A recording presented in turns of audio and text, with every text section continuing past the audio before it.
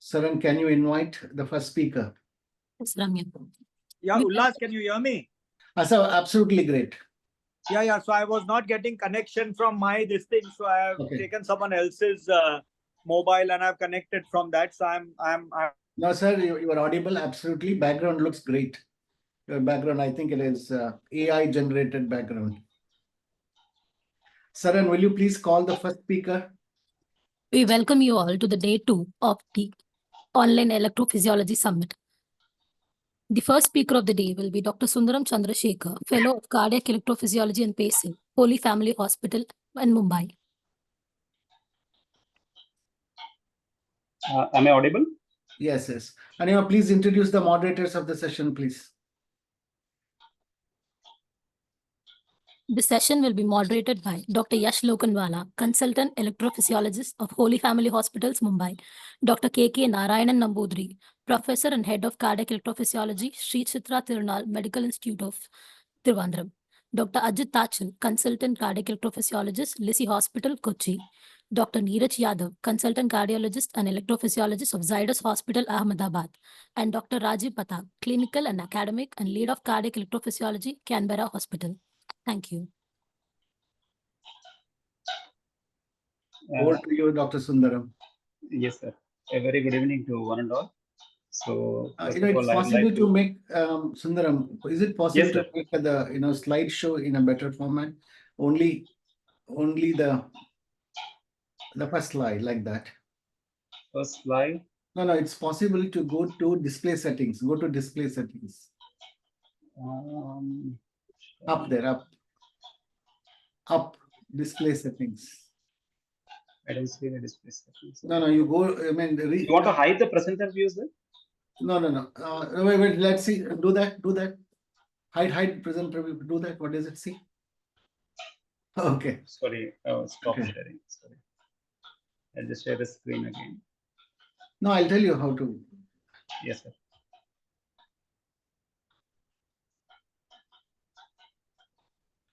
Nambudri, where are you now?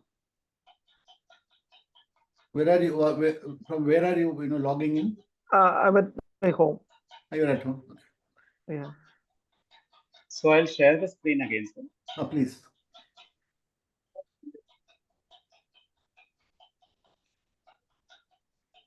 Okay, you see, it visible, sir? That is visible.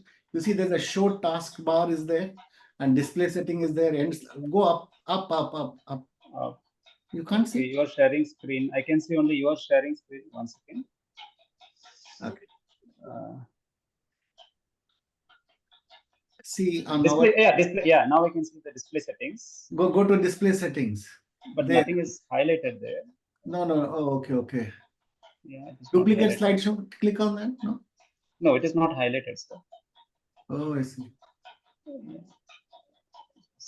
Okay. You know what? Come down. There is a magnifying glass. By the side. Zoom into the slide. Oh, okay. No. Go by the side of that. No. Left side. Come down. Okay. Yes. What is that? See all slides. Okay. Leave it. We continue, sir. Okay, sir. So I would like to thank the organizers for selecting this case first of all and giving me an opportunity to present in this meeting. So I'll be presenting this case, which is titled the left bundle branch morphology after right-sided ablation. So this is about a 24-year-old guy who presented with a recurrent history of rapid palpitations over the last 1 year. He underwent 3D ablation for this problem a year ago elsewhere, and they targeted a parahisian accessory pathway from the right side. They did not access the left side, but no other details were available to us from the discharge card. And after this, at the end of the procedure, the patient had non-sustained tachycardia, which was inducible. And then he was put on antiarrhythmics and the beta blockers. And after that, over the last 1 year, he had several recurrences. He had a structurally normal heart. Clinical examination was normal. So this was the ECG taken during tachycardia at this admission. He had a wide complex tachycardia with LVBB morphology and a heart rate of 176 beats per minute. So looking at this wide complex tachycardia with LVBB morphology. Our differential diagnosis was SVT with LVBB, either pre-existing or tachy-related, or it could be SVT with AV conduction over an accessory pathway, or AVNRT with the bystander accessory pathway conduction, or ventricular tachycardia. So if you carefully note here, the right side is the present ECG at baseline. So the baseline ECG shows a wide QRS, which is similar to that during tachycardia, whereas baseline ECG, which was taken before the first RF ablation, which is the left-sided ECG, shows a narrow QRS. So what is the reason behind this new onset LVBB morphology? And what is the mechanism of this wide QRS tachycardia? So we had two possibilities in mind. Either the ablation could have damaged the AV node, and there is a preferential conduction via the decremental accessory pathway, or it could be ablation-induced LVBB, but there was no record of ablation which was done from the left side. So we took this patient for EPS and RF.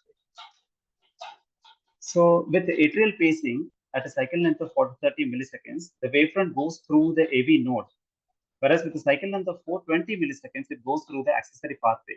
So whether we pace from the right atrium or coronary sinus, in this case, it is a coronary sinus, this image, there was an abrupt increase in PR interval from 150 to 180 milliseconds with maximal pre-excitation, indicating AV nodal refractoriness at faster heart rates.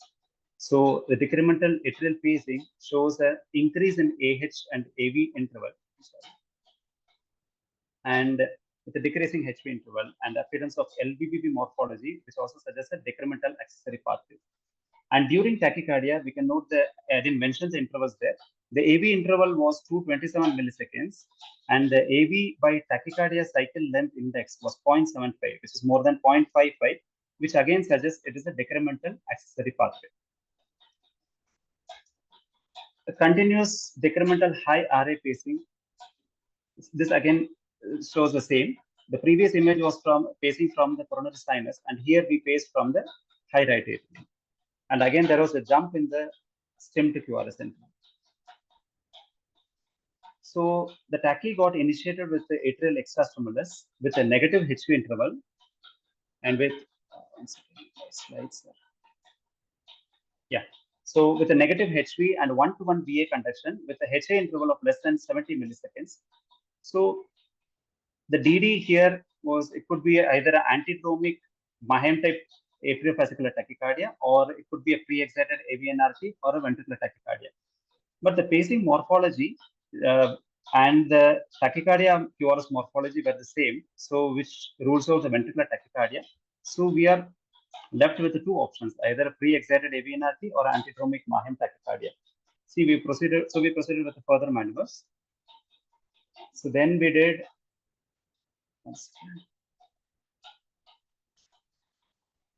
So,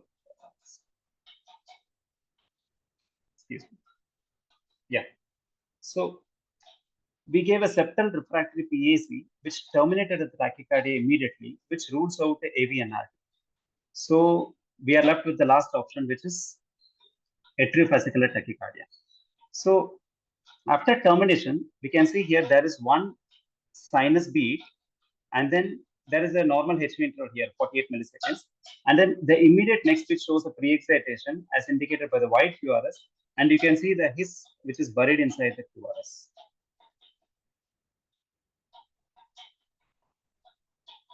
I'm unable to change the slides. Yeah.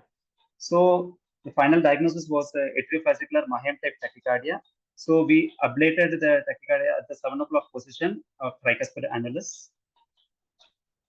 But after the ablation, it exposed the compromised AV node, which was done by the previous ablation. There was the AV Wenckebach seen at the end of the study. So we did a 24-hour Holter, which showed intermittent AV Wenckebach, and the patient had a fair effort tolerance. So we advised the medical management for the time being and discharged the patient. And now, after 3 months, the patient is stable at follow-up. And now the ECG actually showed a 1-to-1 AV conduction, but we didn't repeat the Holter further. So the learning points here are the Mahem tachycardia should be suspected in patients with a RS pattern and lead 3 in sinus rhythm with the absent septal Q wave in lead 1. However, in our patient, the AV nodal conduction was sluggish due to damage from the prior ablation resulting in entire antegrade conduction through the Mahem fibers. So that produced a LVBB-like morphology during sinus rhythm, which was actually a pre-excitation via Mahem atriofascicular accessory pathway. Thank you.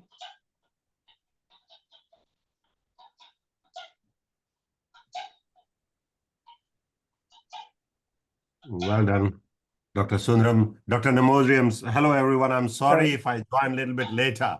How are you guys? Yeah, right. So that, Dr. Sundaram, if I may ask question, that was a nice presentation. There were a couple of questions I had regarding what you put as a comment. Go to the slide 7. You said that you put a His sync PAC, which terminated the tachycardia, ruling out AV&RT. Are you trying to, so His sync PAC, if it terminates the tachycardia, Prostowski maneuver says it actually confirms the AV&RT, not rules out an AV&RT. Okay. His sync PAC, if it pulls in A and terminates the tachycardia, that is actually confirmatory of a AV&RT. I'm not saying this is not an AV-RT. I agree with you. This is my. But I'm saying that comment you had. Could you kindly explain that bit? So here there was no, there was no advancement of after the septal refractory atrial extrastimulus, there was no advancement of the atrial, the atrial electrogram near the AV node, or there was no advancement of the ventricular electrogram. And there was a termination of tachycardia, which could be due to the concealed entry into the accessory pathway, the decremental accessory pathway. The PAC has gone into the decremental accessory pathway there, and because it was concealed, we were not able to just demonstrate here. Yeah, but that what I meant was the comment regarding early PAC. I mean, the early hissing PAC is not to differentiate between AV-RT and AV&RT anyway. The maneuver Prostowski described was a description to differentiate between an AV&RT and a junctional tachycardia or atrial tachycardia, yeah? So the Prostowski maneuver of hissing PAC, which he published, was to differentiate between an AV&RT and junctional tachycardia. In this, you have multiple different things, but that I just as a comment, I'm not, I think it'll be important for you to keep that in mind. Definitely.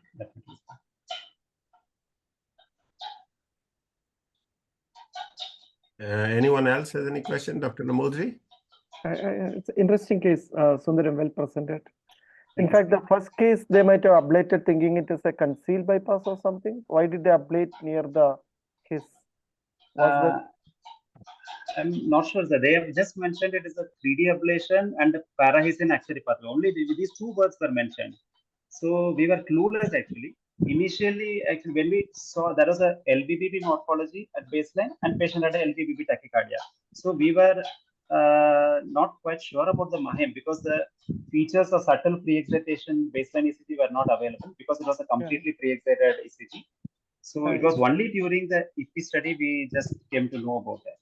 Yeah, it's very common in clinical practice also. Like I've seen many people misdiagnosing Mahem as AV&RT with Buddy branch aberrancy, because unless you clearly look at the HV during tachycardia, many times you get a concentric activation, no pathway on retrograde ventricular pacing, and HA interval just a borderline. It may not be 70, it may be somewhere around 110 milliseconds, but you still believe, unless you diagnose it properly, many times you think it is AV&RT with the Buddy branch aberrancy, and you ablate or the concealed bypass because of the very, mildly prolonged parahisin pathway and ablate. You mentioned this patient had at 420, it jumped during atrial refractory basis. Yes, sir. But you mentioned then at basal, this prolonged LBV is due to AV block. That is unlikely, because 420 it was conducting through AV node. And so it must be Mahem pre-excitation to begin with, an AV node conduction may be subtle. Yes, sir. Yes, sir. This was entirely the Mahem conduction, and the AV nodal damage was seen only after the ablation. Only after the ablation, there was the AV venky back. So till that point, we just had a suspicion there could be some AV nodal refractoriness. This was a retrospective comment. Yeah, you can always look at progressively, decreasing coupling interval, this fusion in the beginning itself. And if it is abrupt, generally there is an AV block. If it is progressive, that shows there is a prolongation of the AH interval. There are subtle things, very well presented. Otherwise, from Yash sir, I have nothing else. Yes, it's beautifully presented. Fantastic presentation. Sundaram, one of the other questions which I had, and I might have missed when you presented that, did the pathway have a retrograde conduction as well? Did the pathway have a retrograde? So when you pace an RV apex, did you see the HRA was early or CS and his A was early?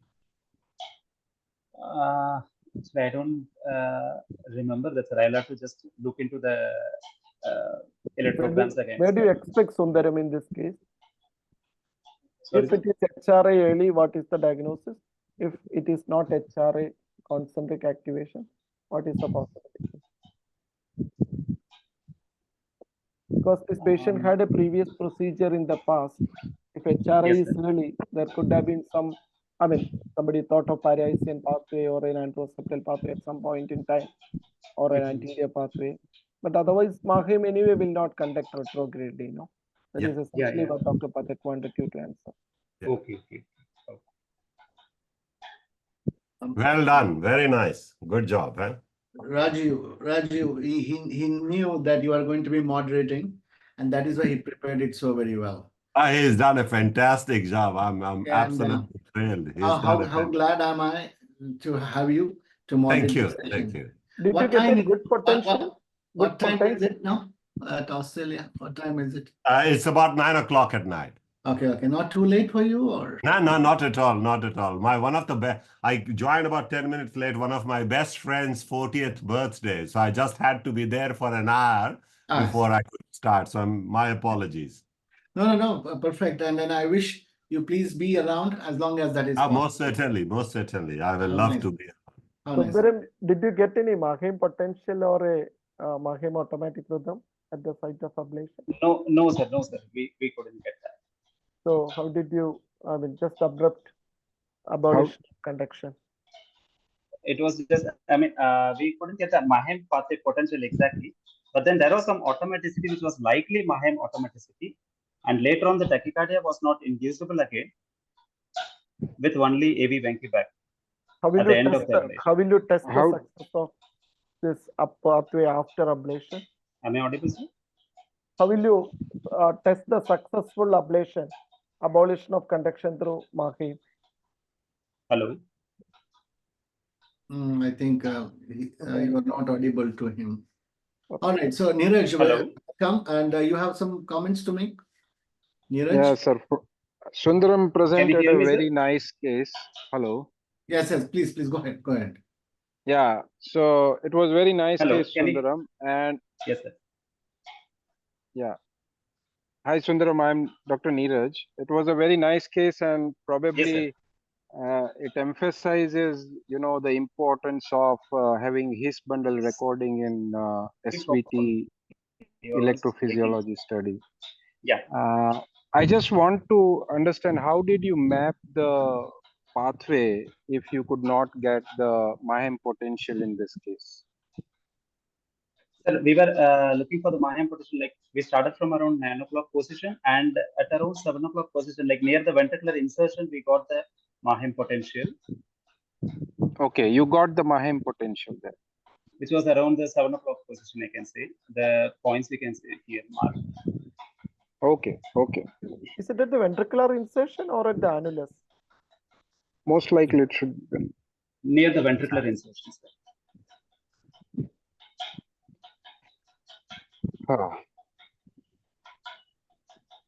All right, so very well done. Saran or Shiny, you can invite the second speaker. Thank you, sir. The second presenter of the day is Dr. Ushnish Adhikari. postdoctoral fellow in cardiac electrophysiology from Sri Chitra Institute of Medical Sciences of Trivandrum, presenting the title of High Power, Short Duration Radio Frequency Ablation Approach for Atrial Fibrillation. Over to you, sir. Am I audible? Yes, yes. Is my screen visible? Yes, you go to the slide mode. Yes. Is it okay now? Yes. Perfect, perfect. Okay. Good evening, everyone. It's a pleasure to be presenting at EP Fellows Summit by Madras Medical Mission.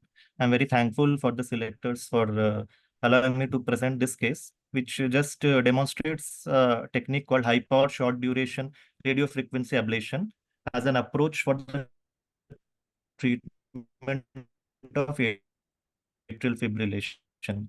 And I'm like grateful to Dr. for guiding me in this procedure. So we have our index case, Mr. J, who is a 63-year-old gentleman with history of recurrent palpitations and documented AF with controlled ventricular rate. He required multiple times DC cardioversion in 2022, 2023. Every time it reverted to sinus rhythm, but again, it had to come back into AF, even after therapy with amiodarone, beta blockers, antiarrhythmic therapies.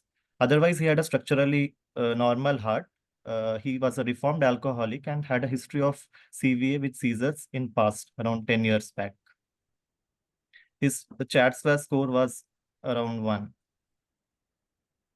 So this was the presenting ECG prior to the procedure, which we could see AF with controlled ventricular rate, and there were low voltage complexes also seen in the limb leads. Echo-wise, heart was structurally normal with a ejection fraction of 66%, and the TE was done prior to procedure as per our routine evaluation, which showed no LA or LA clot. So we decided to proceed ahead. So we have in our institute, we have the privilege of having a cryoablation procedure also. So we decided to go ahead with high power short duration for this procedure because he had inadequate finances. So we could arrange this. So this was the baseline EGM, which showed AF with disorganized atrial signals. So regarding access, we went ahead with the 2 right femoral vein access, 1 left femoral vein access, which we keep for ICE, and 1 right IJV access for CS catheters, which we use for electrical reference. So I'll play this.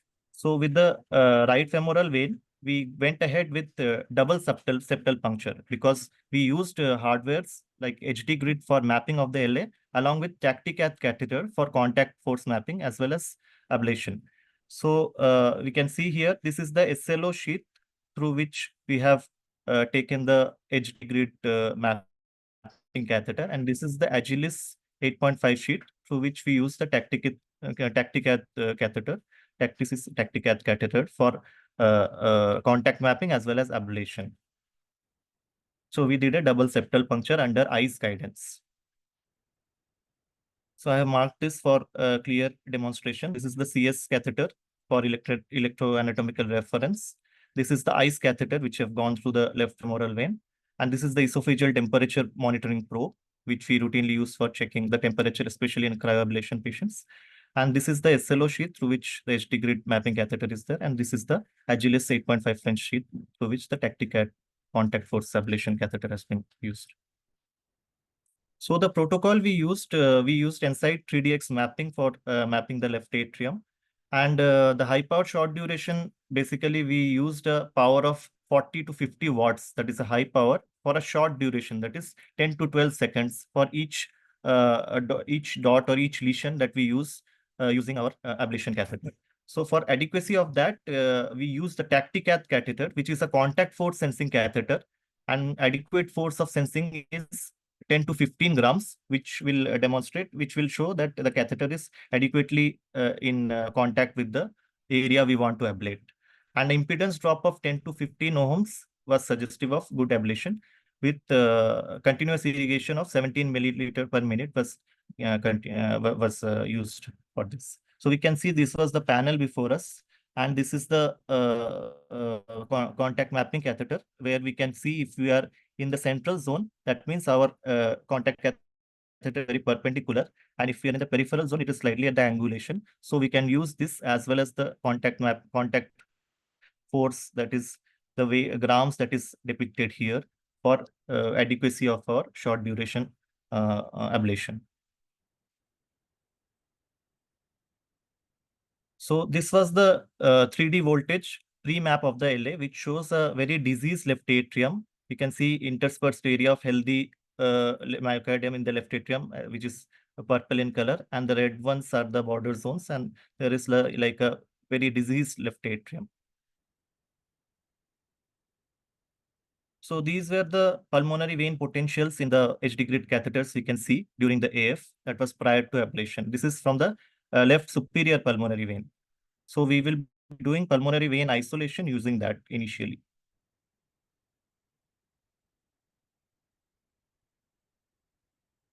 So this process by which we isolate the pulmonary vein is called wide antral. It is I've labeled it wrongly. It's wide antral circumferential ablation.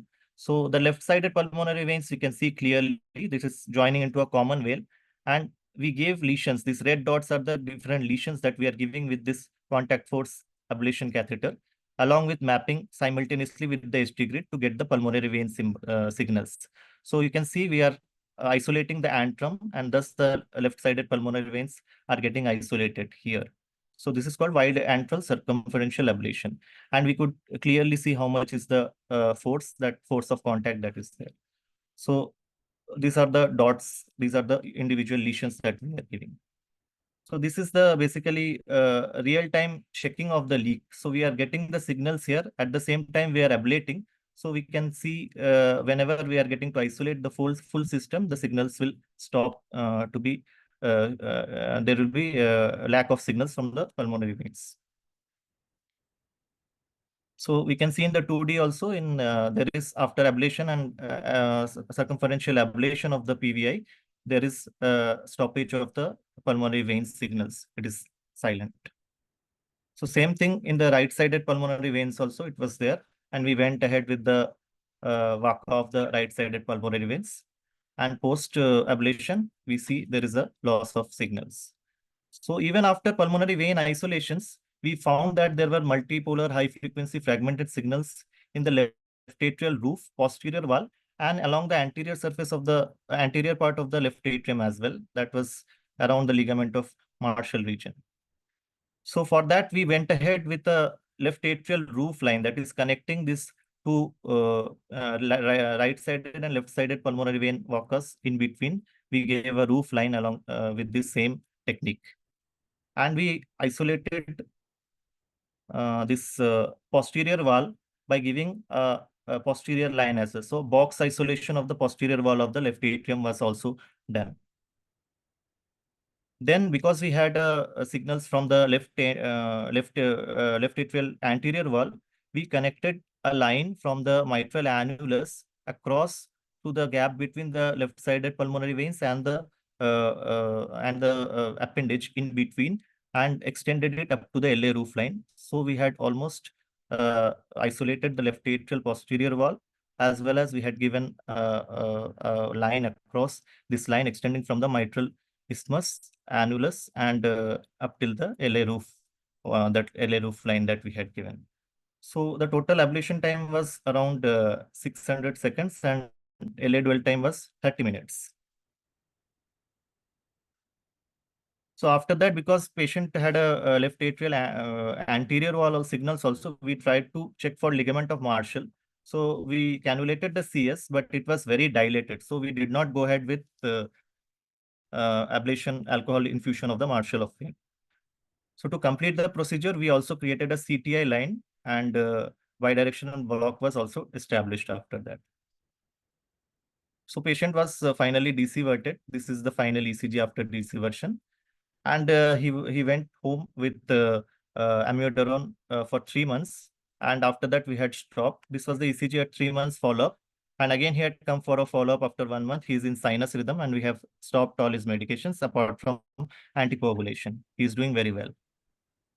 So these are the different studies that have compared the cryoablation versus high power short duration ablation for AF. And every study has almost documented like similar freedom from disease rates, and both have been found to be equally effective. Most of the studies, they suggest HPSD takes a slightly higher time than the cryoablation. But our patient, we could finish the procedure within 90 minutes with a LA time of only 30 minutes. So basically, the advantages of high power short duration is that it is an equally effective, safe, and efficient method for AF ablation. And extrapulmonary vein triggers, like in this case, we had the LA roof line and the posterior wall, which was isolated. They can be targeted during the same procedure. Usually, if we take a RF, we usually, after cryo, we have to go for a RF later on if there is a recurrence or there is a persistence of extrapulmonary vein signals. And there is a lesser fluoro time and contrast use as well. And it is a cost effective as compared to cryoablation, which has to be taken in account for Indian patients who may not be able to afford expensive cryoablation balloon. Procedure time, it can be low with expertise and with time. So take home messages is HPSD RF ablation with contact force sensing is an effective method of AF management. And with this system, we can identify the real-time leaks also using the HD grid roving mapping catheter, and short procedural time with experience, and equally effective as like cryoablation. So it is an effective tool in the management of rhythm management of AF. Thank you very much. Yeah, over to Rajiv. A nice presentation, Dr. Adhikari. That was fantastic. I agree with you. In cases where you have a persistent atrial fibrillation, where you're worried that the substrate is more than pulmonary veins, having a radiofrequency ablation catheter really helps us to be able to not only do the pulmonary vein isolation, but also do a posterior wall. And in your case, you did more substrate modification by doing anterior line as well. I mean, of course, you have to choose what subset of patients you're going to do that and what was the rationale, but I'm sure you had rationale. But most certainly, I agree, the posterior wall was full of substrate. And this patient who was persistent AF patient, I think box isolation of the posterior wall was a right approach. Having ablation, radiofrequency ablation is much better than single shot technology for those cases. What I'll be interested to ask, when you use 50 watts, do you change the duration based on anterior versus posterior, or do you have the same duration you use? So normally my personal practice has been anteriorly I'll be doing for 50 watts 15 to 20 seconds, but when I come to posterior wall, I will probably reduce that to 10 or 15 seconds based on where the esophagus is and the temperature rise. What is your approach in your center for posterior high power short duration when it comes to the posterior wall?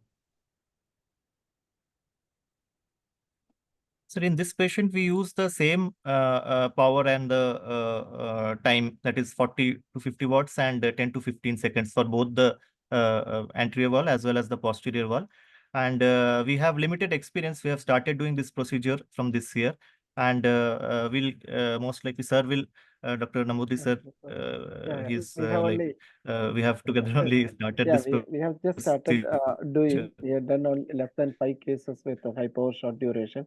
Predominantly, we are using cryo, but both the methods have been tried. Actually, like impedance stop of 10 to 15, like when it starts with 105 and it comes below 90, we stop.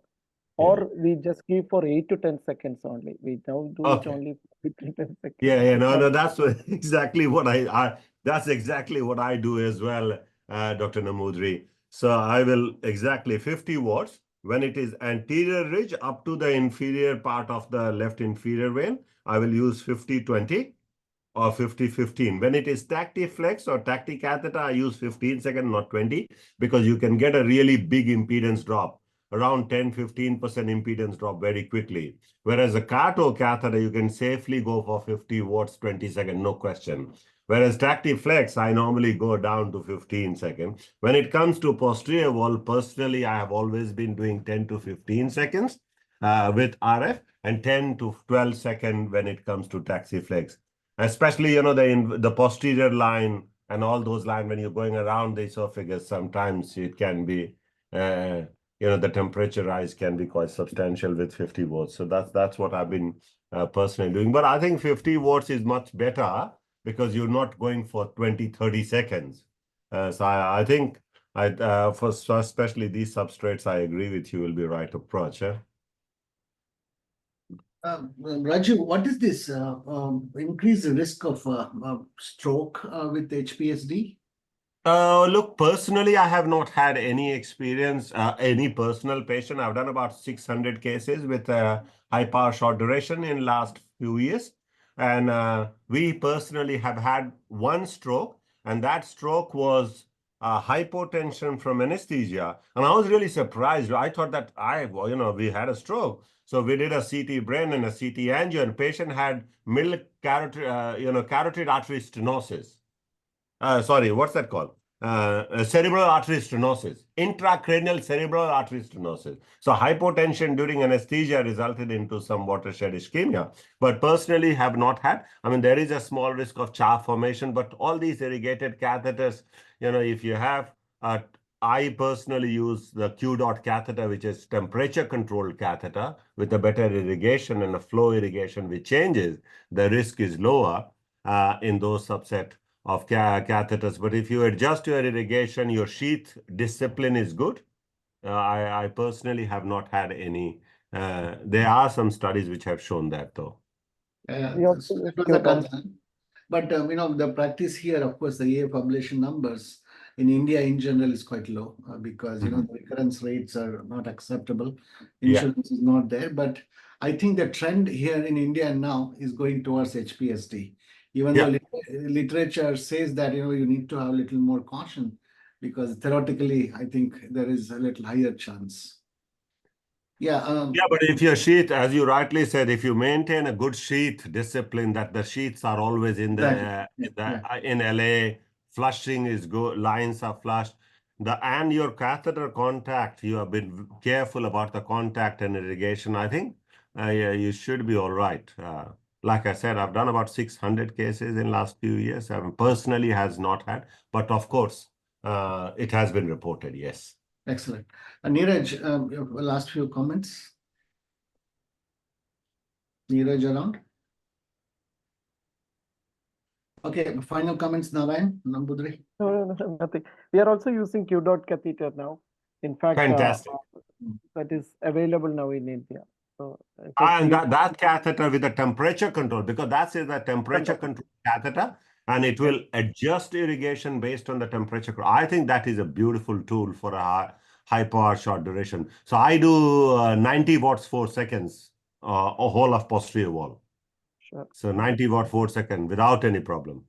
No problem. I mean, like I said, we would have done more than 300 cases with 90 watt 4 second for posterior wall. But I will still go 50-20 anteriorly, even with Q-dot, just to get the full depth. Thank you. Hello. Neeraj, yes, go ahead. Yeah.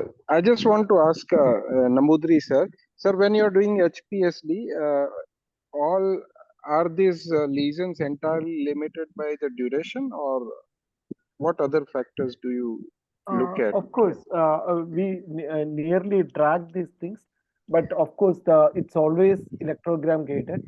Of course, we don't exceed the time. That's all. Impedance and the duration, they act as automatic cutoff. Automatic cutoff in the sense we don't go beyond that. But of course, if the electrogram goes off prior to it, we move to the next site. And at the end, we actually map that. It's always done. Of course, we map it immediately with a 3D with that HP grid catheter. If there are any breaks, we touch it up. But hypo short duration is quite fast actually. Maybe it takes more time than cryo, but it is faster than the conventional. Yeah. And sir, especially when this is given for short duration, what strategy you use for stability of this catheter? Do you use very jet ventilation or something like that, or or a, No, okay. we don't use it. Dr. Rajiv, are you using this? So Like, we use the developed high now? tidal volume, low tidal volume, high frequency, not a jet ventilation. But you don't really need a jet ventilation in most cases. Like my center, when I was at in US, we used to use jet. But since I came back, the simple recipe I have, which is low tidal volume, around 2 to 300, and with that, with high frequency, we may manage to get a better CO2 control. And with that, I think you will not struggle if you are using 50 watts, 20 seconds, Neeraj. If you use a sheath, as we directly, Dr. Namboothri used as well, a steerable sheath.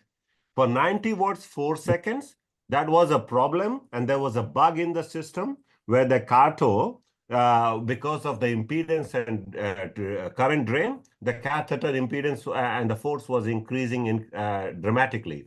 But the newer version, they have corrected that. There is actually no shift. The edema happens very quickly in 90 watts, 4 seconds, and you have to be vigilant.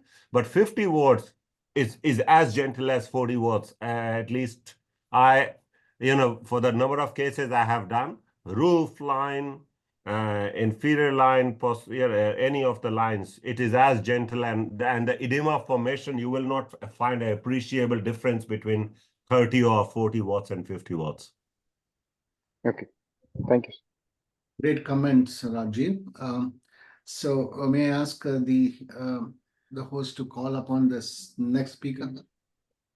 The next presenter of the session is Dr. Saravanan, a senior resident from Sri Chitra Institute of Medical Sciences, Trivandrum, who's presenting an interesting case. And sir, can we share your slide?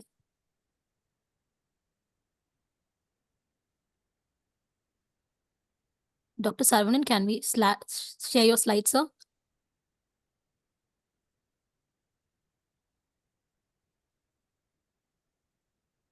Dr. Saravanan, can you kindly unmute yourself?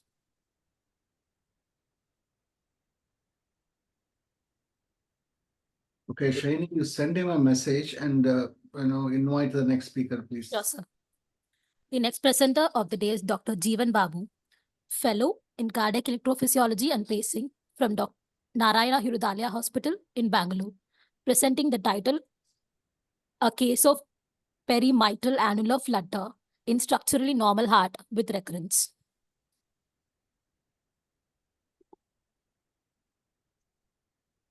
Dr. Jeevan, can we share your slides, sir? Yes, ma'am. Yes. Thank you, sir.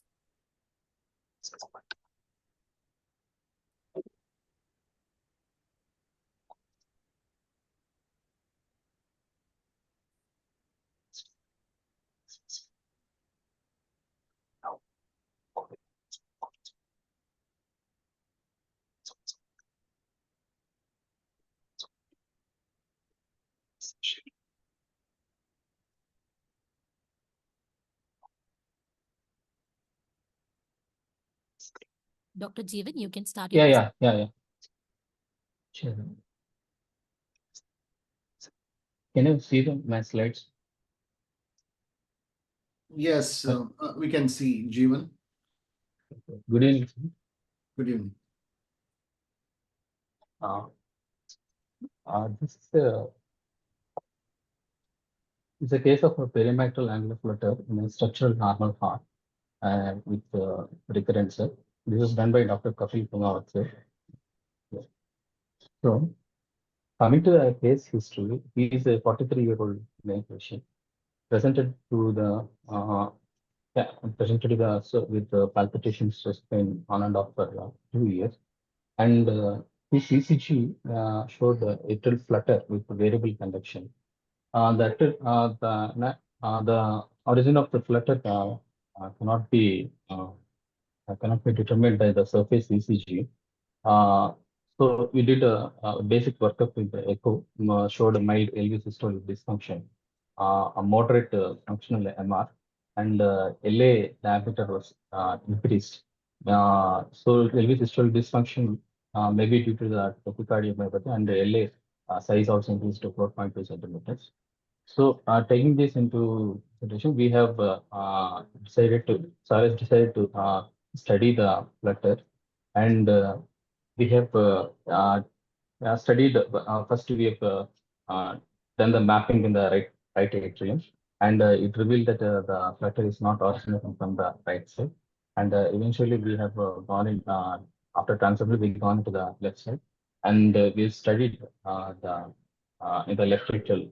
In the left atrium, we've done the mapping in the left atrium, and it revealed that this is a perimetral flutter, and the anterior line, anterior ablation line uh, was being put from the right superior pulmonary vein to the anterior part of the mitral annulus, and this has resulted in termination of atrial flutter, and eventually we also demonstrated bidirectional block across the lines, and he was discharged with bisoprolol 2.5 mg. But prior to that, 3 years back, the same patient, he had an RFA for septal atrial tachycardia. Actually, the records are the past medical records are lacking. So from whatever the information we could get, septal atrial tachycardia was ablated from NCC of the aortic sinus 3 years back. At the time, flutter and fibrillation were also induced during the EP study, but they were not ablated, and echo CAG was normal by then. Maybe this flutter and fibrillation, maybe atrial fibrillation, may be due to the increased aggressive stimulation. So eventually they were not known. So this was the 3D map showing the point electrolytic mapping showing the early beating the late with the 90% greater than 90% of the covering the 90% of the cycle length. So, and after the patient was discharged, he had a recurrence of palpitations after 1 month, and this time also the ECG showed the same flutter with variable conduction, and the same line was repeated from right superior pulmonary vein to the entered mitral annulus, but this time it did not terminate the tachycardia. So we anticipated that there were gaps in the ablation line which might have resulted in persistent conduction uh, through the line. So, and the tachycardia was again being entrainment was being done from the coronary sinus, both from distal and proximal end, and while fractionated potentials were also noted in the posterior mitral annulus, and the posterior line was then we have drawn the posterior line connecting the two barriers, left inferior pulmonary vein and the posterior mitral annulus, and this time it has terminated the atrial flutter, and also the bidirectional block and double potentials were demonstrated across the posterior mitral lines. The patient was discharged with a total 41 degrees affixed and 5 mg. So these are the fractionated potentials when which are being seen in the ablation proximal and the distal. While mapping, these are seen in the posterior mitral annulus, indicating the zone of slow conduction, the typical isthmus. And entrainment was being done from the proximal coronary sinus. So which the tachycardia cycle length was around hovering under 260 and 250. So the return cycle length almost around 240, which indicated that the circuit, the facing site is between the anatomical circuit, and the entrainment from the distal CS also showed that the return cycle length was 250 milliseconds. So which also revealed that the facing site was within the re-entry circuit. And after the ablation was done at the point where the fractionated signals were being noticed, and that was the line which was connected to the left inferior pulmonary vein, resulted in the termination of tachycardia. So this was the anterior ablation line, which was repeated when the and for the second time, with an anticipation that there are some leaks in the some gaps or leaks in the line, but it not successfully terminate tachycardia. But a second line was being drawn. You can see in the right side of the image. Most of a posterior lateral line close. This is an endocardial ablation only. We have done from the endocardial side. So this is connecting a left ventricle to the posterior mitral annulus, most like an isthmus line. So it did terminate the tachycardia. So I couldn't play this propagation maps, but this is actually to demonstrate that the circuit was a counterclockwise one around the mitral annulus. So this is a theory. Types of atypical flutter in the left atrial, atypical flutter in the left atrium. The perimetral annular flutter rotates around the mitral annulus and the left atrial isthmus, following clinical scenarios following left atrial mace surgery ablation in the for the left for atrial fibrillation in the left atrium, or it can be a patches or a de novo. The root dependent re-entry occurs from the linear ablation around the left and right pulmonary veins, following a left atrial ablation for AF with insecting lesions on after mace surgery or de novo. Pediceptal atrial flutter involving the right pulmonary veins and the mitral annulus, following the atriotomy of the left atrium or left atrial ablation for the atrial fibrillation. So it is that we should be able to differentiate between the mechanisms of macro re-entry and the focal tachycardia. So for the macro towards the macro re-entry tachycardia, there should be fusion of the entrainments. There should be fusion of entrainment with fusion of the flutter and the phase beat, with the last being entrained, but not fused.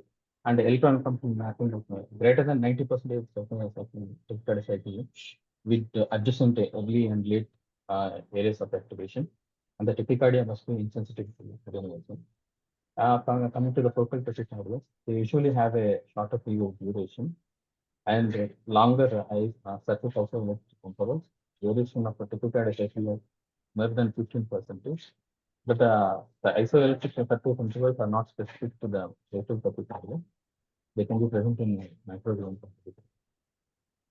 So you must be able to differentiate between the right and the left atrial tachycardia. So for the points, when we map in the right atrium, passive conduction in the right atrium leads to earliest septal activation and the fusion of the wavefronts in the right atrial lateral wall. So, and also the absence of RA activation covering only less than the activation time covering only less than 50% of the tachycardia segment during long stages of the and there will be larger variations of capacity length in the right atrium, and the cycle length will be relatively fixed in the left atrium. So entrainment in the multiple sites in the right atrium would reveal the post-phasing interval would greater than 30 milliseconds. All these points would indicate that the origin of tachycardia might be in the left atrium. So these are the targets for ablation in the perimetral atrial flutter. The linear ablation line from the lateral mitral isthmus left inferior pulmonary vein, and the linear ablation line can be drawn from the antral mitral annulus to the roof line or the right and left pulmonary vein, and all the linear ablation line from the septal mitral annulus to the right pulmonary vein. The final remark. So a typical flutter can not only post-surgical, it can be mostly it's post after atriotomy starts or mace surgery for the atrial fibrillation. There can be patches, because in this case, my secondary MR is there. So interstitial fibrosis might have happened. LA pressure might have increased on interstitial fibrosis, resulting in the functional blocks and promoting the re-entry around the box. So in response to the premature stimulus, graphs of functional block sufficient length may develop to support the re-entry in the normal LA. In the first in past history, we had an AT ablation. Maybe we didn't have the problem, but recurrence of the tachycardia after the AT ablation may be the inability to differentiate between the focal and reentrant mechanism of the atrial tachycardia or the atrial flutter. And the recurrence of a flutter after first ablation, first ablation may be due to the presence of a dual left reentry within the left atrium. Usually, after ablation of the first loop, usually the change in activation sequence or cycle length or period morphology may reveal the second loop. But in this case, the second loop might be silent. Only the dominant one must be driving the circuit, and then later the second loop must have been activated. So there must be two atypical circuits, and both of the circuits are around the mitral canals. Thank you. Thank you, Jeevan. Welcome, Dr. Daljit. It's a pleasure to have you. You add so much value to the CP Fellows Summit program. I think Satish Reddy, the head of the Department of Cardiac Electrophysiology from Jayadeva had joined. Welcome, Dr. Satish. Okay, now the case is open for discussion. Rajiv or Daljit may start the discussion, please. It's a nice presentation. My question is going to be, why do you think there were about 2 flutters? Is it possible that the anterior line could not get a block and you had to do a isthmus line? You could not, because sometimes you can have a thick septum in that region and you can struggle to get a good block. And do you think that was the case, or do you really think that there were 2 separate circuits? It can be either of them, so because this can be one of the circuit, only one circuit. Maybe the first ablation line might have not terminated the. That's what I think as well. There must be a leakage of the current, but relatively this the anterior line is more effective than the. Most certainly. I mean, if you do a mitral isthmus line endocardially, you're almost committing the patient for another procedure, because you will have to go into the CS. From this CS and then do it. Yeah. Yes. Must be a single. Daljit, you had some comments to add? No, nothing. It's a really nice case. Only it's just a discussion more than the comment. Like, do we think like when we create so long lesions, specifically we are talking about here, I think it's a non-valvular case. Do we think, are we worried about creating a lot of interatrial blocks? It's just an open discussion more than a question. Case-wise, it's a nice case. Daljit, if you have a atypical flutter, mitral annulus flutter, I guess you will have to draw the line anyway. An anterior line or mitral isthmus line, either of those can be created. In personal approaches, I will normally go for anterior line as well. But I agree with Dr. Jeevan and the group and Dr. Shekhawat's approach of initially going for arterial line. And sometimes they can be really, really difficult to get the block.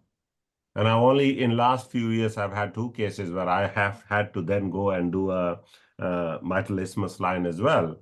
But that can be challenging because you may have to go a CS and do ablation. I guess it increases risk of isolating certain part of the atria, and appendage might get isolated and you run a risk of thrombosis. I get your point. Point is really valid.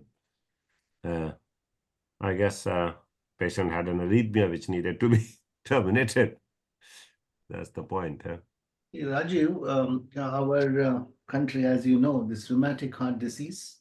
Yeah. Some of the atypical atrial flutters associated with the rheumatic heart disease. Yeah. They usually, we have ablated few of them, maybe about 8 to 10. Yeah. Both, repair of the wall with the bioprosthetics, and indeed even with metallic prosthesis.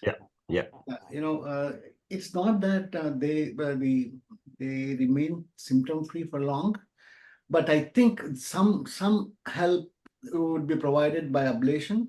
They ultimately end up in fibrillation.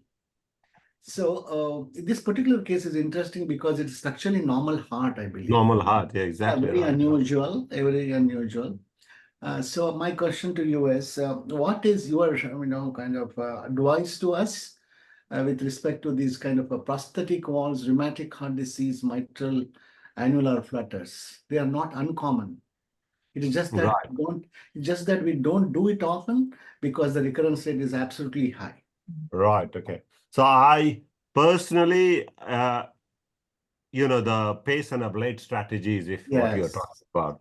Yes. In patients, if you can give a fair go, like if it is a metallic valve, we all know that this is unlicensed use of catheter in LA. That's correct. If you look at RFU, it is unlicensed use. We all have done it. I've done about 12 metallic valve cases where I've done a transeptal. You have to be extremely careful. Absolutely. You get caught, you are talking about death on the table, unless you can open the chest. But you have to be very careful. It should be only senior, experienced operators who should do a transeptal and go into the metallic left atria because it is unlicensed use. But bioprosthetic valves and things, I personally will have a go, first attempt. See what the substrate is. You'll be surprised, as we all have been, that there are good atria, good healthy atria. And in those cases, you'll have a good fair go. But if you go and end up finding that it is rubbish everywhere, in that case, pace ablate. Now, where there is a financial constraint, and you have an atrial index volume which is more than 80 or 90. Your index volume of 80 and 90 you already have, and a strain is poor. In that case, you are not winning this battle. And in those patients, I think doing an ablation first and then doing a pace and ablate strategy just unnecessarily increases the financial stress on them. So if the index volume, you're talking about anything more than 80, 90, and the strain is bad, and an AP wave duration is long, and all the signs, electrical poor man, so to call signs, which tells us that this atria is not going to be a winner, I would personally restore for a pace and ablate strategy in those. Rajiv, see, we have here a person who has the largest experience to deal with the rheumatic heart disease, flutter fibrillation. You said this pace and blatant pace. On my screen by your side is Daljit. Fantastic. She is an authority, and recently I think she published a large series about this rheumatic flutter fibrillation, how should be the approach. Absolutely a great manuscript. Daljit, please. Thank you, sir. No, my only point is, I think what you said, sir, no, Dr. Rajiv, that maximum when they come, they're post-MS, and whole life they're having severe MS, and LA is invariably dilated. So we have also performed decent number ablations. We do perform, and for 1 or 2 years, they'll do really good. Yes. Now, after that, ultimately, they'll come with recurrence. So unlike Western world, where we can take like second time, sometimes third time for ablation after 3-4 years, here it is little tough. Of course. So I think we have, still we need to understand ablation strategies. I still feel we have not utilized enough. In our country, we have not understood the substrate. If we given an opportunity, all of us can try on a multi-center trial the ablation strategies. I think that is little underutilized. Nambudri, your experience is no less. I'm sure when we discussed last time, I think you also had some nearly 50 cases of flutter fibrillation ablation with rheumatic heart disease with walls, I mean. Because currently we have some 20-25 cases like that for the last few years. Please comment on, sir. I mean, this is a normal heart they discussed, but what is relevant to us, this mitral annular is more often with the deceased and typically with the rheumatic heart disease. So I think left atrium, unlike right atrium, has no major barriers like CTI, Crista or anything. So most of the circuits are dual or multi-loop reentrant. Most of them will have, almost always will have one of the loops involving the roof and one of them involving the lateral isthmus, mitral isthmus.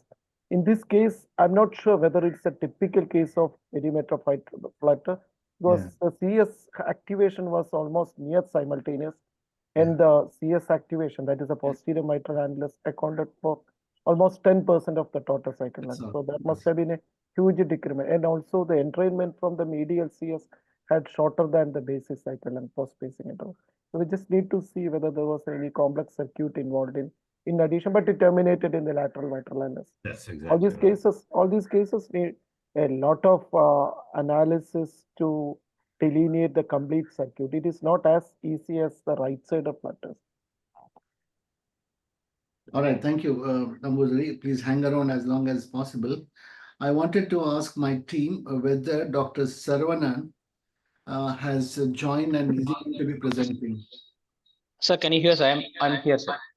Sarvana, welcome. I think there was some technical. There was some technical issues, sir. Sorry. All right. But you are lucky.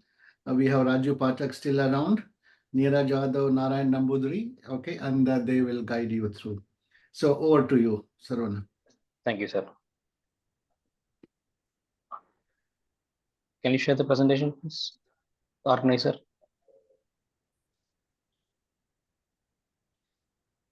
Thank you.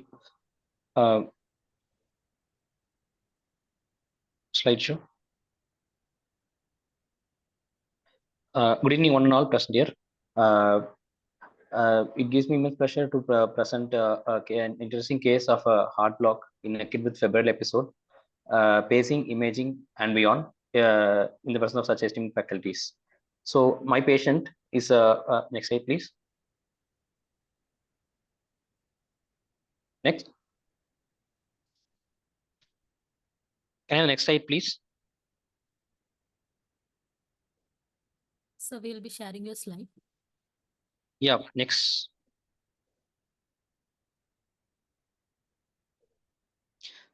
My patient is a 5-year-old boy who is studying in the upper kindergarten with a normal perinatal history. He came with complaints of 3 days history of fever. Fever was a low-grade fever, which was associated with 2 episodes of tonic posturing. But however, there was no history of any frothing from the mouth, no history of any clonic jerks, no involuntary micturition, and his fever relieved antipyretics. So for his complaints, he was admitted in a local hospital wherein he experienced a similar episode there. So thinking it was a seizure, neurologist consultation was taken and he was planned for an EEG. Next. On evaluation, this was his ECG, which was taken at the local hospital, which is showing complete heart block. We can clearly see that there is a rate is more than the V rate, and there is clear AV dissociation. So it was a complete heart block with RBB BV escape. Next. So atropine was given to see how it was responding, and after atropine, we can see that it has likely just like now 2-to-1 AV block. So indicating, but there's still that RBB escape is still present. So it is likely a supra-ACN type of AV block. And on the background of history of fever with complete heart block, we proceeded with further investigations. And on investigating with the blood investigations, next slide, we found that echo was showing ejection fraction of 46% with the global LV hypokinesia, and there was mild mitral regurgitation present. Next. Investigation showed the BioFire panel, which comprises of most common viral infection, which affect respiratory viral infection, and those viral infection which can affect the heart, all were negative. As you can see, the Borrelia bug-free serology for IgAG and IgM were also negative. However, we can see that the troponin T levels and proBNP levels were elevated. So on the background of fever with a LV dysfunction and elevated proBNP and troponin T, we had myocarditis in our mind, and we were trying to treat myocarditis. But what happened was, next, during the course of in the hospital, he developed multiple such episodes of seizure-like episodes, which were Stokes-Adams attacks actually, and he had severe bradycardia necessitating CPR. So on the background of multiple episodes of Stokes-Adams attacks and with severe bradycardia, we planned to go ahead with the pacemaker implantation, and we put a semi-permanent pacemaker with the pulse generator over the right side of the neck, and the lead was through the right IJV into the RV apex. So after this, we started pacing the child with a baseline rate of 90 per minute, after which no such Stokes-Adams attacks recorded. But after this pacing, during the evening, he had another episode of tachycardia, which I'll be showing. Next, please. Next slide. This is the tachycardia ECG. We can see that it is a regular white complex tachycardia. However, when we see V2, clearly we are able to see that there is a 1:1 VA relationship in this ECG. So on the background of RBB in the previous ECGs, this white complex tachycardia, we thought it's likely to be any atrial tachycardia with aberrancy, or it could be a sinus tachycardia. In the first ECG, when we saw the atrial rate was around 150 to 160 per minute. Here also our ECG is showing a rate of around 160 per minute. So either it could be a sinus tachycardia or it could be an atrial tachycardia with aberrancy.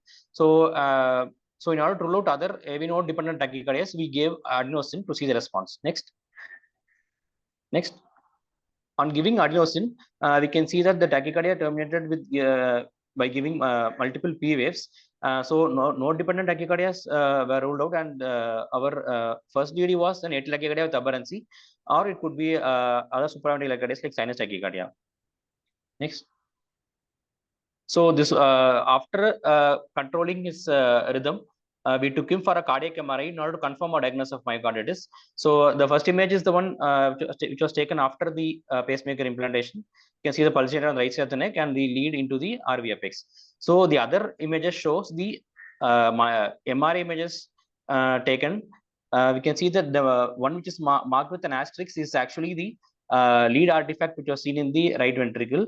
However, the subsequent images shows that the D image shows that there is the late gadolinium enhancement in the subepicardial region and predominantly over the lateral wall. And the panels F and G shows that there is elevated T1 and T2 values. So in all of these images, we can see that even though we have implanted a pacemaker in this patient, that pacemaker artifact did not hamper or interfere with the diagnosis of myocarditis here. We are clearly able to see this LGE, and we are able to see the T1 and T2 values without any pacemaker lead interference.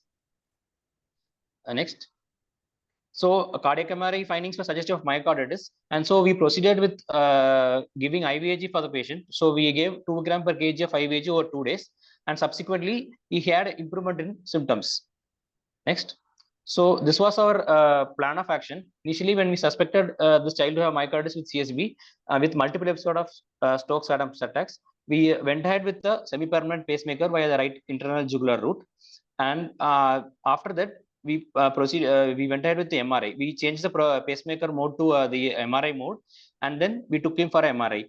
The down image shows that there is a pacemaker artifact which is seen, but our region of interest, as you can see, it is very far away from our artifact site. So we did not have any disturbance with the findings of myocarditis in this patient. So our further plan of treatment was to wait for another 1 to 2 weeks of duration to await the recovery of complete recovery of myocarditis, LV function, and to look for any rhythm abnormalities. If nothing was there, our plan was to remove this semi-permanent pacemaker, or if the patient continues to have complete heart block, or if the LV function did not improve, requiring any pacemaker, plan was to convert that semi-permanent pacemaker into a permanent pacemaker. But luckily, after almost 7 to 10 days of treatment, our patient had an improvement in ejection fraction, improvement in symptoms, and he continued to remain in sinus rhythm. So we were able to remove the pacemaker in the child. The down the bottom X-ray image shows the patient's X-ray. The pacemaker was removed, and the patient was discharged in a healthy state. Next page, actually. So this was the the panel A shows that the pacemaker pulse generator site artifact and the region of interest well away. And similarly, B also shows that there's a pacemaker artifact in the RV chamber, but our region of interest is in the lateral wall of the left ventricle, where you can clearly see the LG. Next. So this was his pre-discharge echo. His ejection fraction improved up to 75%, and there was no hypokinesia noted. Next. This was the final ECG of the patient, showing a sinus rhythm with a rate of around 80 per minute, leftward axis, and no other significations were there. Next. So arrhythmias in myocarditis are seen usually in 20% of the children, tachyarrhythmias being more commoner than the bradyarrhythmias. The most common of the tachyarrhythmias is sinus tachycardia, which occurs due to myocardial inflammation and heart failure. Tachycardia is usually a compensatory mechanism in this subset of patients. So in these patients, when bradycardia results, it can result in significant hemodynamic instability. CHB, when present in this situation, in 65% of the children, it usually recovers in a period of 1 week. Persistent AV block is usually reported at almost rate of 22%. Those patients may need PPA. So even after 1 week of non-resolving heart block is there, we can think of a pacemaker. Our child recovered in almost 7 to 10 days duration. So we were able to remove the pacemaker. Next. So advantages over the temporary pacemaker, which you usually put through the right femoral root, is that the mobility of the patient is possible with this, and there is reduced risk of dislodgement, reduced risk of perforation, lower risk of DVT, and there is also reduced risk of infection. And it can be kept for a slightly longer period of time compared to the normal routine TPI. Next. So take home points that CHB in a child is a rare manifestation of myocarditis and is a potentially reversible condition when detected and treated early. Semi-permanent pacemaker is an option in these children when there is a chance of treating the myocarditis and achieving sinus rhythm is contemplated. So it is actually basically acts as a bridge to recovery. Semi-permanent pacemaker with pulse generator over the neck do not hinder the diagnosis when MRI is preferred. Thank you.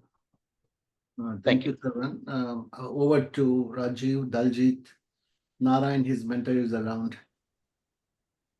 Very nice case, Dr. Saran. Actually, very nicely managed.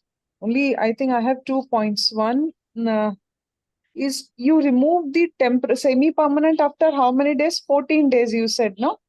No, ma'am. We removed actually after almost 8 days. He improved 8 after, yes, ma'am. He improved. So we removed after 8 days. I'm little skeptical here because your left axis is still persistent if you see.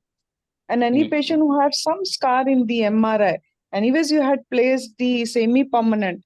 It's just a personal thing because semi-permanent you can leave for like 2 months or something. Like we have to meticulously follow this child. Because yes, ma'am. Actually, child was under follow-up. It's now we recently also he came for follow-up and he continues to be in sinus rhythm and no issues were noted. Because did you see left axis is still there? Left axis is not reverted. Although right bundle is gone, but left axis is still there. So we have to just follow the child meticulously. That's it. Otherwise, very nicely managed. Yes, ma'am. Thank you.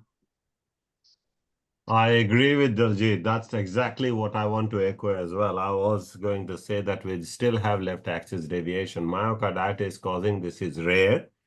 And I guess you really manage the patient really well. It requires knowledge, expertise, and patience and confidence in yourself to be able to really just pass through those different phases. And I guess when you took it out, and as you're rightly doing, monitoring the patient regularly to make sure that everything recovers well, especially if the MR. The question is if MR would have shown a septal scar. If a MR would have shown a septal scar, do you think you would have left the pacemaker or do you think you would have still taken the pacemaker out? Say if you have a transmural scar you can see in the basal anteroseptal or septal area of the heart, what will your approach be? Even if the conduction has improved, say the PR interval is now 180 or 190 or 200 milliseconds. I don't know what approach you would have taken. Do you have anything you want to comment on? Sir, if the child is not having any symptoms and ECG, if probably the left axis deviation also had resolved, I think we could have easily removed the pacemaker confidently. But in the other case, when there is any further conduction disturbances present, then I think we should have wait for some more time. Yeah, that's exactly right. I mean, patience, as Daljit was talking about, you have luxury of waiting, considering the way you put it in. Whether we could have waited a bit longer and see if we had seen. But if you have a transmural septal scar in that location, I guess we'll all hope for the best and keep the fingers crossed. Leaving a pacemaker in a kid as well has long-term implications. So there is no right answer, unfortunately, in this situation.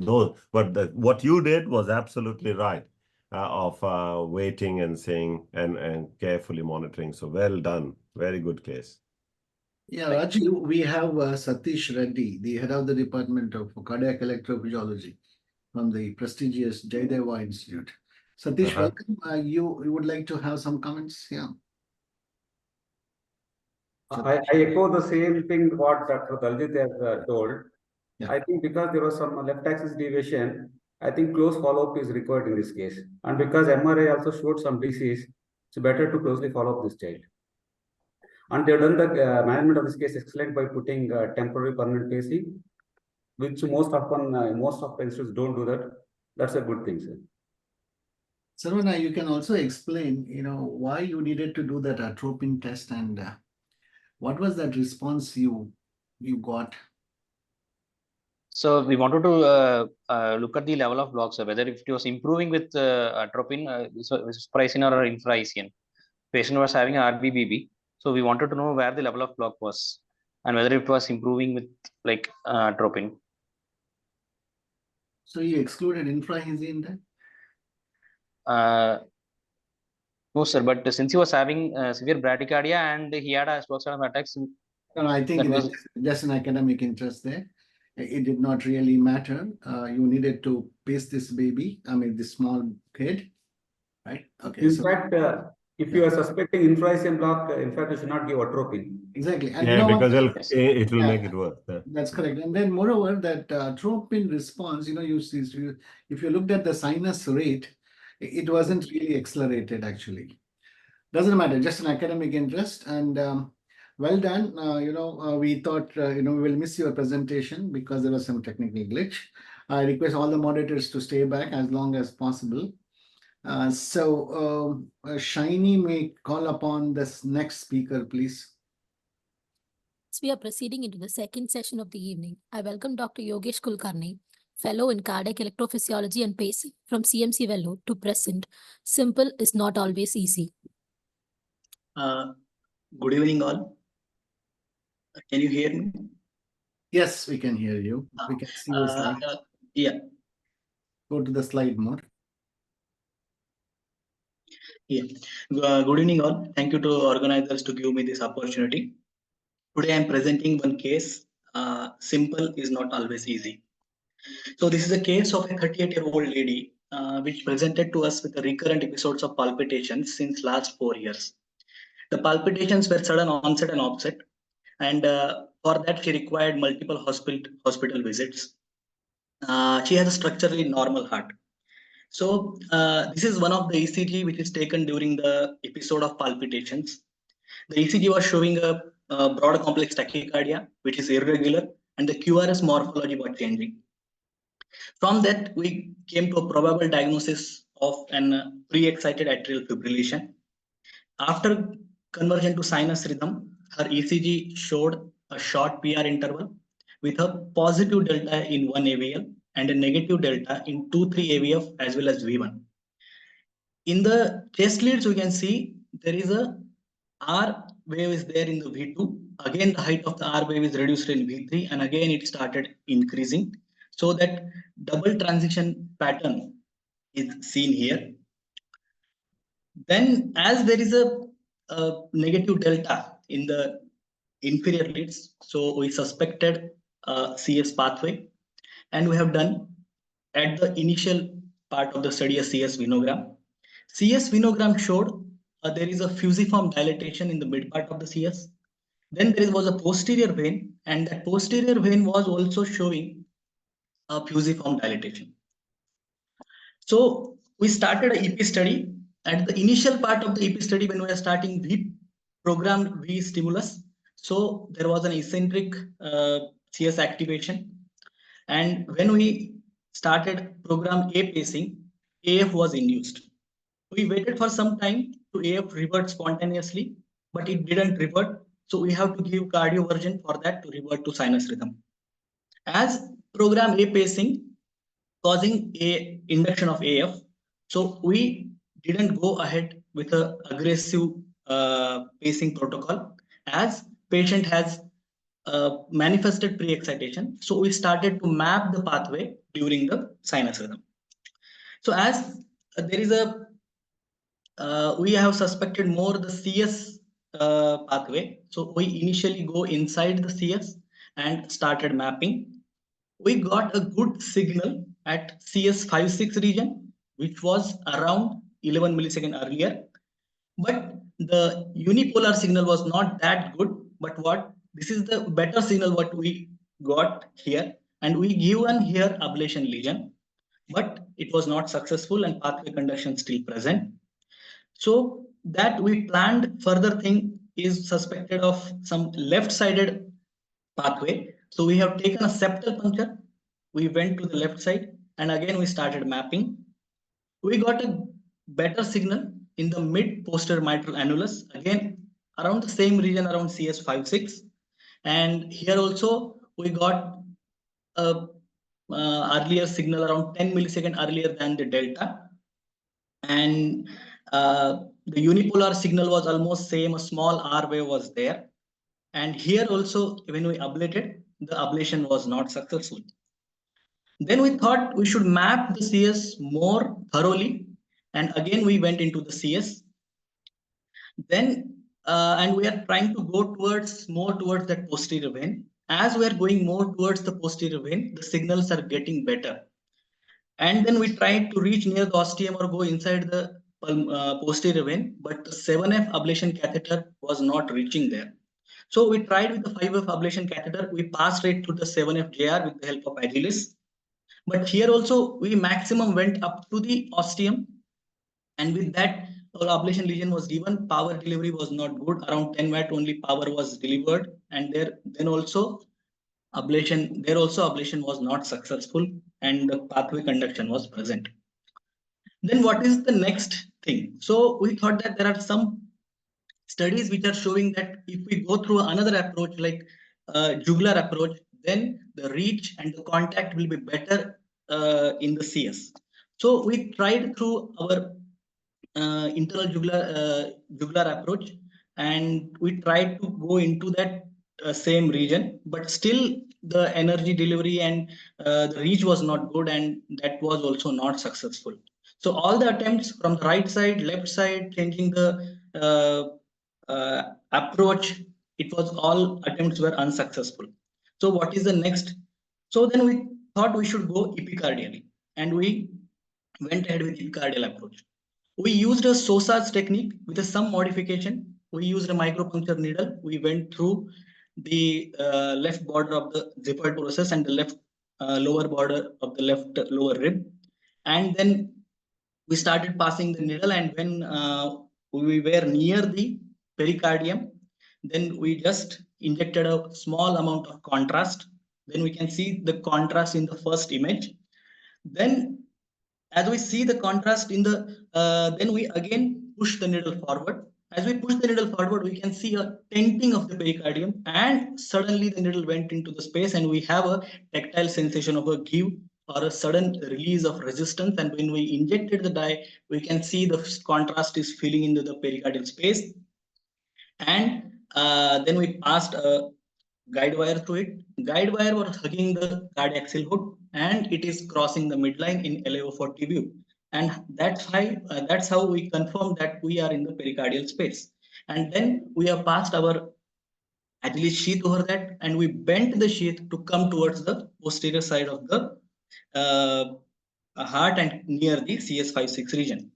When we are near that region, we got a very good signal as compared to our previous signal, and that was around 37 millisecond ahead of the delta. Then and the unipolar signal was also good as compared to previous signals. We got a steep CS here in the unipolar signals. So after that, we have done a coronary angio. When we do a coronary angio, so a very small distal branch of the left circumflex was near our ablation catheter. But as we are getting a very good signal, we thought that branch can be sacrificed, and we started ablation. As we started ablation, within 2.5 seconds, the pathway conduction stopped. Pathway is eliminated, and we continuously monitor the ST segment. There was no ST elevation no ST elevation. And after again a successful lesion, we have given 2 to 3 lesion to the side bite of that previous lesion. And again, we have repeated our CS venogram. And if we see here, this is the previous venogram which is seen on the left side and the next venogram which is seen on the right side. If we see on the right side, the posterior vein we can't visualize. So most probably we thought it is either occluded or it is gone into the spasm. So patient was hemodynamically stable throughout the procedure. We have given injection triamcinolone 2 mg per kg into the intrapericardial space, and we have kept pigtail there for the next 24 hours. And every 4 hours we have done a screening echoes, and there was no effusion. So that pigtail was removed after on the next day. And on the second day, after 48 hours of the procedure, patient was discharged. So summary from this case is catheter stability and unrestricted maneuverability and lack of distortion of epicardial electrograms from the previous endocardial ablation attempts are the key benefits of epicardial mapping. If we do epicardial puncture uneventfully, it is like halfway done. Epicardial adhesions due to previous surgery, epicardial fat or excess epicardial fluid, these are the major obstacles in the procedure. Avoiding coronary and phrenic nerve injury are important. In difficult pathway ablation cases by conventional endocardial approach, epicardial approach can be considered and it can save the patient from the cardiac surgery. Thank you, sir. Over to the moderators, Narayan, Daljit.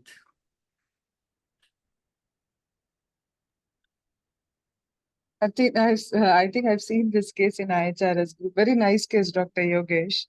Thank you. And this is one of the rare cases. And with Dr. Narasimhan, in my 11 years of experience, I've seen 4 or 5 epicardial where we have gone epicardial and given ablation. Just retrospective thinking, nothing much.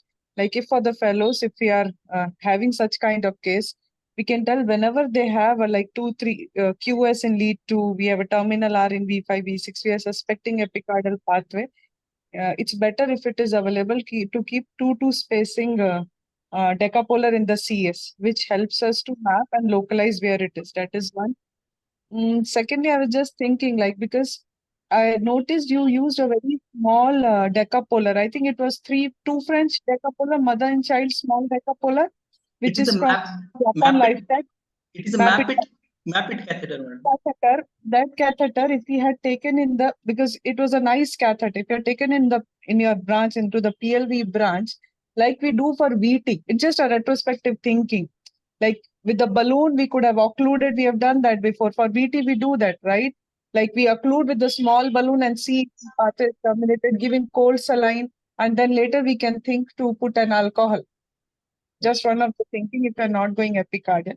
But it's really nicely done case. Last, just for the fellows learning, I would have kept all these signals, your endocardial, your CS epicardial signals, then your left-sided signal and your true epicardial where you have gone epicardial signal side by side, just to show the quality of the signal, because you said the best signals were you could reach at the site only through the epicardial axis. Yes.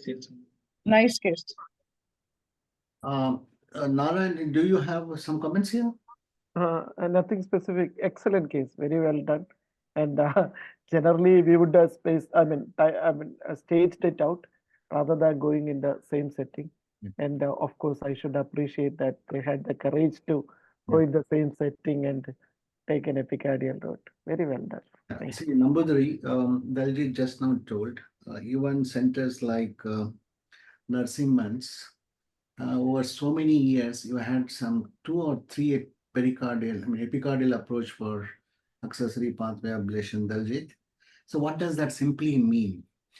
Most often, if you nicely and persevere endocardially, you will be able to get it rid of, because most often these are endocardial. See, they chased, Yogesh's team chased this pathway in only the pre-excited,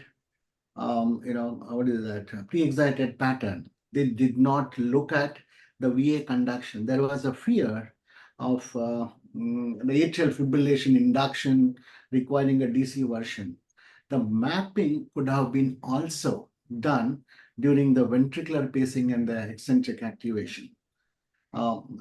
Without doing that, going on to the pericardium, and then the success of a pericardial ablation does not mean that this is an epicardial structure. So, I'm saying because this is the last option. The pericardial approach is the last option. You did correctly. You also went on and on and on. But the mapping you did only when there was this pre-excitation. You took that as the goal. Yes, sir. See, whatever you are seeing on the screen now, this may not be the maximally pre-excited. You understand? There could be still a fusion. Yes, sir. Yes. Welcome, Kartikeya. I see you. You heard fantastic, fantastic, perseverance. What a case, Yogesh. Your comments, please. Absolutely. So if I were in their hand, their place, I would have just left it and maybe have staged it later on. And because most of it happens with me, maybe happens with other implanters. When you are not successful, you get fatigued. And then actually, if you do something more like epicardial, right, even if you were to be successful, if you have taken it as the first attempt, you may become unsuccessful. So it's actually a lot of courage to do that. But very well presented case. The only comment, only question or comment maybe why do you think it was not successful from the coronary sinus? Does the orientation of the coronary sinus where you were not able to reach? Yes, sir. Actually, we tried to reach there with 7F, 5F, then 3, because actually we wanted to go into that posterior vein, but with multiple attempts, we can't reach up to that because we know pathway is located near that or inside the vein, but we can't reach there. Yeah, exactly. So it happens sometimes. And in my lab, I would have left it as a failed ablation. Another important point. Very well done. I concur with Dr. Ullas. This is a very important point. The best mapping and ablation mapping strategy for accessory pathways, retrograde pacing, ventricular pacing, and mapping at the atrial end. That opportunity we had lost though in 2020 in this cases, in this particular case. So probably that is one reason. We could have actually done some protocol or given some amiodarone and then mapped it. Of course, finally you achieved success. That is more important. Yogesh, fantastic case. Kudos to you and your team. As Kartikeya was saying, it requires courage and perseverance. Thank you, Yogesh. Thank you, sir. So Shrini can call the next speaker, please. I welcome Dr. Sumanyu, Senior Resident from Sri Chitra Institute of Medical Sciences and Technology, Trivandrum, to present the title, Shooting Without the Bullseye.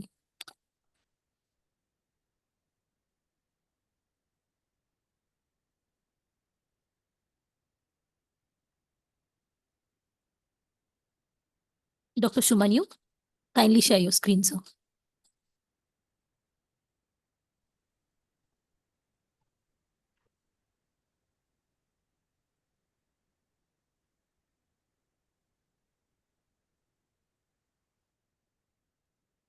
Good evening, respected faculties. I want to take this opportunity to, hello, am I audible? You are very much audible. Okay. I want to thank Dr. Ullas sir and his team for giving me this opportunity to present this in this prestigious forum. Straight away, I am Dr. Sumanyu, Senior Resident from Sri Chitra Institute of Medical Science and Technology, Trivandrum, India. So coming to my case, she's 29 years old lady. She's mother of one healthy boy, aged 3 years. And she came to us with the complaints of recurrent episodes of palpitations for last 3 months. She was once documented to have wide complex tachycardia, which was reverted with IV amiodarone elsewhere. She's also known case of Epstein's anomaly of the tricuspid valve, which was detected 3 years during her pregnancy.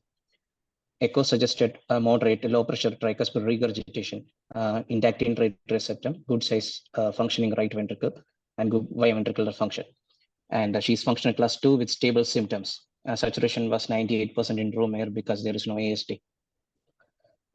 Her baseline ECG showed sinus rhythm with a PR interval of 150 milliseconds. We can see that the V1, there is splintered terminal portion of the QRS. and there is no obvious delta wave, but left axis deviation. 25% of the Epstein's anomaly case has pre-excitation, but here we could not find an obvious delta wave. And almost 40 to 50% has a prolonged PR interval. Here, the PR interval is normal. So this is one thing we have to note. This is a tachy-ECG, tachycardia ECG showing 190 beats per minute, wide complex tachycardia with QRS duration of 150 for milliseconds. It has left axis deviation, LBBB with left axis deviation, and negative concordance in precordial leads. Also, one thing to note here is that the sharp intrinsic deflection in the V1 and V2 initial, and the RS pattern in lead 3. The P waves are not clearly identifiable. So with this tachycardia ECG, the possibilities we have to keep are antidromic tachycardia through either atriovesicular or atrioventricular accessory pathway. One thing to note here is that the late transition and the intrinsic deflection, suggesting that the earlier activation of the conduction system suggests that the atrial vesicular pathway is more likely. And VT from the right ventricle cannot be excluded because there are no P waves clearly visible to make any V relationship or either relationship. And one more possibility can be, it can be an orthotromic re-entry tachycardia with aberrancy. But while considering that it is it has a late transition, it is less likely. So with these factors, she was taken for an electrophysiological study.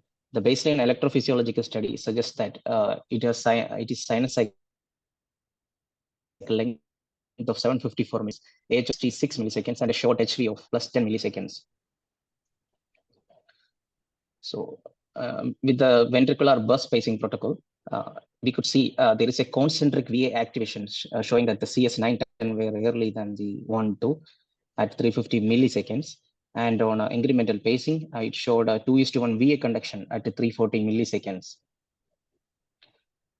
With ventricular pulse electrical stimuli showing coupling intervals of 500 to 330, we could find again the concentric VA conduction, and with the subsequent coupling intervals of 500 310 and 500 290, we could see that the VA interval is getting prolonged.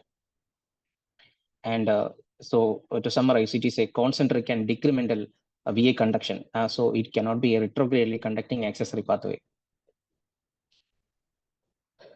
Atrial burst pricing was done, showing that there is a progressively age prolongation and HV becoming shortening. And one more thing to note here is that the QRS, the pre-excitation appearance with incremental atrial pacing, and the slight prolongation of the AV was there even after achieving the maximal pre-excitation.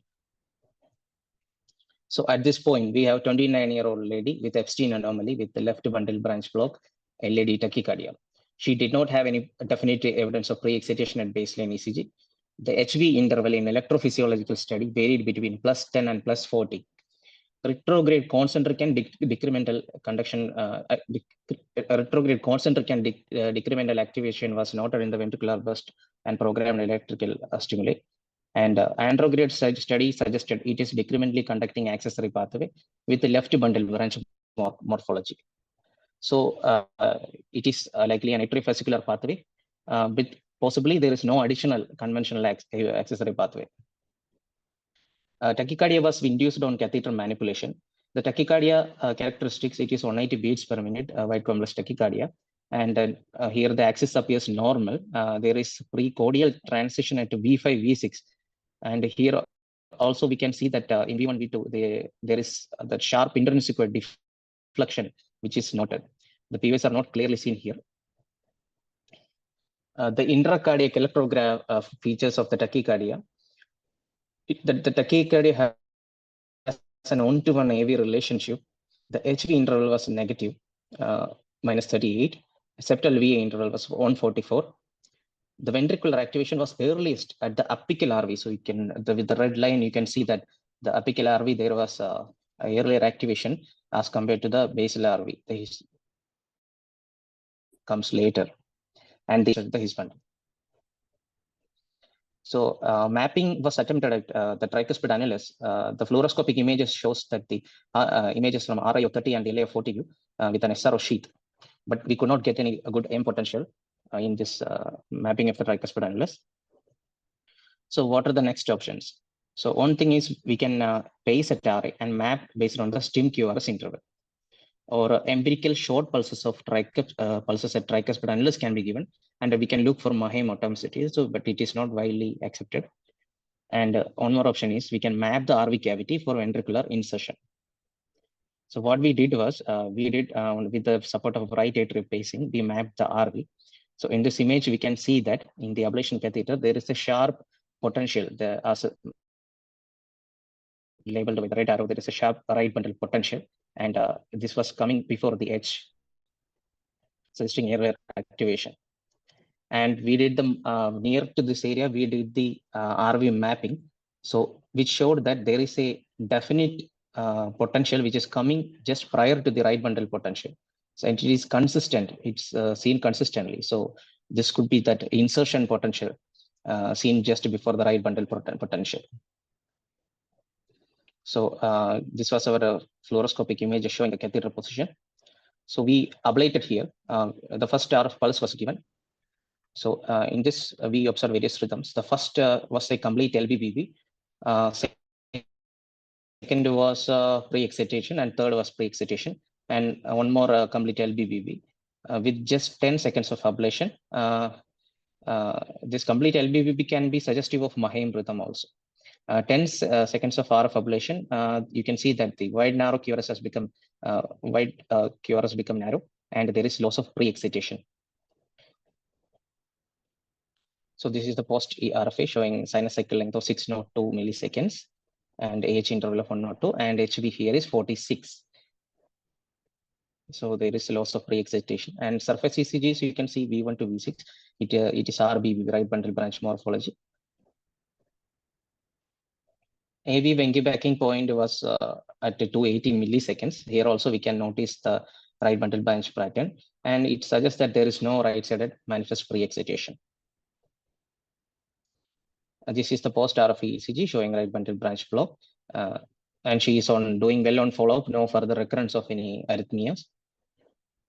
So the final diagnosis is Epstein's anomaly of the tricuspid valve with the documented episodes of left bundle branch block tachycardia. Electrophysiological studies revealed single accessory pathway, which is androgradally conducting and decrementally conducting, which is suggestive of an atriovesicular pathway. We have successfully ablated from the ventricular end. We have taken guidance from the Mahem insertion potential, which was seen consistently before the right bundle potential. Is there anything unique about this case of Mahem with Epstein's anomaly? So the accessory pathways, which functions like Mahem, they has to be either atriovesicular accessory pathway or long atrioventricular accessory pathway. Atriovesicular accessory pathway, like in any other structural normal heart, or long atrioventricular accessory pathway with arborized insertion at the atrialized RV. This is the atrialized RV. So arborized insertion at the atrialized RV. But one thing to note here is that the localized insertion potential at the ventricular end and abolition of this action potential conduction, accessory pathway conduction with a single RF pulse. So this highly favors that the concept of anatomical characteristics are of a this atriovesicular pathway has a anatomical characteristics just like in normally structural normal hearts. So this is one of the one of the study from Chitra showing that 70 patients with Epstein's anomaly, palpitations, and patients with the manifest pre-excitations were subjected to EP study. The mean age was 26 plus minus 18, and 80 in 65 patients had a conventional accessory pathway. Atriovesicular or Mahem was seen in 20 20 patients, and concealed was in 2 patients. So multiple accessory pathways were seen in 18% of the patients. The overall success rate was 87% in overall success path. So, but this is the first case of Mahem fiber that was ablated from the RV end in a case of Epstein's anomaly. Thank you. Thank you. And the case for discussion, moderators, please.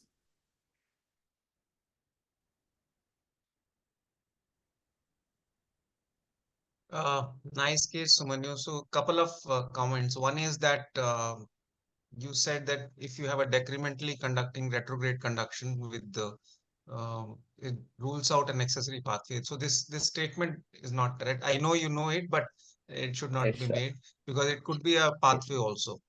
You can say that it excludes a typical atrioventricular pathway.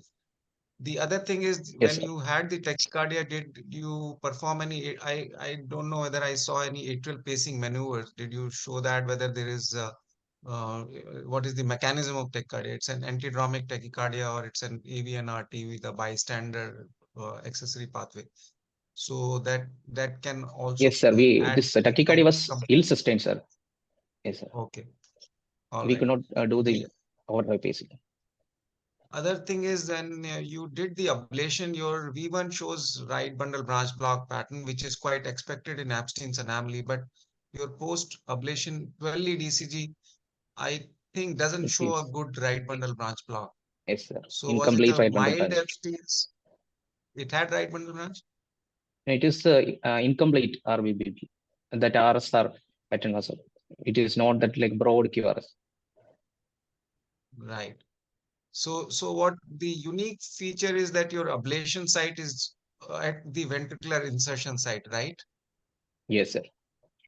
Yeah, that's quite unusual. Typically, we target the potential part and targeting the atrial end may not be a good idea because sometimes there's a lot of Mahem rhythms that remain residual and targeting towards the right bundle towards the ventricular end is usually better, but best is to target the potentials. And since your potential was not very well seen, it may have been may not be a very long pathway, but that may be the explanation. So that insertion potential is very specific, sir. That will give a clue about the exact ablation site. Yeah, agreed. Yeah, so Nambudiri, your comments on in case that potential were not to be potential, right? It could have bothered you, right? You could have gone on to have an incessant tachycardia. Correct. Yeah. The unique thing probably is that this Epstein anomaly can have this either of these two mechanisms as per description. We knew that it's actually atriovesicular pathways all the time because when we have ablated at the tricuspid annulus in the generally they are quite little anterior in Epstein anomaly, this Mahe. That is what we have observed. Instead of 8 o'clock, they usually at 10 o'clock location. Probably because of the displacement and dilatation of the ARV and all, because they involve the septal and posterior leaflet. That part actually gets apically dilated, displaced and dilated. Here, this is the first time in Epstein anomaly we could ablate from the ventricular end, not by choice, but by because we failed to get it in the tricuspid annulus. That way, this conceptually it is something which showed that in Epstein also the atriovesicular, it's an atriovesicular because it went away with a single, and that potential was, we have seen this potential in structurally normal heart in Epstein when we ablated from the ventricular in 3-4 cases. Otherwise, generally 90% of the time we get it from the atrial or the annular end. See, the electrograms in Epstein's anomaly can be so very deceptive and so very misleading, and they appear like true potentials. Yeah, but then, within 7 seconds, you get rid of that potential and then becoming narrow. Yeah, it was great. It was great, but yeah. So ventricular insertion ablation and a right bundle branch block creation can be a big problem. In fact, one more comment. Yeah, please. One more comment, your tachycardia during the clinical tachycardia had left bundle with left axis, but what you showed in the lab probably had right axis. Yes, sir. And that V5, V6 also had some transition. It was negative concordant in the surface and in the lab it was. But that V1, V2, that initial, that sharp arc, that was consistent. And yeah, so does the QRS axis in atriovesicular pathways help you in any way in localizing the pathway? I think there was a paper and Nambudiri will be able to answer that.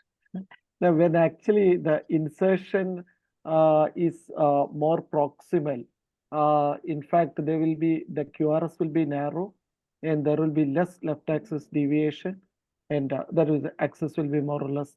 And in Epstein cases, somehow we have seen that atrial insertion is somewhere around 11 o'clock all the time, 10 o'clock rather than 8 o'clock, little anterior. But this case, we don't have any specific explanation of why that QRS changed, but we highlighted it in the presentation. We also noted that, but we are not sure because the first ECG was taken outside. The second was in the lab. So not sure. It's an important observation. We also noted that. All right. So Daljit, any more comments? Yeah. Nothing, sir. All right. Right. So Sumanyu, great case, and you were lucky, to be honest. Acha, tell me, Sumanyu, you had that bullseye shot. And why did you title that as shooting without the bullseye? It's absolutely bullseye shot. Manu Yes, sir. Bhakar's shot. Yes, sir. It is, we tried something different from the conventional teachings. So that's what I. Okay, I still, this is more curious to me than, Yes, the potential of yours. Daljit is having a good laugh there. But Sumanyu, how lucky you are to be trained by the greatest of them. Nambudiri, sir. Yes, sir. Yes, yes. His name also has Manu with him. Manu is famous now for shooting. Yeah. Yeah. Manu. So Yes, Manu sir. is intelligent. Okay, so this is a tribute to our girl Manu Bhakar. All right. So, ladies and gentlemen, there were these 6 presentations. Each one was better than the other. And then I thank all the moderators for this session number 1 of the day 2. So now this is a break time. We are going to be reassembling by 7 p.m. And then we again have a list of great mentors, Senthil, Sam Kumar, Satish Reddy, Amaya, Chennai, Venkatakrishnan, and Gaurav Upadhyay are all joining. So thank you for joining, and then we reassemble by 7 p.m. and then wish you a good coffee time. See you soon. Bye-bye.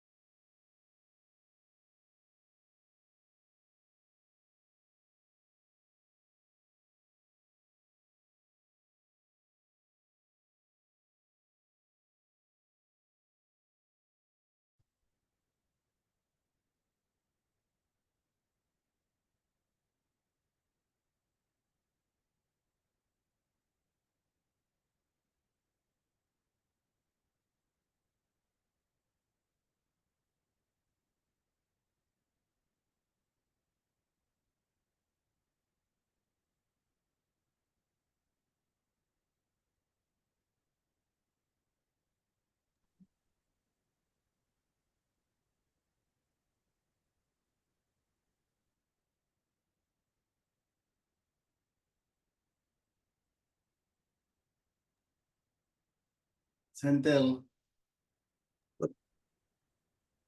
Ratish, Good evening, sir. Sam. Good evening, ladies and gentlemen. Welcome to this 4th Online EP Fellows Summit 2024. As you are aware, this kind of a summit run by our institute is usually run over 2 days. And this year, it was decided to be on 24th and 31st.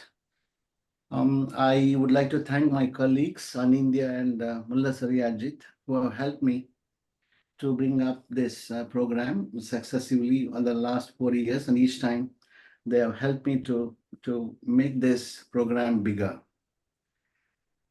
Day one had an illustrious list of moderators who are the great mentors.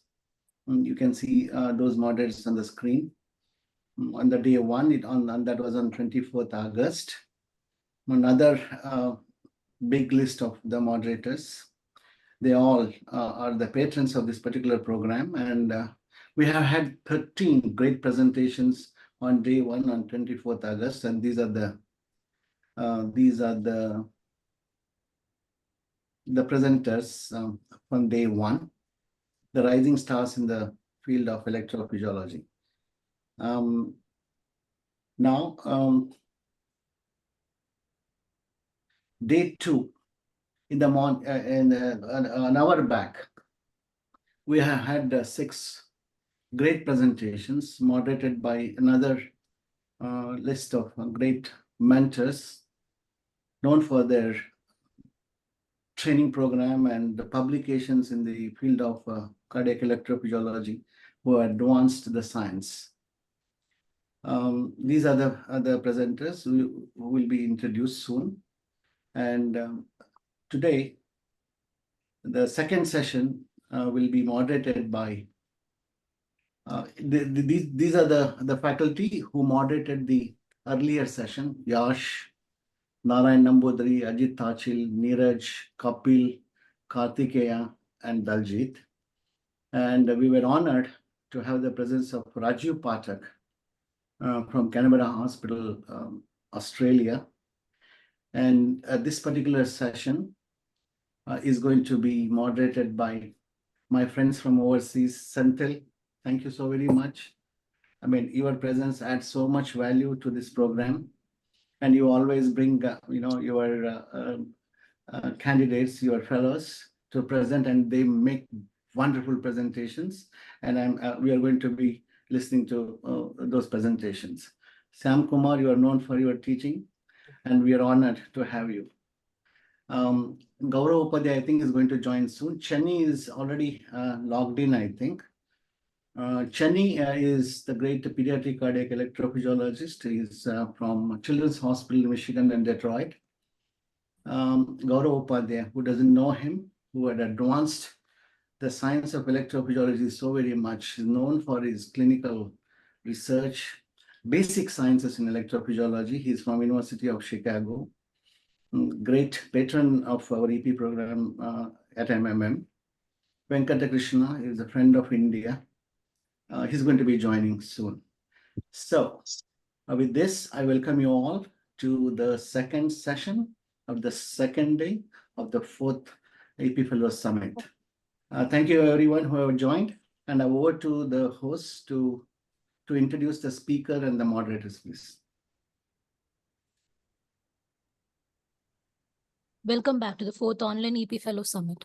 This session will be moderated by Dr. Senthil Thambidurai, electrophysiologist, Texas Cardiac Arrhythmia Program, and Director of Cardiovascular Fellowship, Medical City, Fort Worth, and Dr. Satish S. Reddy, electrophysiologist, Sri Jayadeva Institute of Cardiovascular Sciences and Research, Jayanagar. Dr. Shyam Kumar, Associate Professor, Electrophysiology, Cardiac and Pacing and Fellowship Director, McMaster University. Dr. Amaya Udayavar, Dr. Cardiac Electrophysiologist, PD Hinduja Hospital, Mumbai. And the first speaker of this session is Dr. Ramanathan, Fellow in Cardiac Electrophysiology and Pacing from JIPMER, Puducherry, who will be presenting the title Hidden Under the Carpet of Dual AV Nodal Physiology.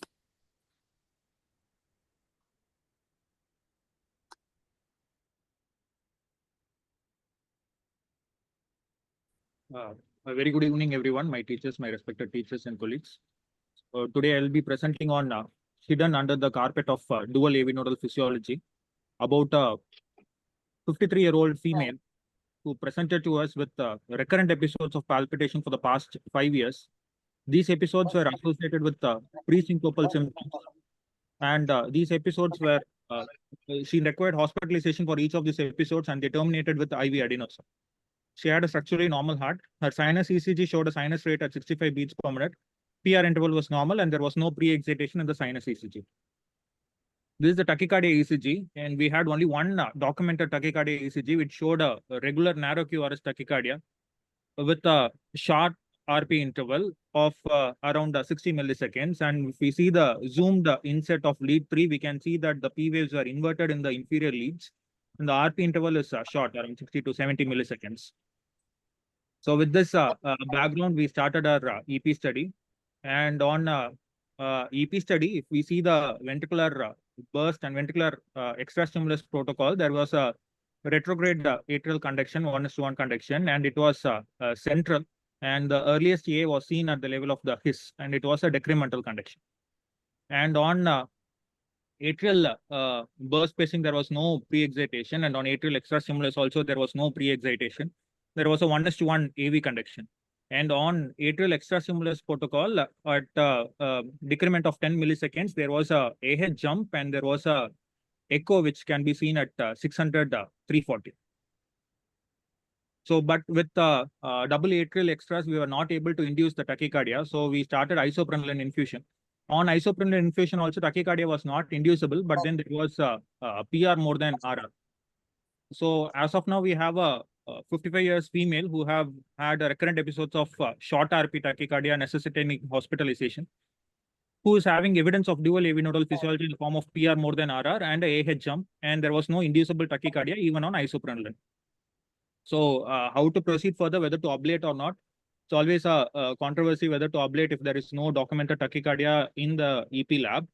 But in 1999, there was a task force recommendation by Zipes et al. Saying that it's a class 2 recommendation to ablate if suppose there is a dual AV nodal physiology with no inducible tachycardia. And considering this patient had got a strong evidence of dual AV nodal physiology with recurrent episodes necessitating hospitalization with pre-syncopal symptoms, we went ahead and did a empiric slow pathway ablation. So there was a successful slow pathway ablation, and post ablation, when we did a post ablation study to induce tachycardia for the dual AV nodal physiology, on post ablation on isoprenaline infusion, actually this time tachycardia got induced. This is the first time that we are inducing a tachycardia in the EP lab. And if we see this tachycardia this tachycardia is again a regular narrow QRS tachycardia, but this was with a VA interval of 60 milliseconds, and there is a 1:1 VA conduction with the earliest A in the His. So to analyze this tachycardia further, we did a ventricular overdrive pacing, but ventricular overdrive pacing, we were able to enter in the tachycardia, but every time the tachycardia got terminated during the VOP. So we went back and looked at the initiation of the tachycardia. We can see the initiation of tachycardia. The first 5 beats were in the transition zone before getting completely paced, and the tachycardia, we were able to enter in the tachycardia within the transition zone, and there were more than 2 beats which were entrained within the transition zone. So this suggests that there is possibly a right-sided pathway which is there, and the tachycardia is most probably an AVRT. And then we went ahead with the His refractory PVC during the tachycardia. And here we can see that on delivering a His refractory PVC at -10 of expected His, the His refractory PVC pulled in the next A, and it pulled in by 20 milliseconds, and the atrial activation sequence remained the same as compared to that of the other tachycardia beats. So this suggests that the tachycardia is there is a pathway, and the pathway is a part of the AVRT circuit. Then we also did a para-Hisian pacing, because the earliest A was in His. We did a para-Hisian pacing, and on para-Hisian pacing, we saw that both during myocardial capture as well as His bundle capture, the STIM to A interval remained the same, suggesting there is an extranodal response. So with this background, so far we have got a paraseptal pathway which is concealed, and we went ahead and mapped, and we planned for ablation during the tachycardia. And but the problem was when we tried to ablate during the tachycardia was really non-sustained. And as we have seen so far, the tachycardia was very difficult to induce. We had to induce with isoprenaline and repeated atrial bursts, and it was very non-sustained. So what next? So until now, we have a dual AV nodal physiology with failed tachycardia induction. So we did an empiric slow pathway ablation.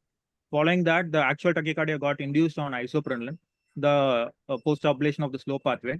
So the tachycardia had the features of 1:1 VA with a VA of 60 milliseconds, and the VAV could not be assessed, but the tachycardia was clearly entrained during the fusion itself. This refractory PVC pulled in the A, and it was a similar activation sequence as that of the tachycardia. And on parahis, it was clearly suggestive of an extranodal response. So the ideal scenario will be to ablate during the tachycardia, but the tachycardia was non-sustained and it was difficult to ablate during the tachycardia. So what to do next? So next we did actually a intermittent V pacing. We did 2 beats of V pacing and sinus beat. This is basically to look for, since it's a paraseptal and it was very close to the his, the pathway was close to the his, and there was only a retrograde conduction. It was a concealed pathway. So during ablation, we wanted to monitor the AV conduction. So we kept 1 sinus beat in the frame along with the 2 paced ventricular beats. And during ablation with ventricular extras, intermittent ventricular extras, we saw that there was a VA block during the ablation and followed by a return of the normal sinus beat. With that, actually, the tachycardia got terminated, but again, the tachycardia got initiated. Again, we continued the same maneuver of intermittent V pacing and monitoring for AV conduction during sinus beats. So this time, finally, we were able to successfully terminate the tachycardia during ablation. But unfortunately, during ablation, the patient also developed a PR prolongation of 246. So we did not proceed with a longer burn. And after this, we were not able to induce the tachycardia. But since there was a strong evidence of retrograde conducting paraseptal pathway via parahis before the ablation, we did the same maneuver again. And on parahis maneuver post-ablation, we still found that there is a evidence of extranodal response. The stim to A interval was almost the same between his bundle capture and myocardial capture. But there was no inducible tachycardia again. Even though there was external response, we did not attempt further ablation at this point of time in view of the PR prolongation which was caused during the previous episode of ablation. So the final diagnosis is a PSVT with the dual AV nodal physiology, where we initially did an empiric slow pathway ablation, but actually the tachycardia got induced after that, which was a concealed right mid-septal axillary pathway. The ideal scenario will be to ablate during the tachycardia, which was difficult because of the non-sustained tachycardia. So ablated with intermittent V pacing, which ended up ablating the tachycardia. There was no inducible tachycardia after that, and we ended up also having a first-degree AV block. So the take-home messages from this case to us are that dual AV nodal physiology can be present in 10 to 35% of normal individuals. Just a mere presence of dual AV nodal physiology does not mean it's an AVNRT. And whether to ablate the slow pathway empirically or not is still a matter of debate. And during entrainment of the tachycardia with VOP, if it terminates the tachycardia, looking at the onset of the tachycardia often helps. And parahis spacing actually plays a crucial role in the diagnosis of paraseptal pathways. Providing we had done a parahis before itself, then we could have, even in the sinus rhythm before the empiric slow pathway ablation, we could have known that that is a paraseptal pathway, right mid-septal pathway. And best approach to map and ablate the paraseptal pathways during the tachycardia, but here, unfortunately, the tachycardia was ill-sustained. So in those scenarios, mapping with the intermittent ventricular extras and allowing the normal sinus beats to demonstrate the AV conduction might be useful. And we have to always keep in mind that there is a significant risk of AV block during ablation of the paraseptal pathways, so especially the mid-septal and anteroseptal pathways, around 0.2 to 3% risk is there. Thank you. Great presentations. Over to Satish to begin with. You have a great experience of these kind of narrow QRS tachycardias. Well, there are occasional instances you can't induce. Satish, your comments. Excellent presentation by Ramanathan. One thing, what always, if a narrow QRS tachycardia is not induced, what I do is pacing from the distal CS, or sometimes pacing from the LV, because sometimes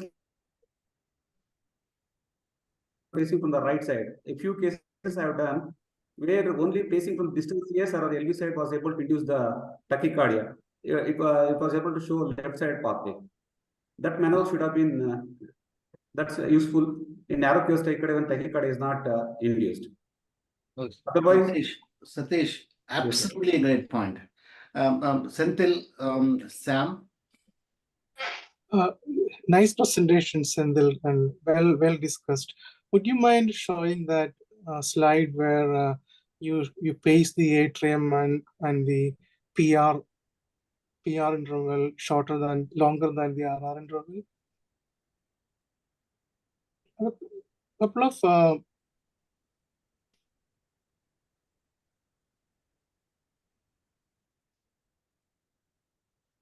okay, here.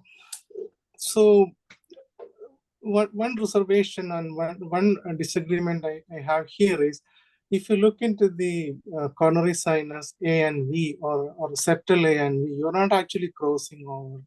It looks more like a pacing to, it's an interatrial delay, which, I mean, you should be pacing from the septum and clearly demonstrate the atrium is actually, atrial signal is actually crossing over rather than the pacing spike. That is actually one thing which probably you thought it is a dual AV node physiology.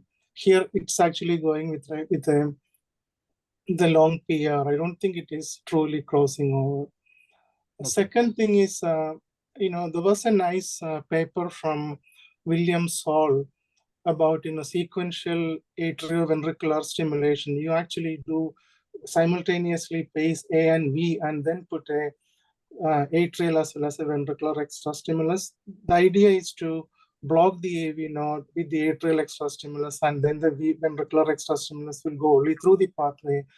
And that is actually a handy maneuver in these cases. But ideally, you need a 3D mapping system to clearly localize the location of the accessory pathway. So, yeah, these are the 2 points I actually wanted to discuss. And third thing is, you mentioned you did parahesian pacing only after the ablation. So we usually do, as a regular practice, we do parahesian pacing in all cases, and probably that should have guided you to a possibility of a pathway. We did the empiric slow pathway ablation. After that, when we thought of a paraseptal pathway, then only we did a parahesian. We didn't do that before. Yeah, here, when you pace from the high right atrium, you may sometimes be mistaken for a crossing over, but that is true because of a interatrial delay from the pacing site to the septum, not truly a crossing over of to dual physiology. Yes. Senthil here, great presentation. I think demonstrates some of the points that were mentioned earlier. One thing I want to point out, if you go to the first EKG of your SVT, where you point out the retrograde A, the 12-lead EKG. Yes. So one of the things, the first thing I thought here was, I know you said in the inferior leads, it looks clearly negative. I was looking at it to see 100% whether it was. And number two, when I see that EKG, in fact, we had a case recently where we had something similar, and they said cardioversion could not get the patient out. They did not try adenosine, and then they put a probe on the central venous line to get a central access. It terminated. So we all thought going in, it was probably some kind of circuit, but it turned out to be 2-to-1 flutter. So one of the things in this is, on retrospect, great case, the VA interval is not B on A. So there's a little bit of, okay, why is there delay in a 53-year-old with a structurally normal heart, a normal size atrium? So that's one thing I thought about in retrograde.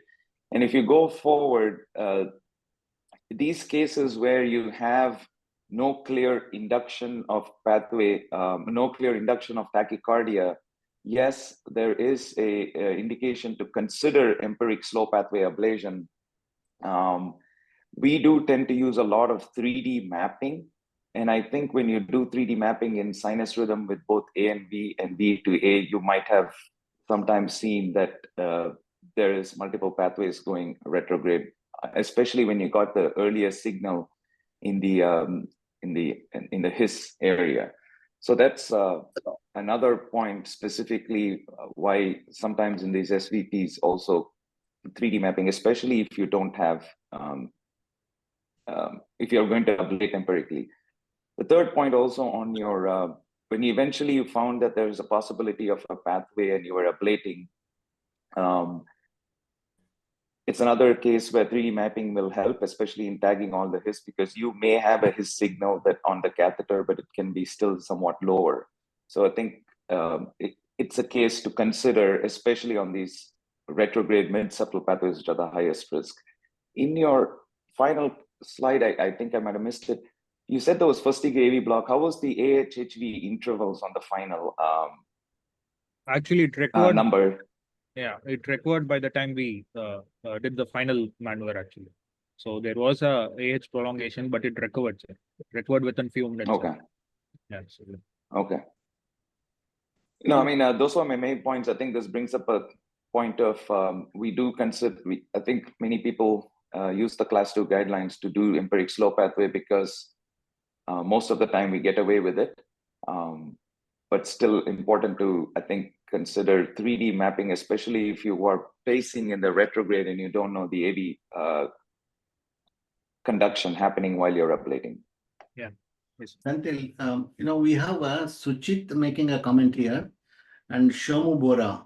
These are the two, I mean, the absolute great electrophysiologists of the country, looking into each one of those signals. Let's begin with Suchit. Hello, sir. Suchit, you are no more stressed about the IHRS 2024 conference, right? Yeah, not much stress, but it's okay when everyone is there. Suchit is the organizing secretary for the coming IHRS 2024 conference. And he's bringing up a fantastic conference with a great scientific content. A little concern, like a true organizer. Suchit, you made some comments, please. Suchit? Shomo, you need to... Yeah, good evening. Shomo, go ahead. Yeah, means I was just concerned while ventricular pacing, if you're ablating a pathway in the mid-septal, you might actually cause an AV block before the VA block happens. So it's better to localize the pathway, stop pacing, and then do it during sinus rhythm. You will know whether there is junctional rhythm or not, or there is a AV prolongation or not. Some people do it during atrial pacing, some do it during sinus rhythm and see for junctional. So this is one.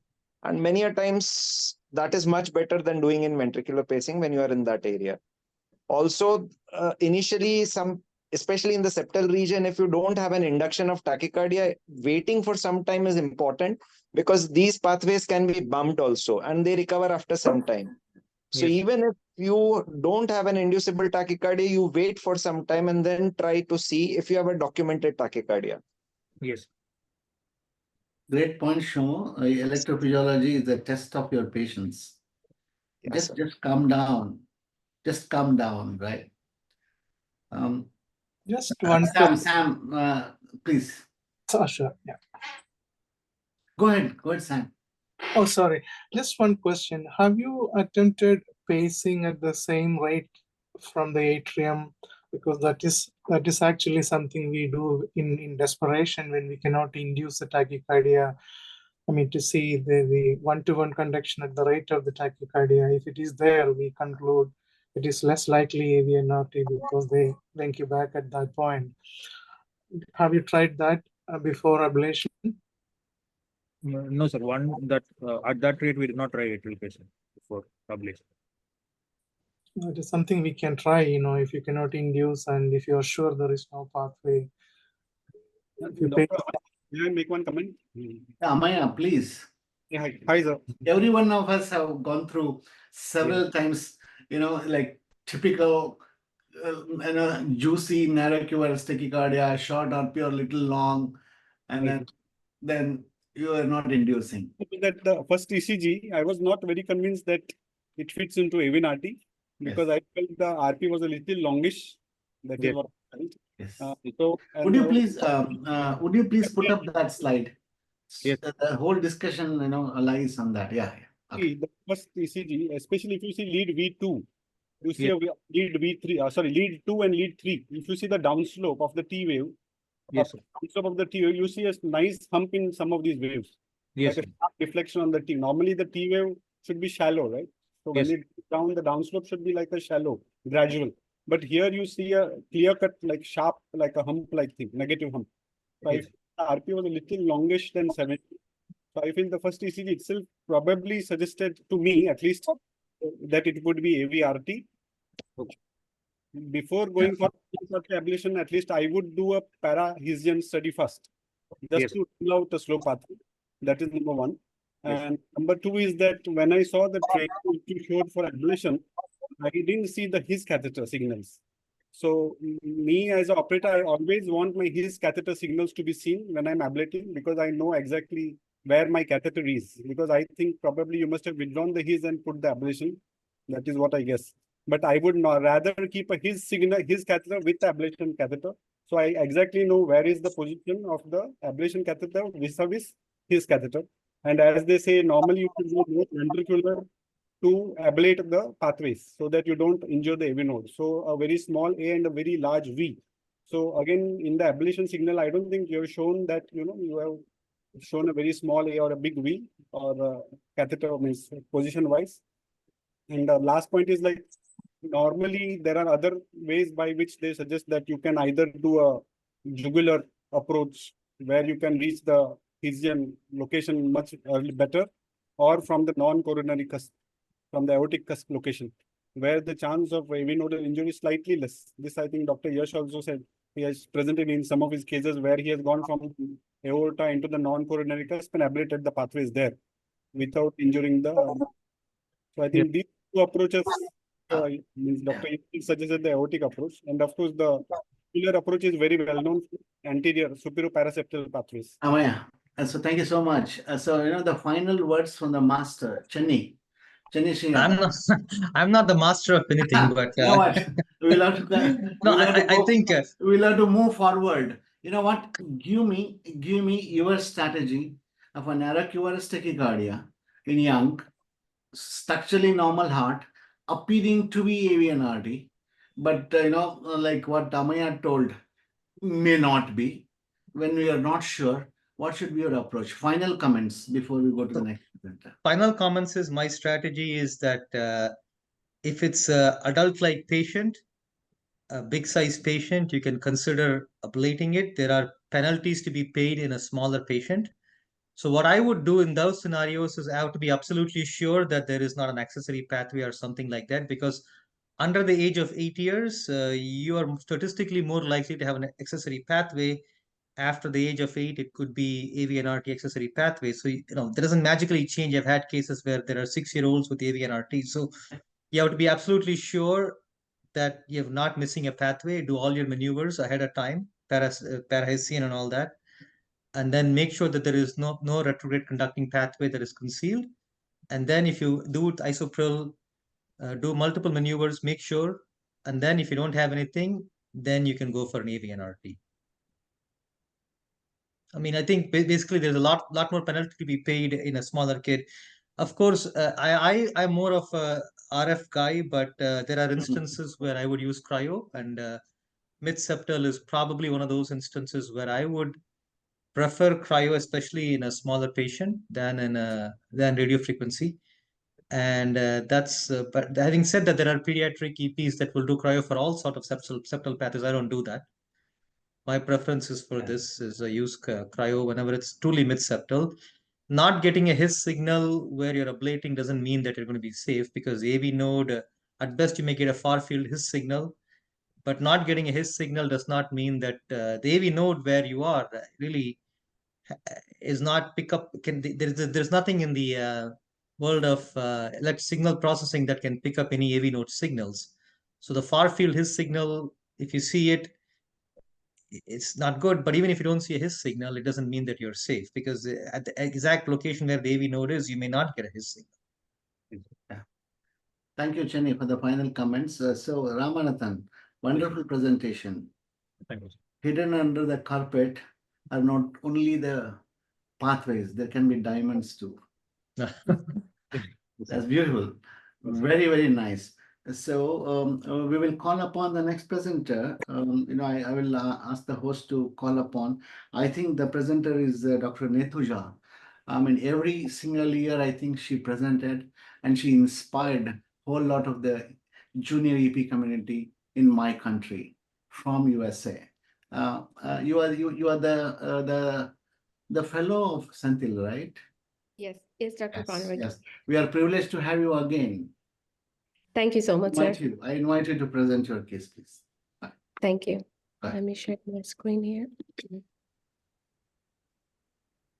Morning, everyone. I'm Nethuja Salagunla. I'm a first-year EP fellow now. Thank you so much for giving me the opportunity to present today. The case I'm about to present is a PVC ablation. I have here is a 54-year-old female with a known history of ulcerative colitis. She's on immunotherapy. She presented to hospital with the chief complaint of palpitations. She had 1 to 2 months of intermittent palpitations. Upon presentation, she was found to be in wild complex tachycardia requiring cardioversion in ER. And eventually she maintained sinus rhythm after first cardioversion on oral antiarrhythmic therapy.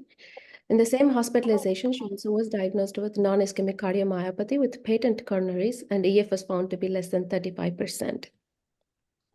This was her presenting first EKG. As you can see, a wide complex tachycardia with left bundle appearance in V1 with a late transition and positive 2-3 AVF, suggesting probably on right-sided outflow origin. There was concern about myocarditis as patient who had known autoimmune disorders on immunotherapy. So the decision was made to probably treat her with steroids and evaluate further with a cardiac MRI. So she was temporarily discharged on LifeVest and follow up in the clinic. But patient came back with another episode in May. This is her LifeVest recording of the ventricular tachycardia episode.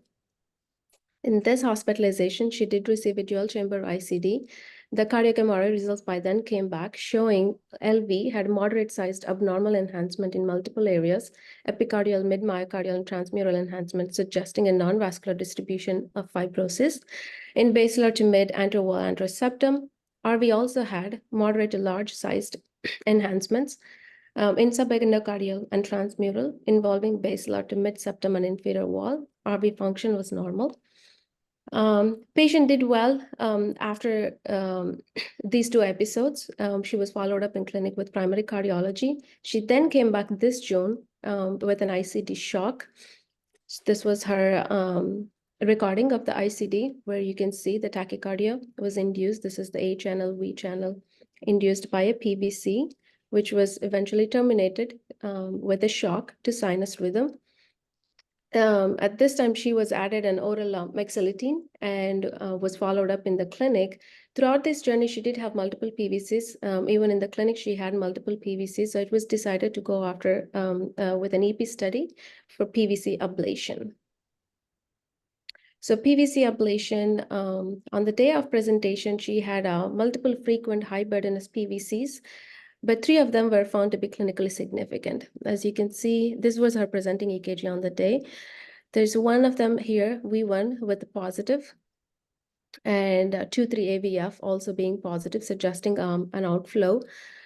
Could be coming from left-sided, AMC, LVOT. The second one we have is a V1 is negative with positive 2-3 AVF, suggesting could be a right-sided outflow. And the other one is a negative in V1 and a negative in 2-3 AVF, probably from RV septum, inferior wall over there. So we wanted, since these were the clinically 3 significant PVCs, we decided to go after them. The first PVC we chose was the V1 right bundle appearance and 2-3 AVF positive. So went with a trans-iotic approach. We mapped 3D mapping with a grid catheter, end-site mapping with a grid catheter. As you can see, these are the grid signals here. We did a pace match of that PVC, which was showed to be over here with a pace match more than 95%. morphological match, and the grid signals around the mitral annulus AMC area is where it was matching. The grid signal was 30 milliseconds earlier to the PVC. To the PVC. And here are the catheters showing, as you can see, the fluoro picture in LAO view. This is an intracardiac echo picture, the echo catheter, ICE catheter. And this is your CS going all the way to the anterior. And here is the ablation catheter. I do not have the grid picture, but this is the ablation catheter picture that we took. And dual leads, dual chamber ICD leads. So over here, as you can see, this is the ablation catheter signal, which was 22 milliseconds earlier than the PVC, the first PVC we went after. And this is the ICE image of mitral annulus LVOT area. That's where we ablated.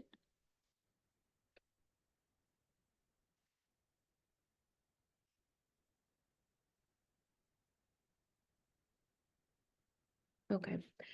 Here is the 3D end-site mapping. As you can see, this is the LVOT, mitral annulus AMC region.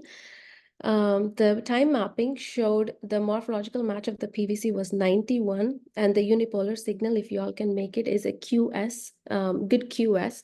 And the time mapping also showed it was early with a red color over there. So we proceeded with ablating at that region, which successfully terminated the PVC. We then went after the second PVC. During this case, she also had an incessant ventricular tachycardia requiring cardioversion, and that VT was pretty similar to the second PVC that we wanted to go after. The second PVC had negative signals in V1, V2 in the precordial leads, and also negative in inferior leads 2, 3, AVF. We wanted to start from, it suggests right-sided, but we wanted to started from the septum and come all the way to the right side. So we did LV septal pace matching. The morphology was not a good match. We then proceeded with CS pacing. As you can see here in this fluoro image, this is an EP star catheter. We put it in the middle cardiac vein and paced from there. It was early, but wasn't early enough. So we then moved on. We mapped the whole right ventricle. We took some time to map where it could be coming from. It could be like septal, it could be inferior. We finally found this aneurysmal pouch on the 3D image that you can see. This aneurysmal pouch with the time mapping, as you can see, was the earliest with the white and red. And the morphological match was 91, and the local activation time was also 30 milliseconds earlier with a good QS on the unipolar signal. So we ablated there. This is the fluoro image where we're ablating the RV inferior wall with the ablation catheter. Again, you can see the intracardiac ICE catheter over here. The ablation signal was 44 milliseconds earlier to the PVC. This is an ICE image of the ablation catheter here in the inferior wall, and this is an ICD lead that you're seeing here. This successfully terminated PVC2.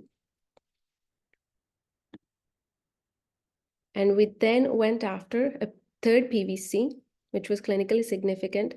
During the case, her myocardium was very sensitive, as a cardiac MRI was suggesting she has fibrosis. There were some aneurysmal pouches, and was very sensitive to the catheter. She went into VT and VFibs. Here is one of them, which required cardioversions. The third PVC we chose, we went after was negative in V1 with a positive in 2, 3, and AVF, suggesting could be an outflow. So we started mapping there. And this is the RVOT area, almost in the septal region. So you can see here the morphological match of the PVC was almost 97 with the local activation time early of 31 milliseconds, and the unipolar signal was a good QS. And the ablation catheter signals, as you can see, was also early 31 milliseconds. So we ablated in the RVOT septal region, terminating the third PVC. This is the ICE showing the RVOT region ablation.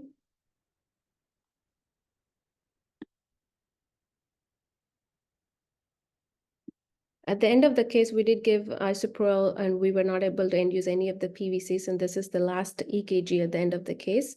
And since then, patient has been followed up in the clinic and she's doing good without any further episodes. That is my case. Thank you so much. Absolutely great. But be prepared. You could be assaulted today. Senthil? So be around. Sam, you begin.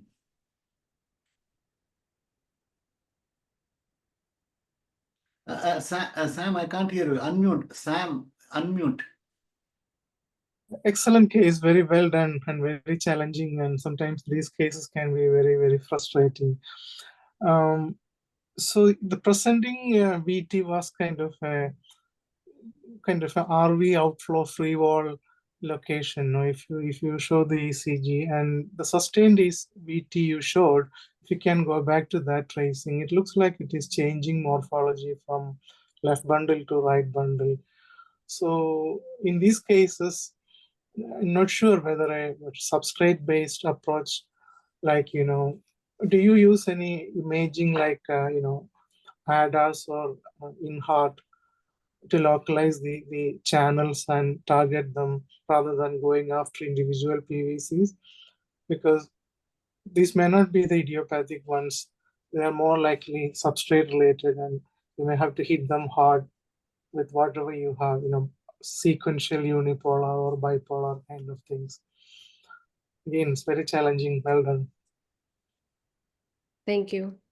I think we would have chosen that approach, but the first PVCs that we went after, we were able to successfully ablate. But none of the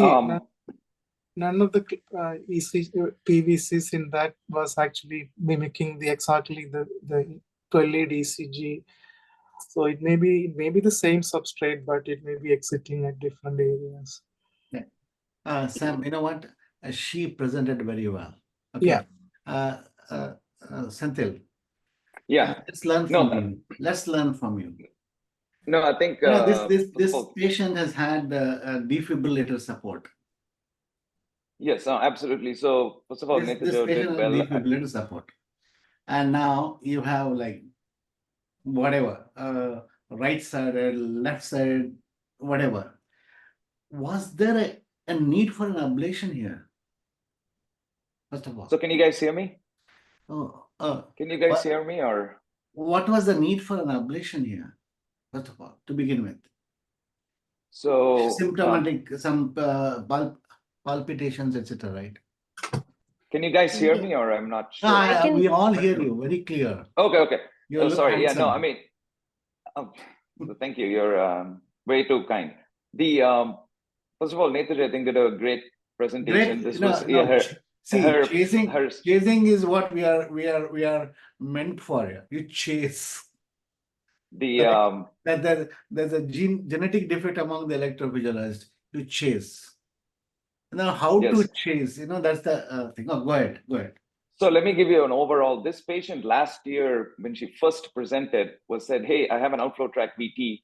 Can you come and take care of it?" It's a young patient with no history, is what they told me. And then things started evolving where the MRI, as you saw, was very diffuse.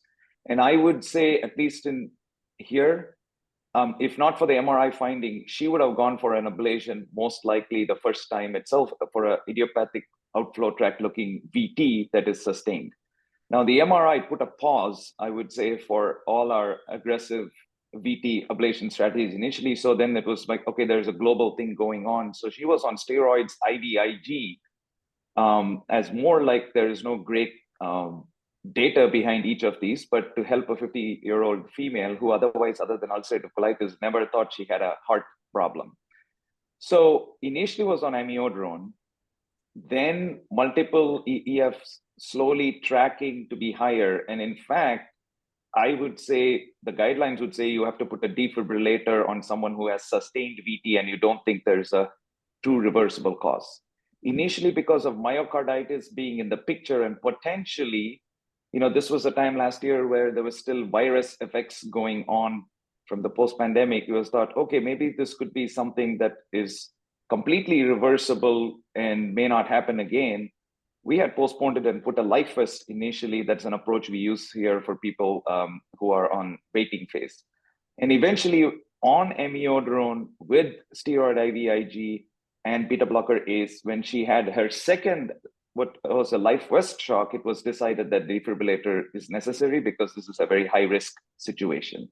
Now, 1 year she was on amiodarone and intermittent mexiletine beta blocker just managed.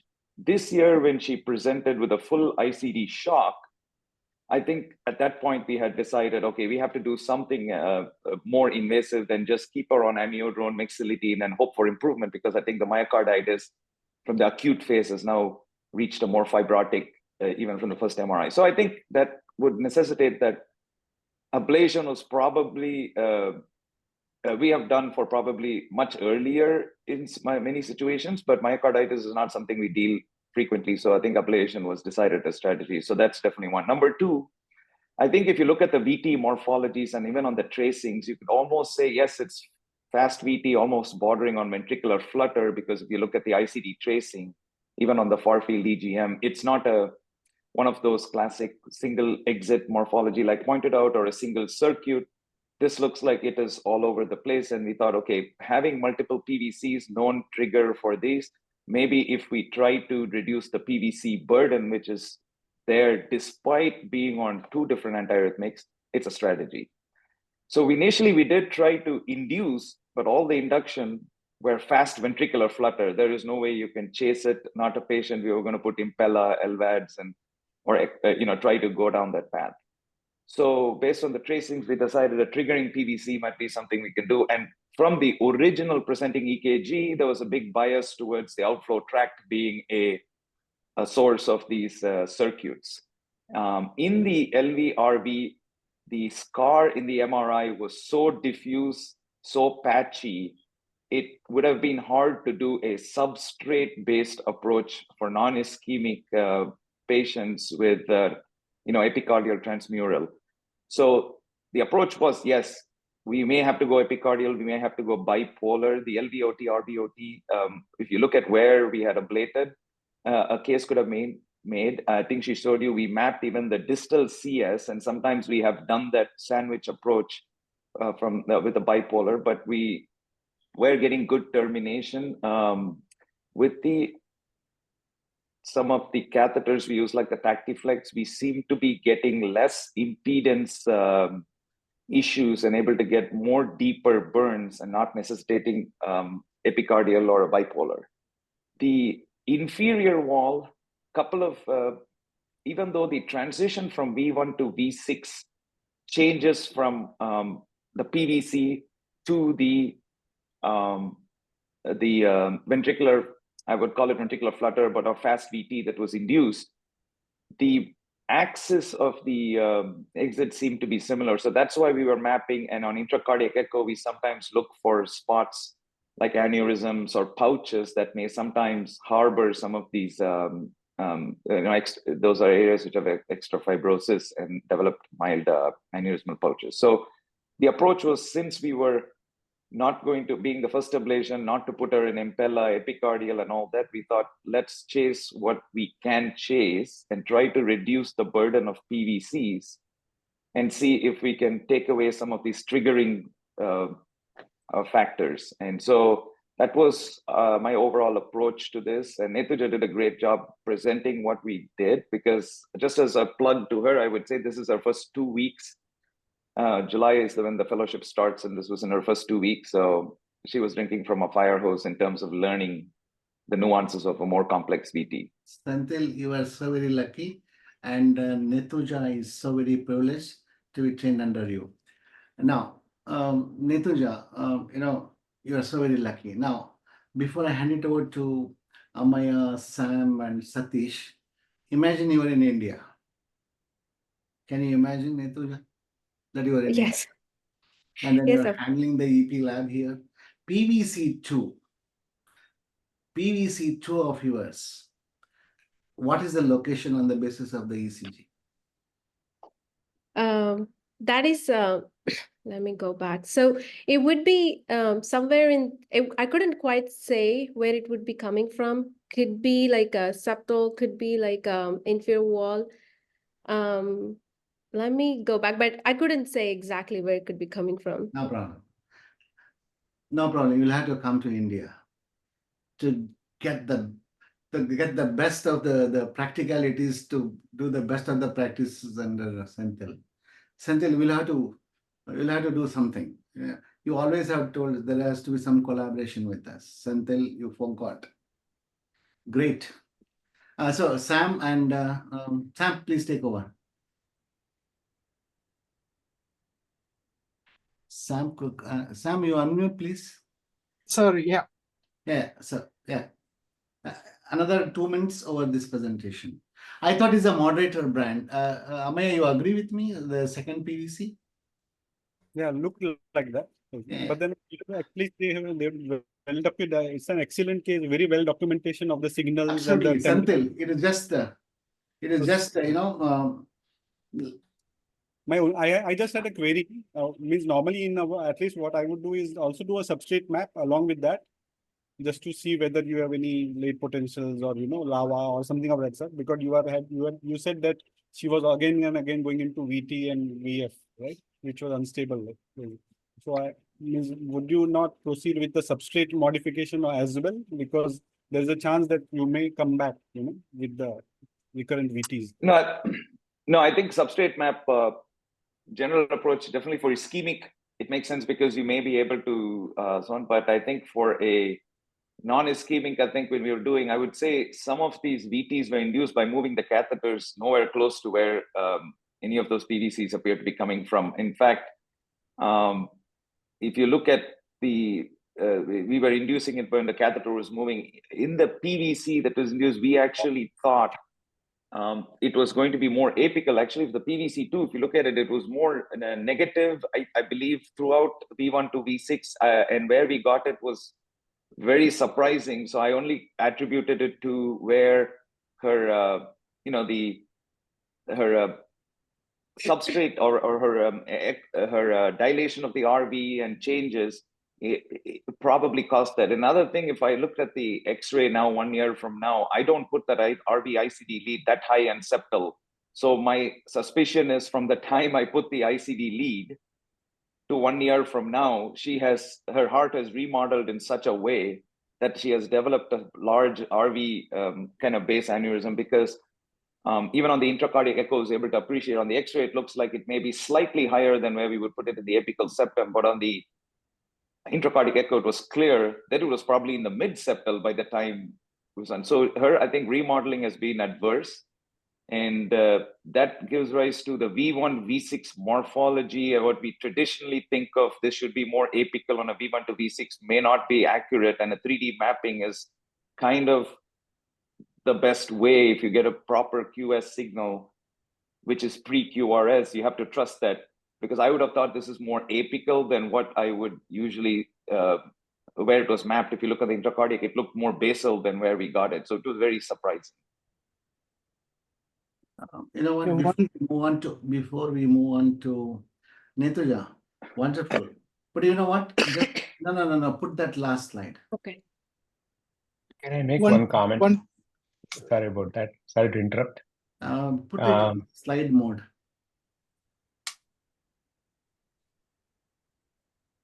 Next time, whenever you present, make sure that the last 4 or CS and all that is full of artifacts.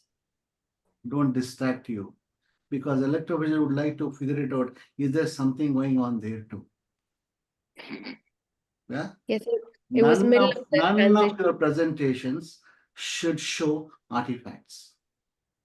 Yes, sir. Because we don't consider any artifact as an artifact unless it is proved as an artifact. You are stressing us. Senthil, you agree with me? I think Dr. Netuja is getting a first-hand experience of the breadth of Indian electrophysiology expertise. All right. Somebody, Venkat, glad to have you. Glad Nice to have you. you. We can extend this particular presentation. Beautiful. Chasing the PVCs. I mean, every day with the defibrillator support. Venkat, you were around when Netuja presented. Beautiful. Absolutely great. Unfortunately, I'm sorry I wasn't there. I just I'm catching the tail end of it. Be around. Netuja, thank you so very much. We expect you to participate next time. we would like you to be a faculty in this summit, please. All right. Sir, thank All you right. so much. Right. All right. So the host can invite the next presenter, please. Now I invite Dr. Javier Bonacina, Fellow in Cardiac Electrophysiology and Pacing from Hamilton General, Ontario, Canada, to present the title of Emery-Dreifuss Muscular Dystrophy. Hello, good night there. Good morning here. Can you hear me? Yes. Yes, we can. We can hear you. Yes. Okay, thank you. I will share my screen. Okay, can you see my screen now? Yeah. Yes, we can see your screen. Okay, okay. So good night there. Like I told you, good morning here. I'm Dr. Javier Bonacina, EP Fellow in Hamilton General Hospital, Ontario, Canada. Thank you all of you for this opportunity to share with you this case report. And congratulations for the other speaker, really great presentations. So this is more like a clinical case report, not probably too much electrogram to see, but I think that when we saw this patient February this year, it resulted for me like a fellowship interesting because probably we don't have too much experience with this kind of pathology. So this is a patient with Emery-Dreifuss muscular dystrophy, and this is for me the case point for the electrophysiologist. Let's see. So Emery-Dreifuss muscular dystrophy is an extremely rare form of muscular dystrophy due to either emerinopathy or laminopathy. It's characterized by a triad within a triad. So we have first early onset of contracture of the elbow, ankles of cervical spine.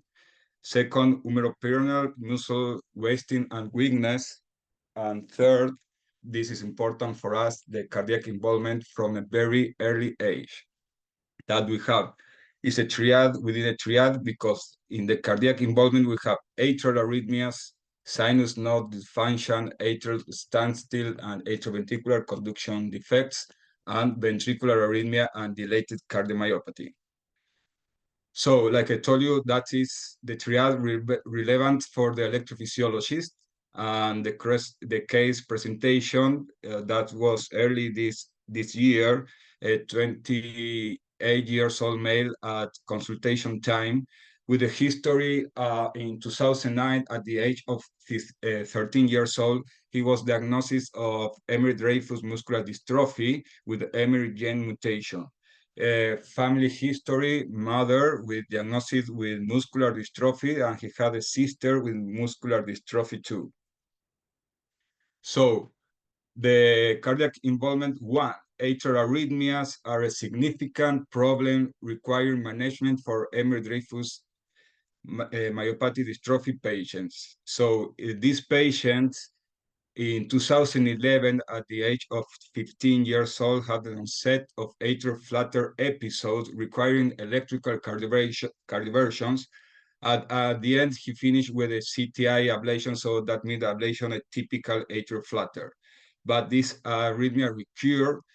He needed a redo procedure, and in this redo procedure, in the same year, in 2011, he was found to have an atrial tachycardia originating in the area corresponding to the Marshall ligament near to the carina of the left pulmonary veins.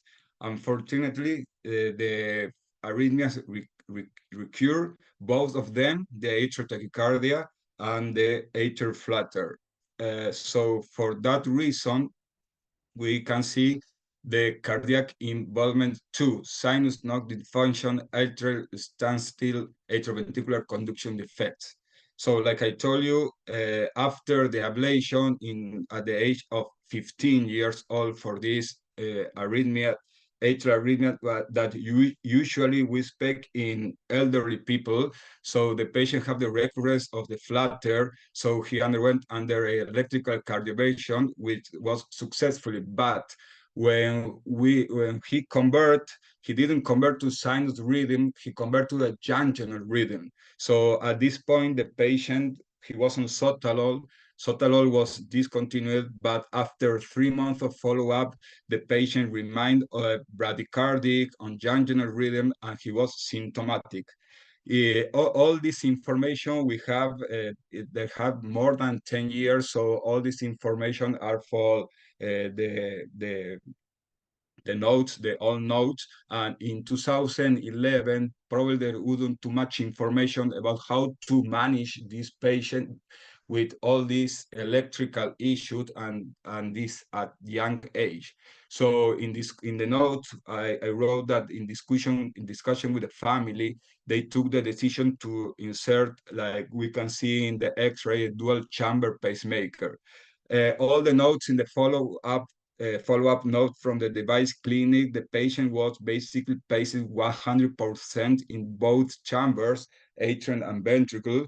R-wave sensing was normal, like the impedance and thresholds, but the P-wave sensing, in some notes, there were no P-wave sensing. So that's what probably is strange in this kind of pathologies. In 2020, the patient underwent to a generator replacement.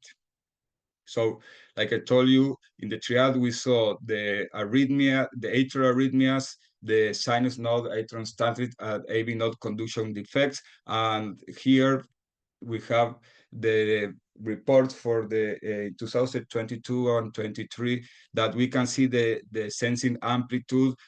Basically, he's paced all the time, or when we can have some sensing, it's extremely low amplitude atrial signals.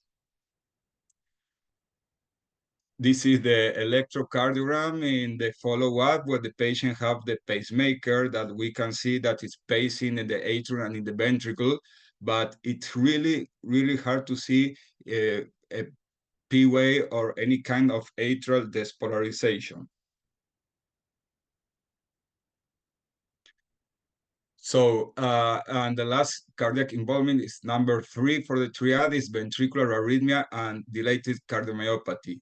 So in 2022, at the age of 26 years old, the pacemaker follow-up have showed events of paroxysmal atrial fibrillation and flutter events, and lasting up to 22 hours, in addition to non-sustained ventricular tachycardia up to 8 seconds. And like I told you at the beginning of the case, of the presentation, in February this year, the patient was admitted to the hospital with a new diagnosis of heart failure. In the history, in the report for the previous echocardiogram in 2019 and 2020, the ejection fraction was between 50 and 55% with normal side of the left and right atrium.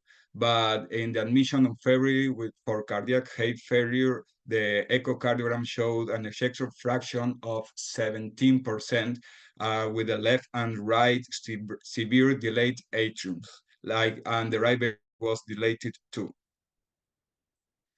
So at this point, the echocardiogram showed this low ejection fraction. The patient have 3 months of optimized medical treatment for heart failure, but the ejection fraction improved only to 30%. So at this point, the final diagnosis was a delayed cardiomyopathy with heart failure with reduced ejection fraction in the context of a long-standing history of RV pacing and the diagnosis of Ehlers-Danlos muscular dystrophy. So the solution was to insert, to do an upgrade to a CRTD. Like we can see the X-ray with the dual chamber pacemaker in the left and in the right, the upgrade with the new leads.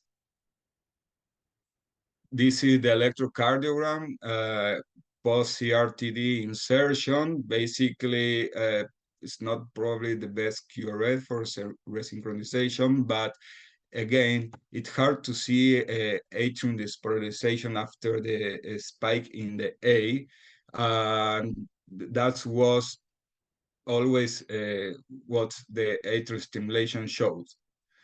So when we check in the device clinic, we can see this strip when there's atrial pacing, but sometimes during the follow-up, we saw in the atrium this kind of rhythm. Some reports wrote about atrial fibrillation.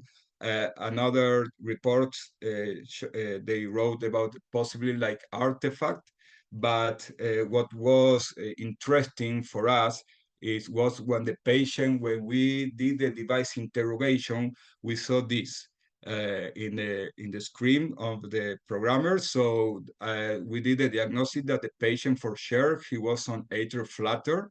But interestingly, when we did an electrocardiogram, we can see the date is 3 of June at 11. And at the same time, we changed the programming for the device to BVI 30 or 40 beats per minute. So this is the electrocardiogram with this on time interrogation of the device. So we can see clearly that the atrial lead of the device is sensing a flutter, but there's no any signal of any of P wave or F wave or flutter, nothing. It's an isoelectric line. So that was really interesting. And we can explain this because like if we see some report of this strange disease, this patient have a big fibrosis in both atriums. So some reports show that when they did an ablation, we can see that the right atrium is standstill. That we've seen that it's happening in this patient, but sometimes we can see that due to the fibrosis, the CS could be on flutter, but there's no any signals on the electrocardiogram due to the fibrosis in both atrium. In this case, what we thought that the right atrium, the atrium are standstill, but the appendage where the lead of the device is on flutter, but it's isolated due to the fibrosis. So we need to be careful when we have this kind of patient because sometimes they could be on AFib or flutter, and we can do the diagnosis and there's more risk of stroke. So basically, the take-home message is the main characteristic, they are young patients with atrial arrhythmias, could be present at the first sign of a systemic muscular dystrophic disorders. The insertion of pacemaker at early age is due to sinus node dysfunction, atrial standstill, and atrioventricular conduction defects, and risk of progressive heart failure and ventricular arrhythmia. Early ICD implantation and heart failure drug therapy should be considered. Thank you very much for your time. Dr. Javier is one of the best of the presentations about the so-called inheritable neuromuscular diseases. And thank you for presenting your case in this Indian EP Summit. I think you are so very glad that you are under the mentorship of Sam, right? Sam Kumar Menandra. Yeah. Okay. Exactly. You know what we need? Amaya, don't you agree with me that those called neuromuscular diseases, syncope, seizures, there is this collaboration of the neurologist and the electrophysiologist is required. Yes. This is that case. Yes. This is that case. The neuromuscular diseases gets manifest visibly, right? But these syncope, these heart failure, etc. Satish, you opened up your screen. Yes, sir. You have a large volume. I think there should be a collaboration. There has to be something to have, neurologists and the cardiologist or the electrophysiologist should meet together. Any syncope, seizure, at least an ECG. Pardon? At least an ECG before they send to the CT scan. One ECG and on the way you go to the CT scan, right? Especially seizure patients with multiple drugs who they say that they require 3-4 drugs. I think those patients should be evaluated for channelopathies, all the patients. Sam Kumar, what a great case. a conflict of interest here. So well presented, Javier. I mean, absolutely. I think it is. Absolutely. I don't think everyone present well, including me. There's nothing challenging in this case. The only thing was, yeah. Okay. I just had to make. No, Amaya, I was wondering, Sam, you talk about this so-called inheritable neuromuscular diseases, and how do we go about it when there is an association of the cardiac arrhythmia, the heart failure? Usually we collaborate with, we have a fairly good neurologist, a good neurologist, dealing with this neuromuscular, inheritable neuromuscular disorder. So we collaborate with him, and we occasionally only we get this inherited cases. We see more of, myotonic dystrophy cases, but Emery-Dreifuss is extreme. I mean, this is the first case I am seeing that. I have seen few cases while I was in India, but this is the first case I'm seeing with this much cardiac involvement. So yeah, we collaborate with. Unfortunately, there is no cure or no major treatment for this from their side. So we need to go a case by case basis depending upon the type of arrhythmias they present with. And we also had cases where we had to ablate atypical flutters and resulted in isolation of appendage, left atrial appendage. And the appendage alone was in flutter, patient was in sinus rhythm, and we had to cardiovert that flutter in the appendage. So they call Dr. Javier, wonderful presentation. Please do drop into India. Okay. Thank you. All right. Amaya, you wanted to make some presentation, some comments, please.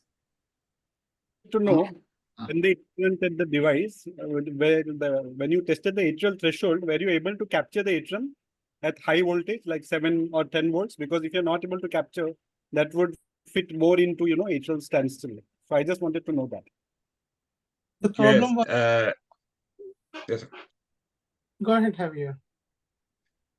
Really was really difficult to capture the atrium. Yes, with the report that we saw at this point is that the threshold was normal. That was strange, and we can see that we are pacing the atrium, we are capturing, yes.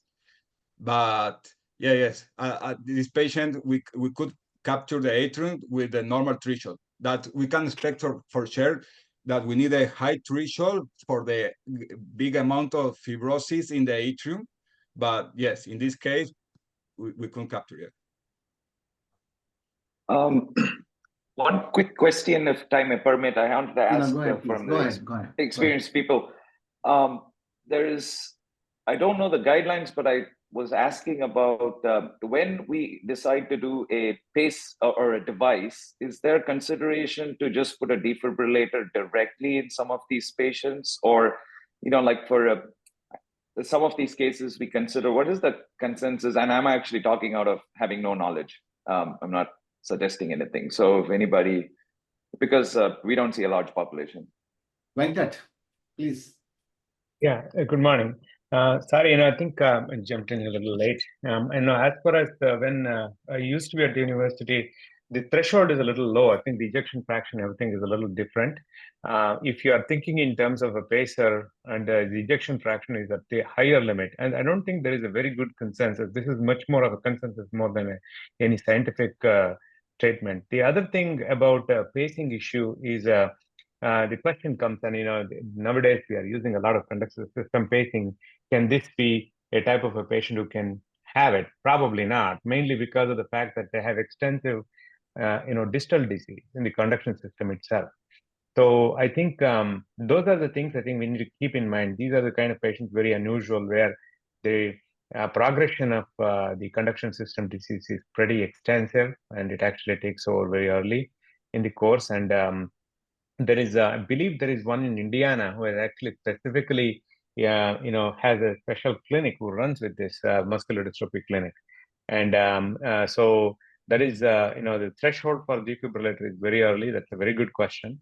And I think if I'm not mistaken, I have to brush up my guidelines. The guidelines actually has changed to a point. I think the ejection fraction limits are a little bit on the higher side.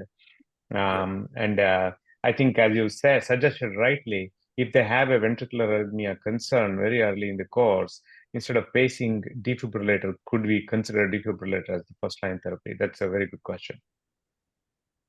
Yeah. I think the knowledge gap, Maya, you agree, at least in Indian context, is the neuromuscular conditions. I don't know how to I say that, and the epilepsy.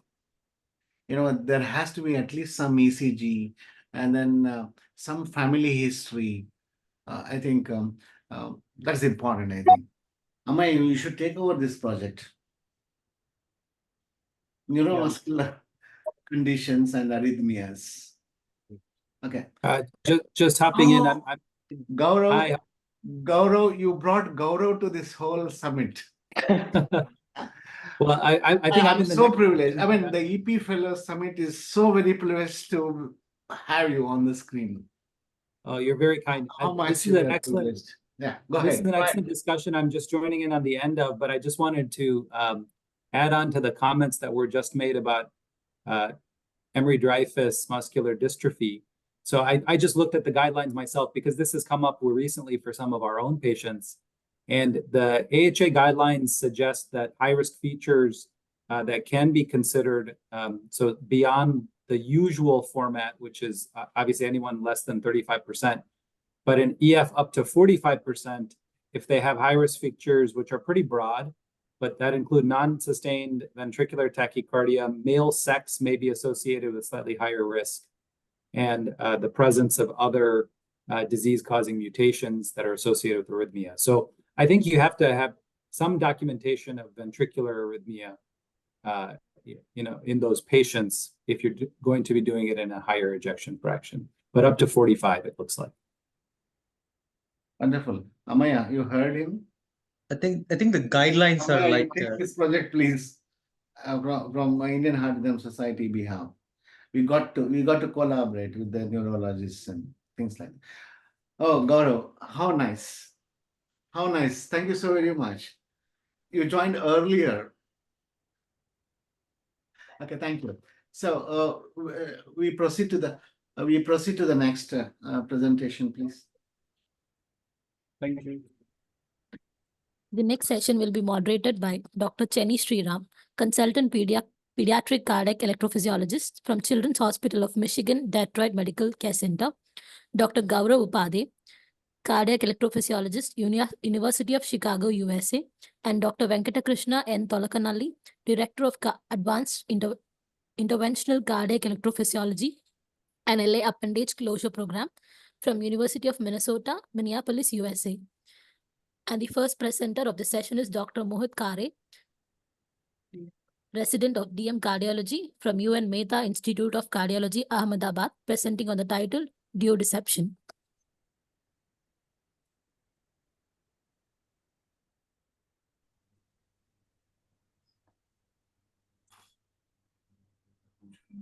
Sir, am I audible? You are very much audible. Your slides are seen nicely. Go ahead, Mohit. Thank you, sir. So good evening, everyone.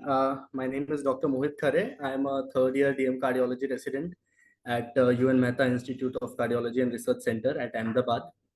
And today I will be presenting a case of a 38-year-old female with ventricular pre-excitation, a documented wide complex tachycardia, and structurally normal heart. I would like to extend my gratitude to Dr. Ullas sir for giving me this opportunity on this platform. So here, as we can see, the baseline ECG shows pre-excitation, which is suggestive of a left posterolateral pathway. And on the bottom, we see the tachycardia in the presence of a baseline pre-excitation with a structurally normal heart.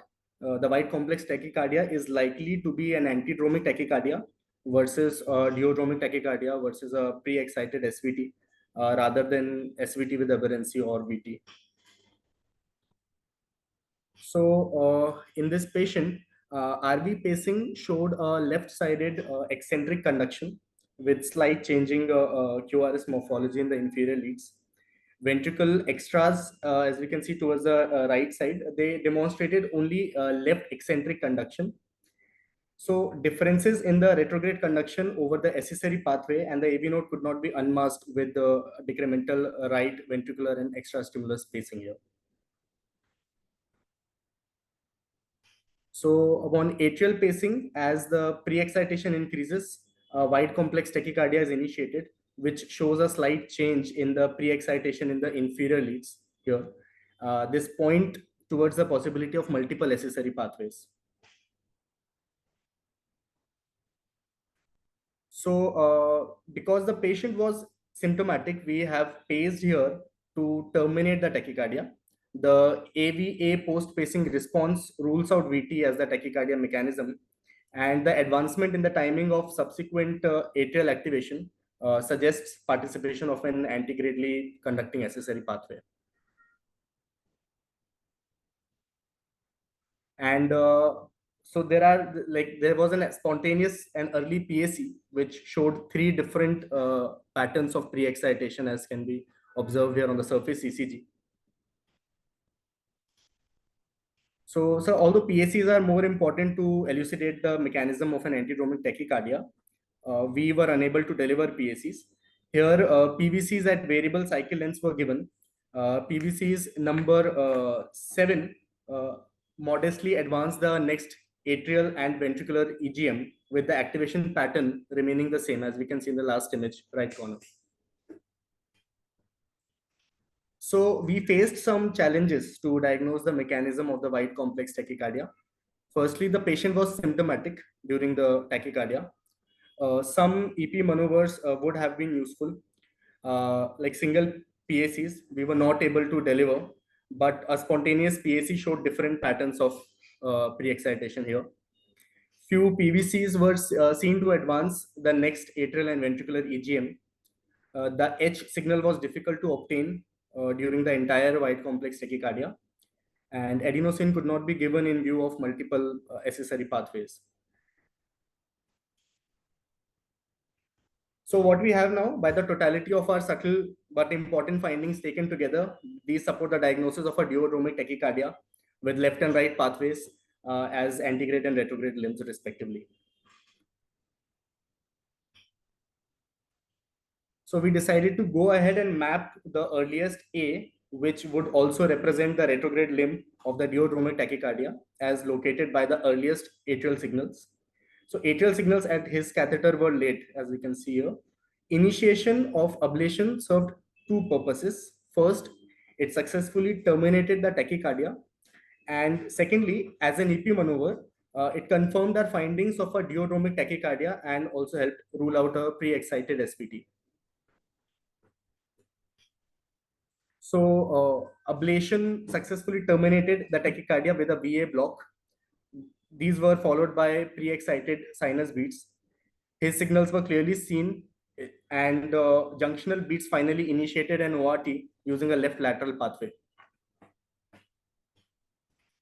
So this left lateral pathway was successfully ablated during ventricular pacing. And pacing protocols showed a new pre-excitation employing a left posterior pathway. So I'm a big fan of the NBA and could not think of better analogies. Vince Carter will be the greatest dunker in the history of the NBA. At 38, he decided to come back, which delighted many NBA fans.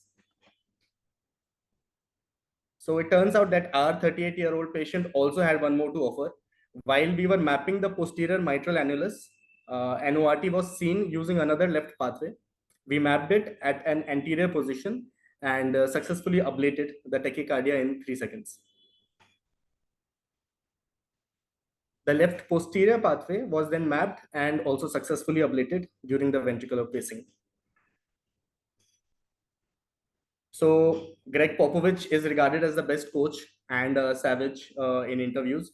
He was mocking my favorite LeBron James for the 5 championships that his San Antonio Spurs had won.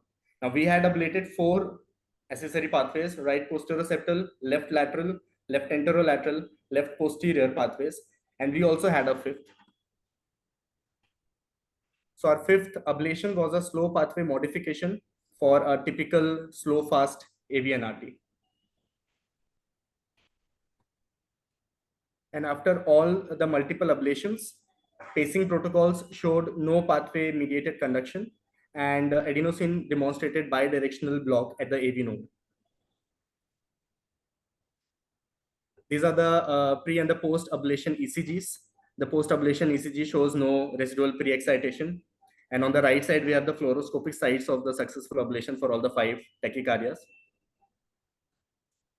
So people with WPW and multiple pathways may be genetically predisposed.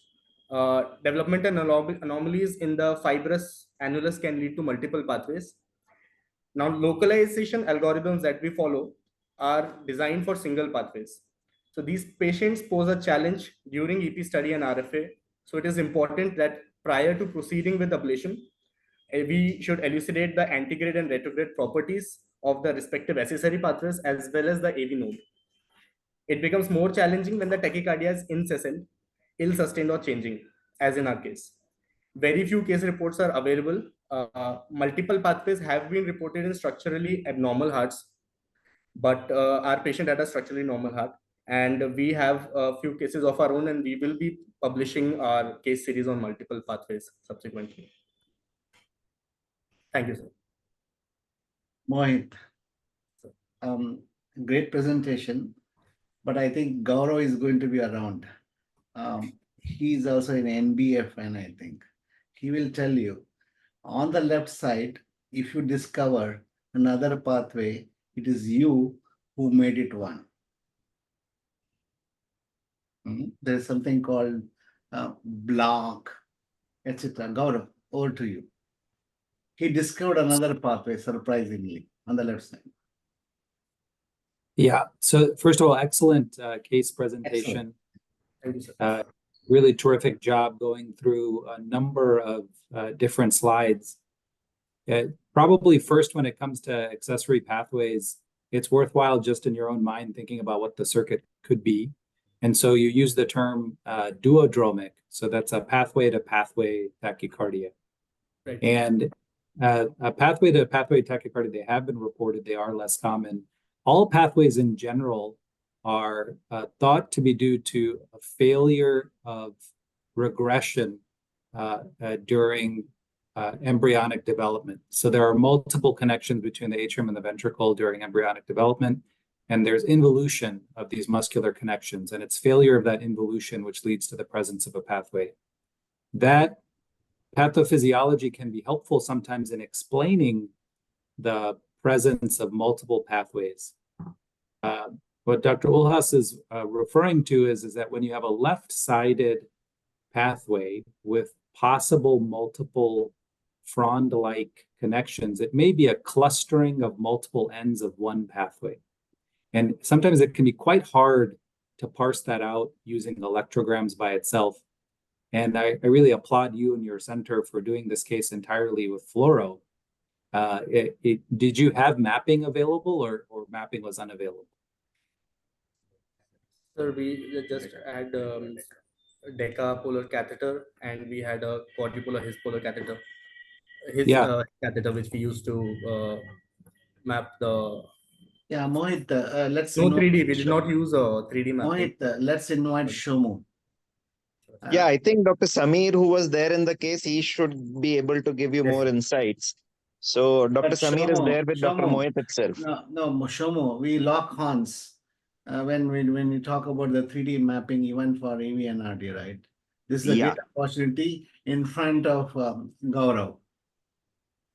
Can we also just, while you're doing that, can we go back to Shomu, that go ahead, please. first ablation? Yeah, open up. so Shomu is a personally speaking, yeah, 3D we don't use in all cases, and in this case, I think it was not there. And when you have multiple pathways, if you are mapping with all these multiple pathways, the wavefront changes. As you can see in the initiation itself, there was a sinus rhythm, means when you were atrial pacing, and then there was a tachycardia, the QRS complex was different. At that point itself, there is a suggestion of a two pathways itself, and both have different pre-excitation. One is lead 2 is lead 3 is QS pattern, and the lead 3 in the other part is equiphasic. So when you have this a 3D mapping, unless you're very specifically pacing near the pathway, it becomes very difficult to see which is the earliest activation pattern if you're doing otherwise. So open window mapping can occasionally be helpful because you can see all of the signals in that setting. And even in the presence of multiple pathways, that can be helpful in trying to discern the insertions. But if you go to the next slide, go to your first ablation. I was just paying attention to that, the very first ablation signal. How did you decide to treat this particular area? Because I'm looking at ablation distal here. If you could just walk through what you're seeing here and why did you target this particular area? Good evening, sir. So this is Dr. Samir here. I was there for this case. So Dr. Mohit is a third-year resident, so he undergoes rotation with us. So the target of we targeted this area because it was the earliest atrial signals were seen over here. And we thought this will be the retrograde limb of the duodromic tachycardia. Also, the His signals were late over here, so safely away from the His region. So if you look at the ablation distal electrogram, yes, you have a very nice atrial and ventricular signal, and we can compare it to the first return beat to parse out what's A and what's V. During an antidromic tachycardia, we're going directly from A to V, and you're mapping here, it looks like the atrial insertion. So the atrial end of that insertion. What's interesting is that there's a relatively long isoelectric signal between the A and the V. Right. So that is atypical for a successful location. And the usual explanation that's given is that there is slant, that the pathway is slanting from one side of the annulus to another side. So when recording from this location, if a pathway is so if this is the annulus and this is the ventricular side and this is the atrial side and this is your recording site, you'll see an early A, but the V will look relatively late because the pathway is slanting across the annulus versus being directly underneath. It's directly underneath, the A and the V are merged. And in a simple pathway ablation, we look for that crowding of the A and the V. Usually when you have slant, there are maneuvers that you can do is you can pace along the annulus to try to look at the AV timings. It sounds like in this patient, there was incessant tachycardia. Is that right? Right. Yes, right. So in incessant tachycardia, it's more challenging. And what I'm getting to is I think it was very fortunate here that you had a response when you ablated at this region, because looking at the signal there itself, I can't discern that there's specific characteristics of disease. So what Jackman would point out is when you have a slanted pathway, the ideal place to burn is where you can find a pathway potential. Now, to be fair, finding a pathway potential is extremely challenging because usually these potentials are quite small. They look like complex fractionated electrograms, which are much smaller in amplitude than the A and the V. So it's good that you had a response during this ablation. I'm not completely convinced that reflected ablation of an end of the terminus of the pathway itself. Because sometimes during ablation itself, a patient, particularly who has conscious sedation, will be awake, and you can have changes in tone during that time also. So that's why I was interested in the signal at this location. So immediately afterward, did you see anything here that made you feel like it was for sure a good location? Did you do a maneuver? So no, pacing maneuvers didn't show any early signals later on, so on A pacing or B pacing was always left eccentric. But even after termination of the other pathways also, we didn't get any early signals in the right posteroseptal region. The tachycardia terminated within less than 2 seconds. I thought it was a successful termination, and only later on we stopped the delivery of energy was because there were some junctions over there. And that junctions then later on initiated a left-sided, an ORT using a left-sided pathway. So, but after, Yep. So, yes. so at this particular location, you saw earliest A, and then one maneuver that you may consider doing is, even if you have a few beats of sinus, is to pace again from that location. Because if you have terminated a pathway, obviously you're not going to have any evidence of pre-excitation, but you're presuming that it's an antidromic circuit. So if you're trying to see if that location has any continuing antidromic properties, just while your catheter is there itself, you can come on pacing. Now, the second arrhythmia that was, so what we're seeing here, tachycardia terminates. Sorry, I'll go back to this. So it initiated a ORT using a left-sided pathway, and that same one we targeted during a ventricle pacing at the same tachycycle length. And so now you're mapping the ventricular insertion. The mitral annulus, yes. Mapping the earliest during ventricle pacing. Yeah, and it's in a very different location than where you had first terminated. I see that based on the fluoroscopy. Again here, so this is the key kind of electrophysiological point is that I'm looking at your ablation signal and I'm trying to distinguish what's A and what's V. Sometimes, the sweep speed of this, and Mohit, I understand you're a resident, so you're showing it to us at a faster sweep speed, and maybe it's also to show the effect of the lesion. Right. But it's very helpful to really zoom in to a much slower sweep speed, because fundamentally we want to see what the characteristics are of the electrogram itself. So zooming in here, what is A and what is V on this electrogram? And we're calling this orthodromic ART. Is that right? Yes, sir. Using a left lateral. This is done during V-pace, Ventricle. and you can see when the VA dissociates, there is a good V as well as a good A. Yes, I see at the end of the, so this is RF on here. We can see the A and the V separate. What I'm trying to distinguish is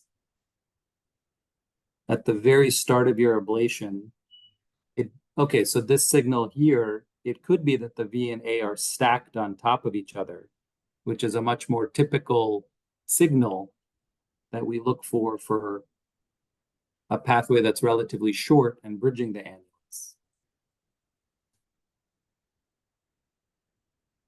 The atrial electrogram at this location is relatively small. So because you're mapping the ventricular aspect.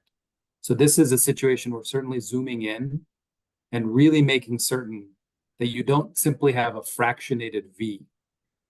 Because a fractionated V, if this had not been a successful location, if you didn't terminate, then you'd want to ask the question, where do I go next?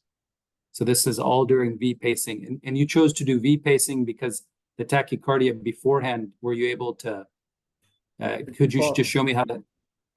The catheter stability. Got it. For the purpose of catheter stability during ablation. So he was no longer incessant after the first application. Is that right? No, but this tachycardia was inducible. This ORT using a left lateral pathway was easily inducible, but we chose it to do it in, ablated during a ventricle pacing for better catheter stability. For sure. And then when you induced the ORT, did he have like the typical response to the maneuvers that we do? Yes, sir. Yes, sir. For that, to maintain the time, we have not shown everything, sir, each maneuvers.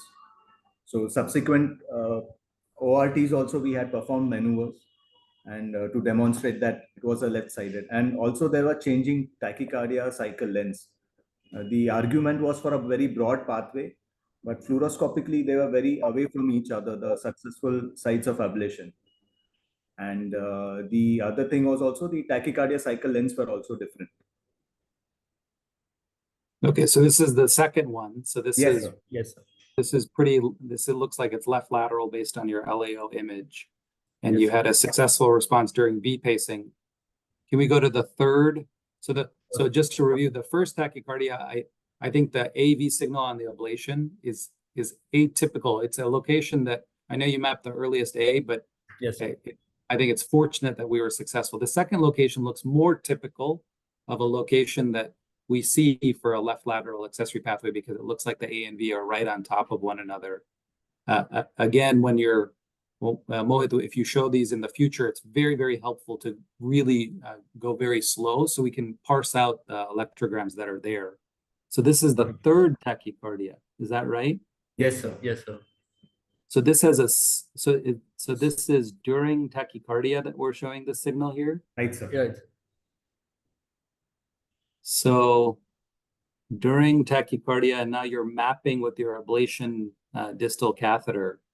Yes. So the question becomes, is this a new tachycardia or is it failure of the ablation that we had from the prior signal? Yes, sir. Sir, yes, sir. Sir, on full fluoroscopy, it means the position of the ablation catheter was fairly distant from the previous ablation. So we considered it as another pathway, concealed left anterolateral pathway. And it was a slower tachycardia, having a tachycardia cycle length of 430. So that is what made us believe that it could possibly be another tachycardia. So here we have a nice separation of A and V on the catheter. The ablation distal is showing that. Ablation proximal is also showing the difference here. And when we terminate, no, you're not terminating here. You're just showing the signal. There's no RF lesion. Or is this, no, I see RF is on. RF is on. So you chose to ablate during tachycardia for this one? Yes, sir, because it was a slow 430 milliseconds. And it was relatively stable. Yes, sir. Yes. So just to look at the ablation distal signal, that signal here, it looks relatively, just compared to many other tachycardias, it looks relatively, again, further apart. So the VA timing is close. But if I compared that to CS12, for example, which is right above it, the VA time itself is actually quite similar. And there's a comment here. Earliest A on the HIS catheter. Slightly late, sir. The ablation distal is slightly earlier compared to CS12 in this image. Yeah, so here this is the question becomes, which is that the VA time is we're looking at here is where does V end and where does A start? That's always the question. So the highest frequency signal tells you most likely what's near field at that location. But when we're trying to map for accessory pathways, if there isn't slant, or even if there is slant, what we're looking for ideally is a potential that reflects the pathway itself. So in absence of that, then we look at the VA time. But it's interesting. So if you compare CS12, look fluoroscopically where 12 is, it's like miles away, right? Yeah. Fluoroscopically, it looks like it's miles away, and yet the VA time is actually pretty close, between those two signals. Yes, sir. Gaurav, can I pitch in here? Yeah, please. Yeah, you see, the first ablation distal, first complex, the V and IA, and just before it disappears, the V and IA, there's a gradual increase in the VA.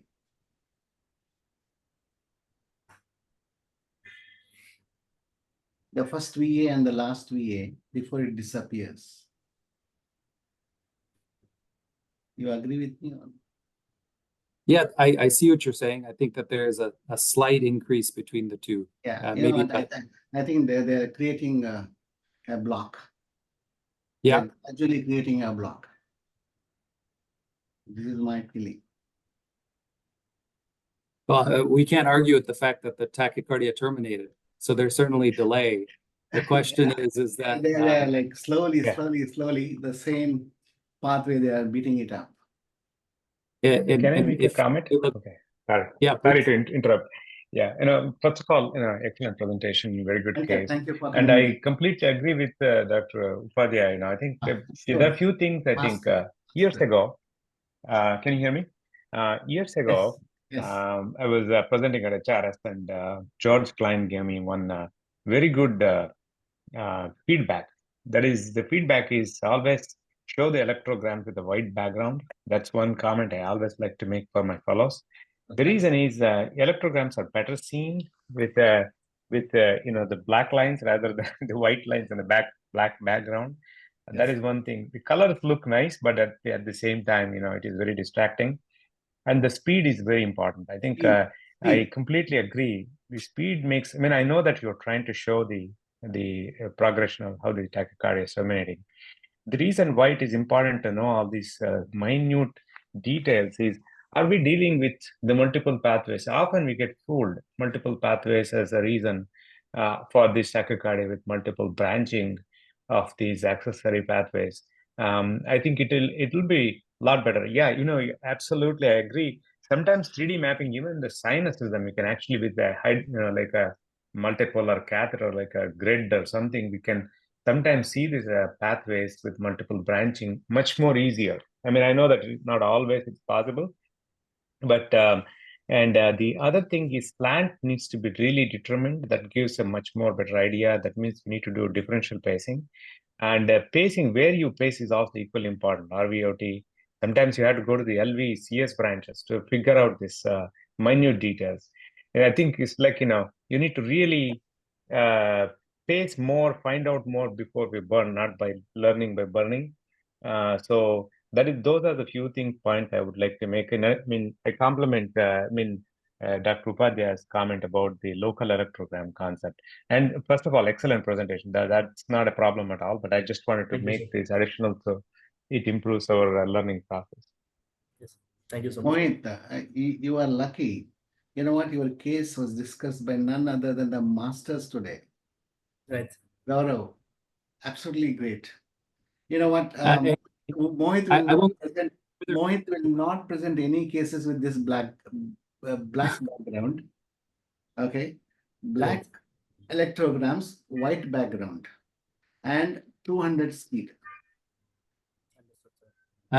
This is small things you learn. Shomu is coming in. Who is speaking? Shomu. Yeah, Dr. Gaurav was speaking. No. Now you should speak. Gaurav, Shomu, the best brains in the EP in India, by the way. No, I'm a little bit intrigued. What happens is if you have multiple pathways and it changes the activation pattern, as well as if you have a changing activation pattern both in pre-excitation as well as in retrograde limb,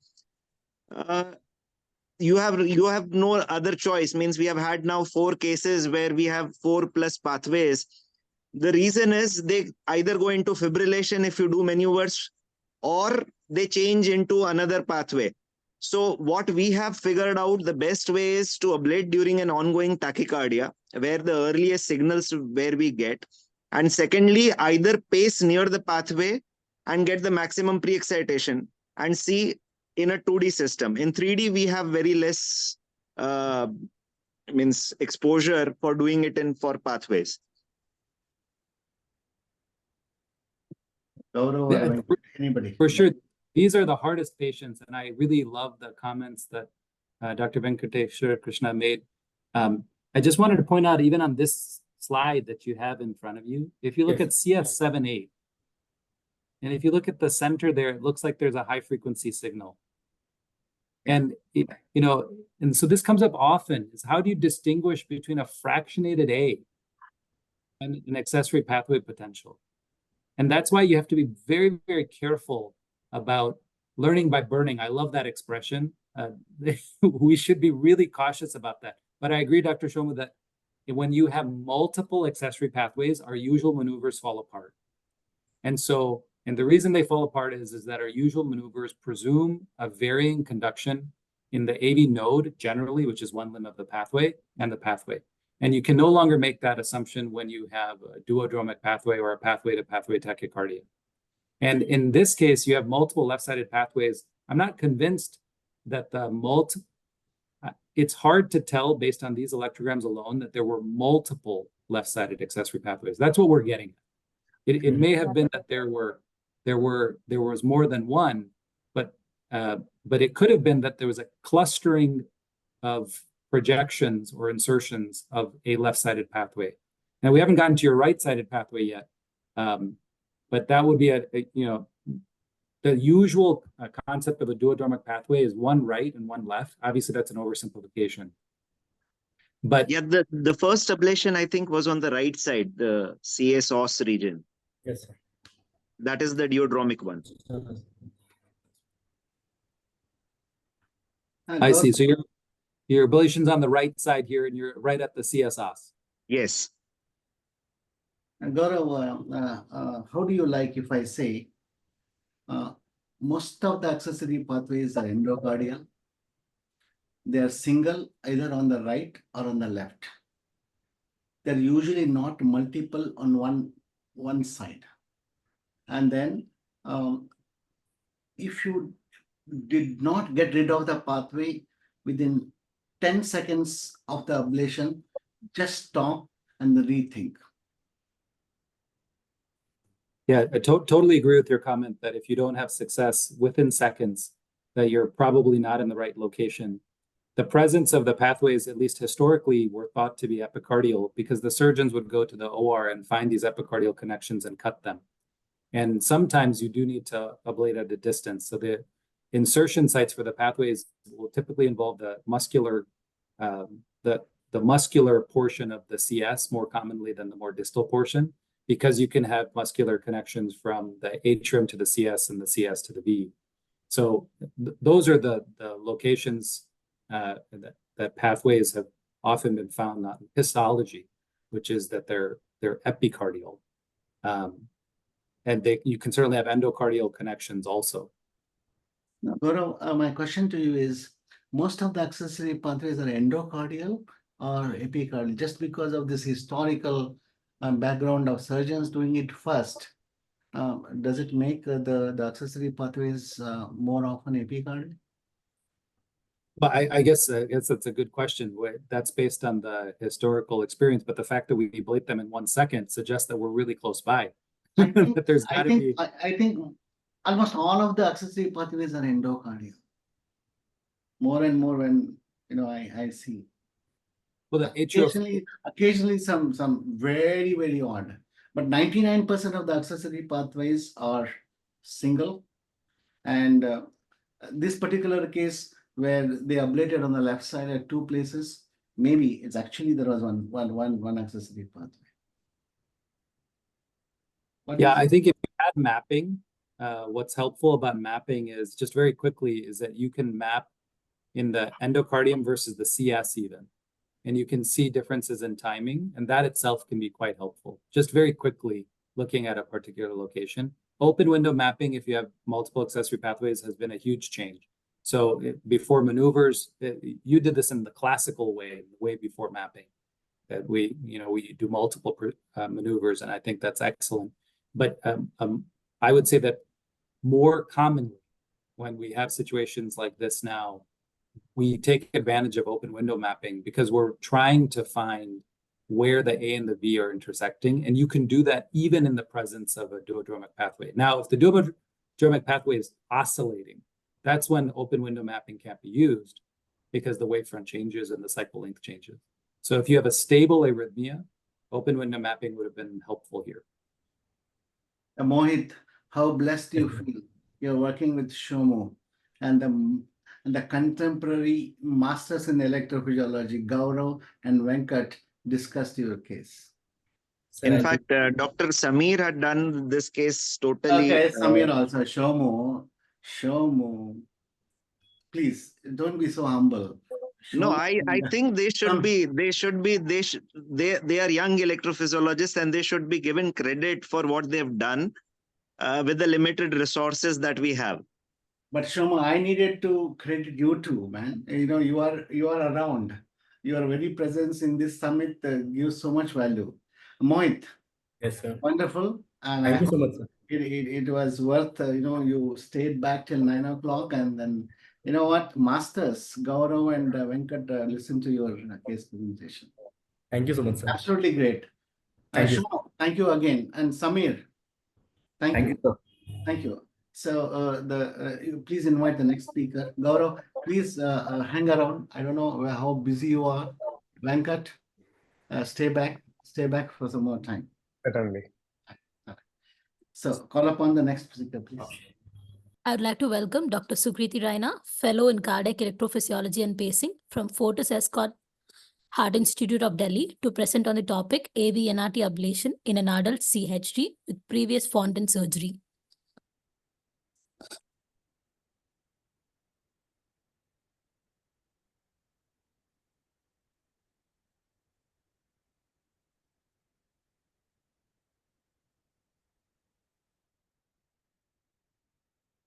Thank you, ma'am. Am I audible? Yeah, Sukriti, you are audible. Absolutely. Okay, go ahead. Yeah. Very good evening to the Masters in Electrophysiology and my fellow colleagues. I will be presenting the case of AV-RT ablation in an adult with congenital heart disease who had undergone a previous Fontan surgery. Myself, Dr. Sukriti Rana, Fellow Cardiac Electrophysiology and Pacing under the mentorship of Dr. Anil Saxena sir and Dr. Aparna Jaiswal from Fortis Escorts Heart Institute, New Delhi. So ours is a case of 36-year-old male who had presented to us with complaints of recurrent palpitations. He was diagnosed with tricuspid atresia at the age of 1 year. He had undergone modified BT shunt followed by classical Fontan at the age of 3 years. He had been on multiple combinations of antiarrhythmic drug therapies before he presented to us. But this time when he came to us, he had been complaining of exercise intolerance, which was impairing his quality of life for the past almost 1 year. So a little bit about the classical Fontan. So he actually had a atriopulmonary bypass in which the ASD and the tricuspid valve are closed.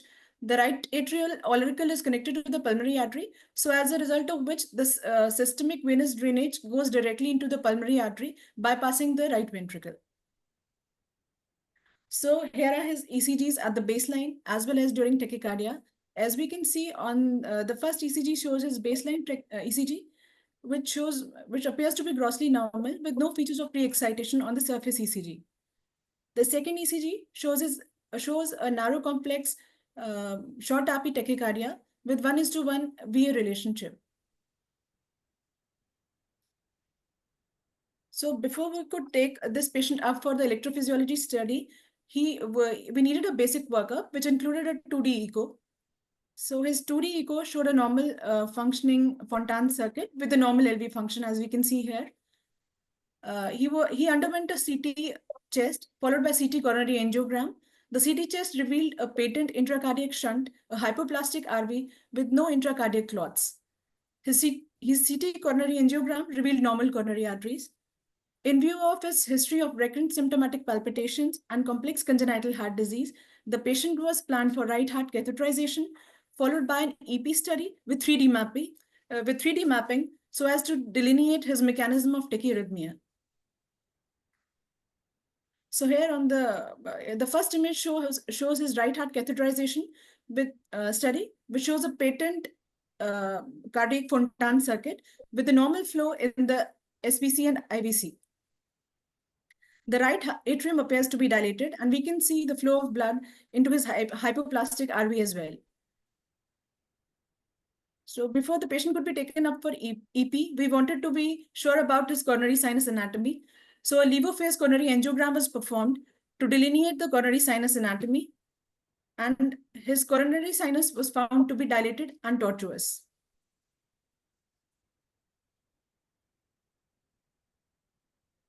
So here we discuss the placement of the catheters in this patient.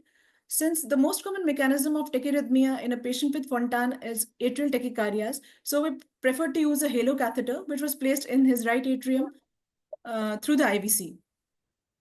A decapolar catheter was placed in the coronary sinus from the right internal jugular vein, and a quadripolar catheter was introduced through IVC to locate his AV node. As we could not delineate his potentials through the decapolar catheter introduced to the IVC, we used a retro-aortic approach, and a deflectable decapolar catheter was introduced by a retro-aortic approach into the LV to localize his potentials. So this was followed by a conventional EP study during the sinus rhythm at a tachycardia at a cycle length of 633 milliseconds. As we can see, his AH interval was 97 milliseconds. The HV interval was 46 milliseconds, which fall in the normal within the normal limits. But his PR interval was prolonged, which could be explained by his dilated RA.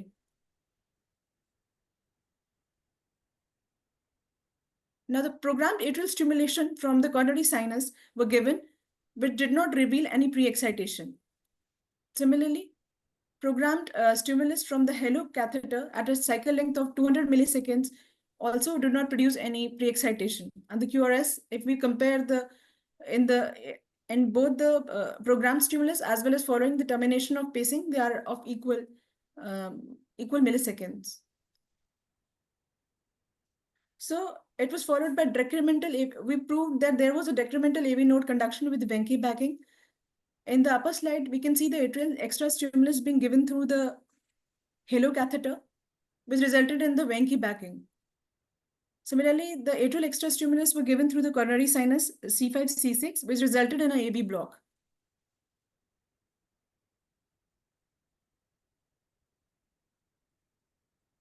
Then induction of tachycardia was attempted by atrial extra stimulation via the halo catheter. A decrease in the extra stimulus from 270 to 260 milliseconds resulted in an AH jump of about 90 milliseconds. As we can see, these are his potentials, which we can see through the deflectable decapolar catheter, which was introduced into the LV. So this was the AH jump seen when the extra stimulus was given at 260 milliseconds. So this not only, the AH jump not only proved the dual AV node physiology, but it also initiated the tachycardia.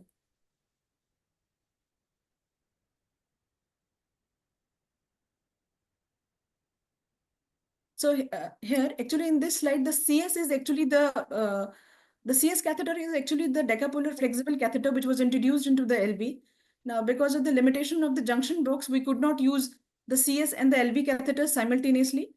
So here we can see that there is a short RP tachycardia at a cycle length of 260 milliseconds, which shows the earliest in low atrium, as it is seen in the halo 9.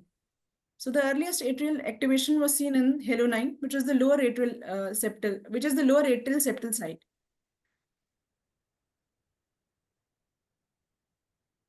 The septal VA interval in our patient was around 69 milliseconds.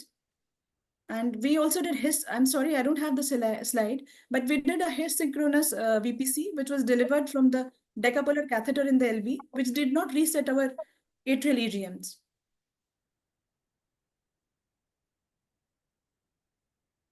So again, here the CS is the LV decapolar catheter, which shows the VA conduction was decremental. As we can see, the progressive VA intervals are increasing till it is blocked, which rules out the possibility of a retrograde accessory pathway.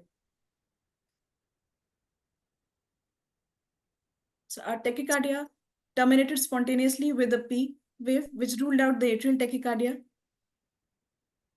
As the same can be proved on these EGMs as well. The tachycardia terminates with an A wave.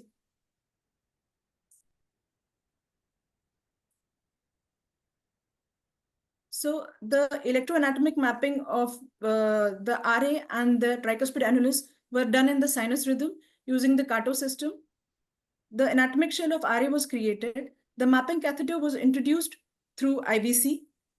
The CS os was tagged. We could not, the compact AV node could not be tagged by the mapping catheter. We had to rely on the LV decapolar catheter as a reference, and his potentials were tagged. The area showing small near-field atrial EGMs with large near-field ventricular EGMs in the lower atrial septum were tagged. Radiofrequency lesions were given over the targeted area. Junctional beats were demonstrated, and the tachycardia was non-inducible. So that's it, sir. Thank you. Thank you very much. This is a nice example of ABNRT, most likely in this patient. I really loved, and I just wanted to point out that the key insight here is that you used an LV decapolar catheter to map the left-sided His, because the right-sided His was hard to see in this Fontan patient. And without a His, this case would have been very challenging. So having that His recording, and it's just a good reminder that if you're having a trouble finding a right-sided His, that the left-sided His is more superficial and typically easier to record. The concern in that area is causing AV block. So I think that the recording of the left-sided His was super valuable. Your coronary sinus venogram in levo phase was an excellent. It was an excellent thing to start with. If you can just show that again. Yes, sir.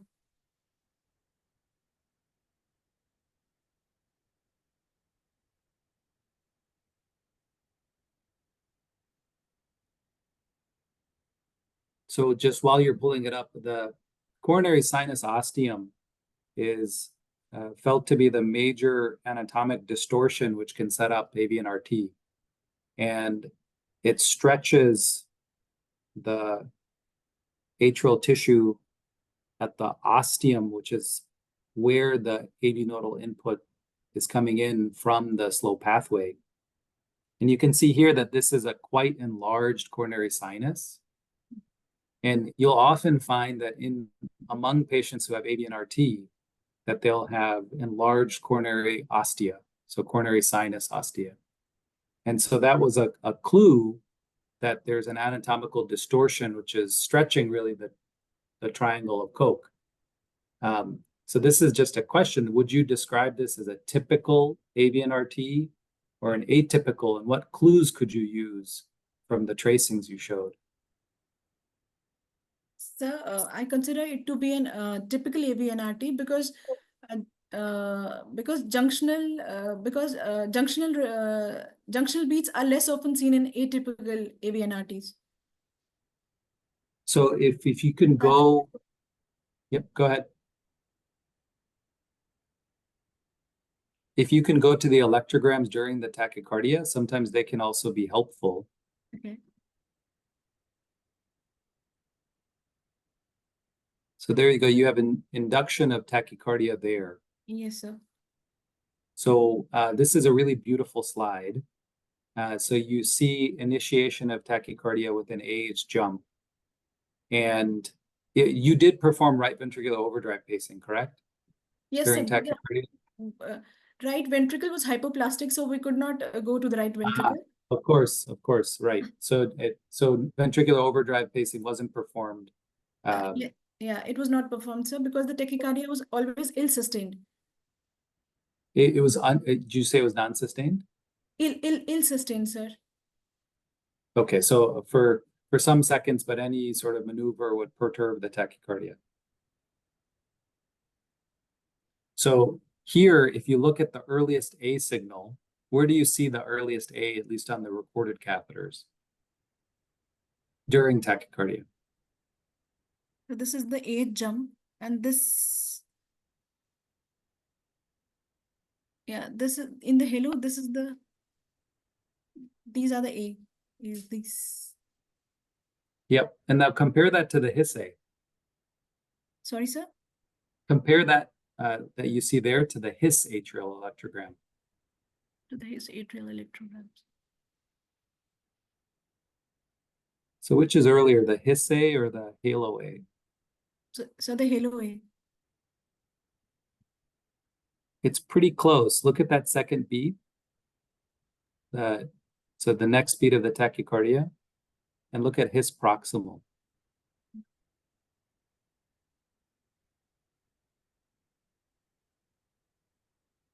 So that's one beat. That's one beat. Look at the beat after that. The next beat. Mm-hmm. And here, would you say it's His A or the halo, the His proximal A? So the His. Yeah. So the His proximal A.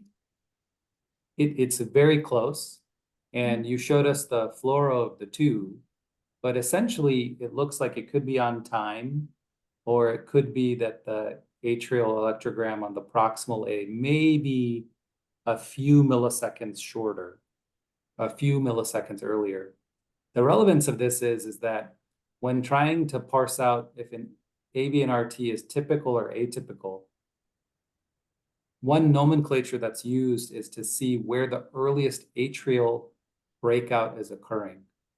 So if it breaks out at the fast pathway region, and the fast pathway region we usually mark with the His, then we say that that's typical.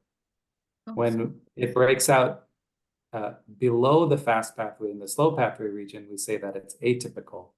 But what this gets at, and of course this is a patient with congenital heart disease, is that when we have looked at this with high mapping studies, that the breakout can actually be simultaneous and it can be broad. So you can see breakout at the fast pathway, which is typically marked by the His, the slow pathway, which is typically marked by the CS, or you can see a broad area of breakout. And in surgical studies where they put plate electrodes in the heart, there would be some proportion of patients with a relatively broad breakout. In our mind, we think that the AV node has discrete inputs. It doesn't. The AV node looks like it's like a comet-shaped structure, and this structure has probably varying inputs. And what we're just mapping is the retrograde limb.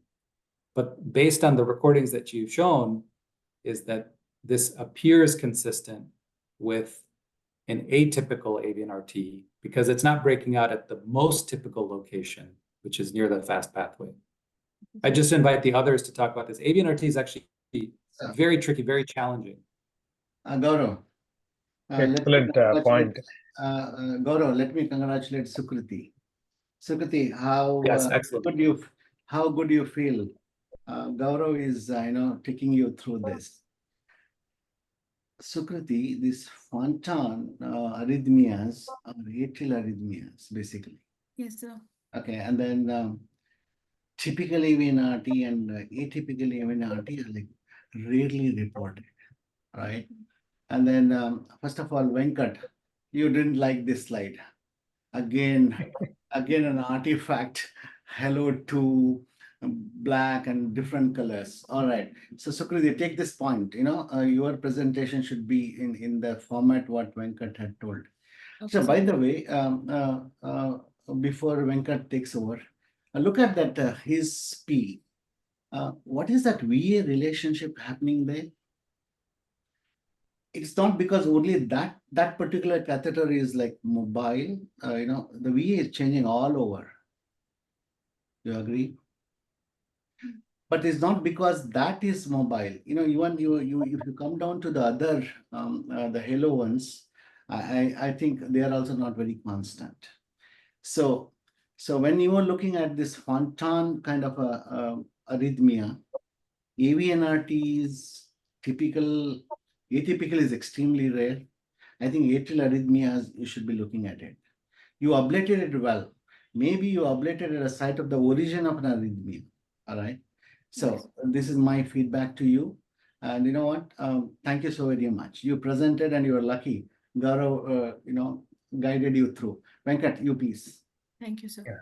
No, first of all, once again, excellent presentation. These are always challenging. Anything with the congenital anomaly and corrected. Many things, the rules are less likely to apply in this case. But there are a few things I think will always enhance in a situation like this. Let's say the coronary sinus ostomy is so huge, and as Dr. Upadhyay was telling earlier, that's one of the reasons it sets up the fertile ground for AV/RT. The two things that can be thought about. One thing, can we put in two CS catheters? This is very Jackman approach. One is from the femoral approach, another from the CS approach. Then you can actually record the CS roof as well as the CS floor. So you can actually have different CS activation patterns. I mean, this is all kind of supplementing to your ideas, so what you are thinking in terms of atrial activation. Number two, as Ullas spoke about this concept of VA timing changing. Usually one of the important things, that's an important observation you need to keep in mind. VA timing can settle at some point. This is also the electrotonic changes that happens in the beginning when you actually do in extra stimulus, and it settles over time. That means you need to still observe subsequently the beats, how the VA relationship exists. That actually gives another idea. The other way to say, I know that this was not a sustained atrial arrhythmia that you could do many maneuvers, but one of the things, if you can do it, is a late PAC in the region of either the extension, whichever extension you have. We rarely do them, and most of the times we successfully ablate. But if you do it, there are some tricky situations where, especially in a congenital anomaly, where you may have probably the left lower extension on the posterior side of the coronary sinus. There is a beautiful picture from Kumar's group in the MRI project talking about the left lower extension, how it actually looks, and the right lower extension of this AV node. That is something which is important. Sometimes you keep ablating and ablating, you may get junctional, but still tachycardia is inducible. So this is not something will be very pleasant. You don't want to ablate too much in a situation where you end up causing problems. So those are the few things I think delineating before you do an ablation will be very helpful. Then you mentioned something about the AV node in a location. You're trying to get some electrograms. I was perplexed. What were you trying to get in AV node? I mean, so we were looking for the His potentials, but we could not get them through the decapolar catheter, which was put through the IVC. Got it. Yeah. I mean, so the reason I'm asking this question is AV node potentials. I mean, I was wondering whether you're thinking in terms of a slow pathway or something. It's unless you use a very tight pole electrograms, there is no way you can actually identify a slow pathway potential with so much amount of far field signals. So it's AV node by itself. His is obviously what you're targeting. That's what I just wanted to make sure. And that's a very excellent way of actually what you looked at it. Occasionally, you can actually obtain these signals. I think the distal was showing already. You got somewhere between the right coronary cusp and the non-coronary cusp region, where this the distal electrogram, where you see the His potential. You could do sometimes in the coronary cusp itself, these electrograms, you can actually identify them. So I think overall, excellent presentation, and it's challenging, obviously, when you cannot sustain it for a long period of time.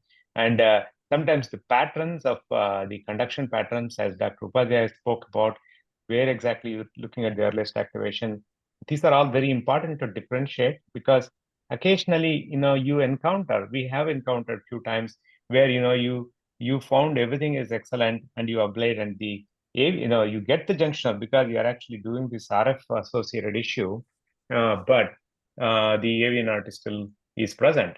So that's when I think the challenges happen. It's a good idea to, if you can, do a late PACs and figure out what really you see the response with respect to either delaying, terminating, or pre-exciting the next atrial beat.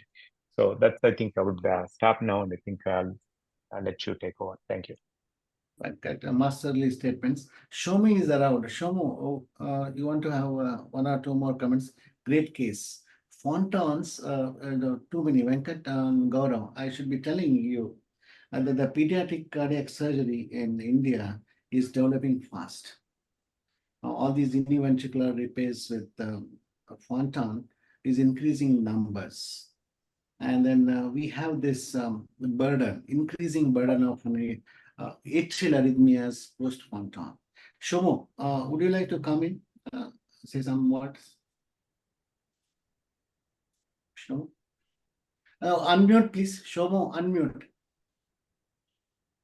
Shomo, please unmute. No, still. Shomo, you can't hear you. Unmute. Yeah. Now I'm able to. Initially, I was not able to. Absolutely. Go ahead. It is something to do with the increasing number of Fontan surgeries in the country and the arrhythmia burden. Please go ahead.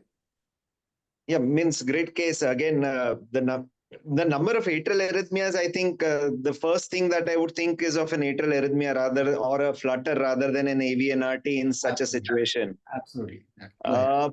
However, unless you have specific maneuvers to differentiate a atrial tachycardia from a Cox triangle tachycardia or a atrial tachycardia from nearby.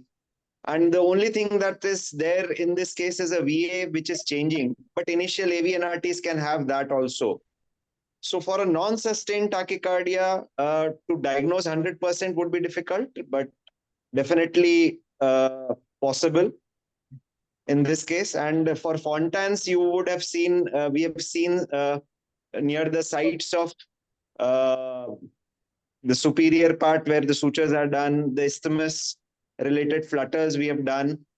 Also, it also depends on the pathology for which the Fontan is being done. So many atrial arrhythmia circuits can be there in Fontans. The only problem is whether fenestration is kept or not. So as an electrophysiologist, I would want all the surgeons to keep a fenestration in rather than not do it without it. Okay. By the way, Shomo, thank you so very much. Sukriti, if you are around, Yes, sir. apart from Venkat's statement that it should be black and white, not colorful and no all that, you would never next time present. We are sorry that we didn't do the his PVC maneuver. Huh? Don't say that. No, we did it, sir, but I don't have the slide. And don't say that. Okay. Oh, okay, sir. I'm sorry. Okay. No, we believe that you didn't do it. Okay. Okay. So, all right, Sukriti. Next time you Just- present. Okay, go ahead. Go ahead. Just one other point that I've just noticed is that for timing, clipping the electrograms is very helpful because you can see starts and stops. But sometimes when you review after the case, you want to take the clips off to look, particularly for things like earliest signals. Sometimes they're easier to see if the clips are removed, just in terms of analysis. And I would echo the point that Ulhas, you made, that yes, atrial arrhythmias are much more common with the Fontan, particularly flutters, and they have to do with the scar that was constructed at the time of the surgery. But this is really a beautiful example of a variant of AV. Yeah, very rare. Sukriti, one more thing. Whenever there is this wobble, you will say that there was an wobble initially, but then it remained fixed. Okay. All right. Okay, sir. Okay. So, a great case. And you know what? Thank your mentors, my Aparna and my boss, Anil Saxena. You are lucky. You are being trained with them. Thank you, sir. All right. May I ask my host to call upon the next presenter, please? Now I invite Dr. Saroj Kumar, Fellow in Cardiac Electrophysiology and Pacing from Rabindranath Tagore International Institute of Cardiac Sciences in Kolkata to present upon on the topic of single beat of VF annotation leading to the shock in VT1 zone. Is it appropriate?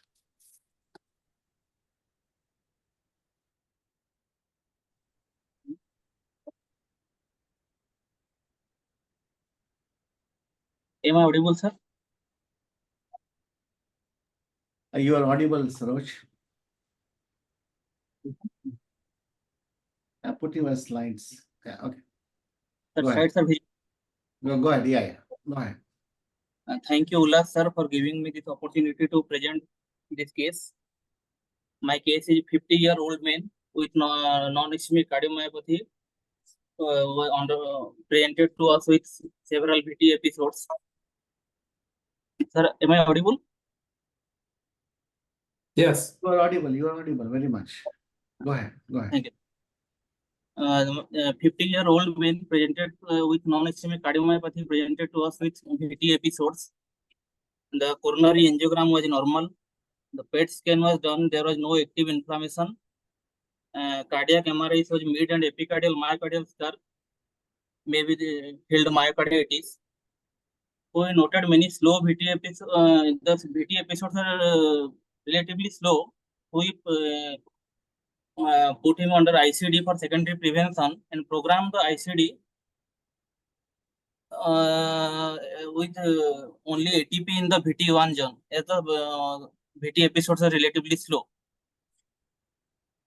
Then the patient presented with 2 episodes of ICD shock. Then we took the patient for device interrogation, and the ICD interrogation revealed few ICD shock in VT1 zone, where only ATP was programmed initially. So this was the device data, which shows ATP therapy is unsuccessful. This was the tracing, device tracing.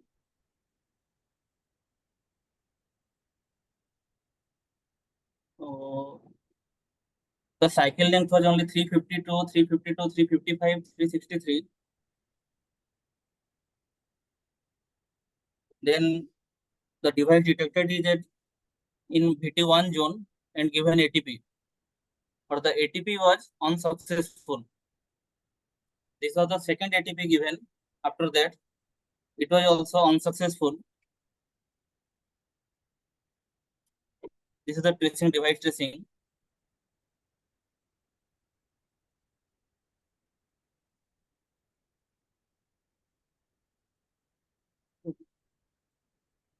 These were the content, the VT episodes continues. And then suddenly he received this shock for a single VF annotation. The cycle length was 281 only. The VF, and this is a only single bit which triggered that VF zone, triggered the VF mode, and patient received a shock.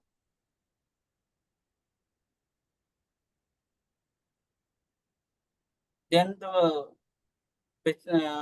tachy terminated and patient returned to sinus rhythm. So why just one VF annotation lead to VF therapy triggering? So we went for the about ICD algorithm to find out what is the cause. Then this is the algorithm takes two criteria: how fast is the rhythm and how long it did last. So these are the nominal intervals generally set for VT and VF zone.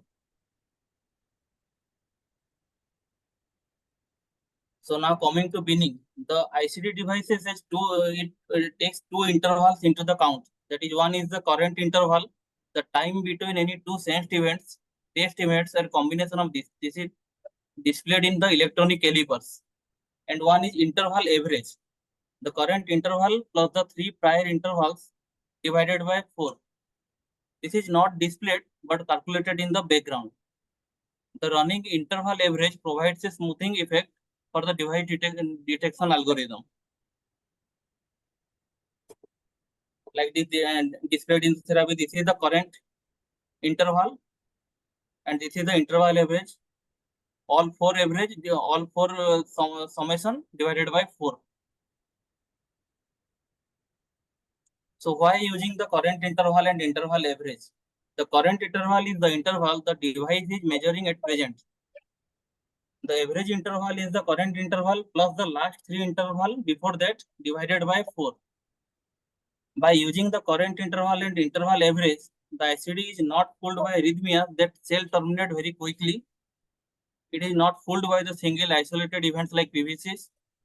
Get a smooth out assessment of the current rate. Still can respond immediately to the dangerous arrhythmias. So the binning rules is every sensed interval will be classified as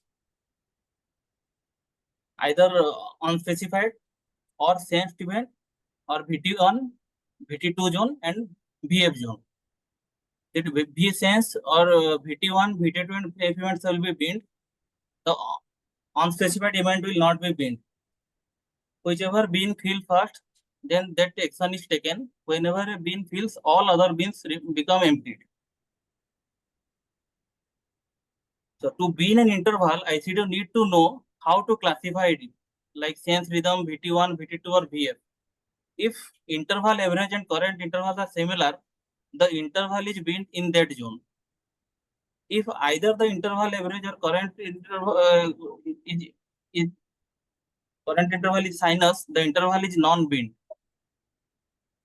If both are different and fast or not sinus rhythm, the interval is binned in the higher zone. The intervals are counted until a bin reaches its capacity. These intervals do not have to be consecutive. When a bin is full, that particular rhythm is detected. Whenever a single bin fills, all other bins become empty.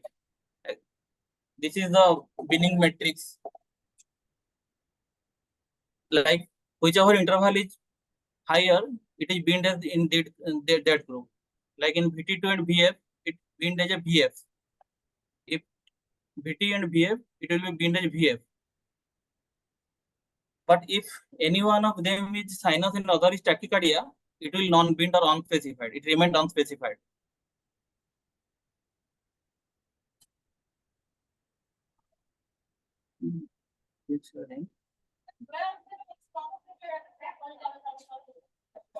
So, during ongoing VT episodes, in my case, the occasional PVCs were binned in VF bin, which fulfilled the VF criteria despite the slow tachycardia.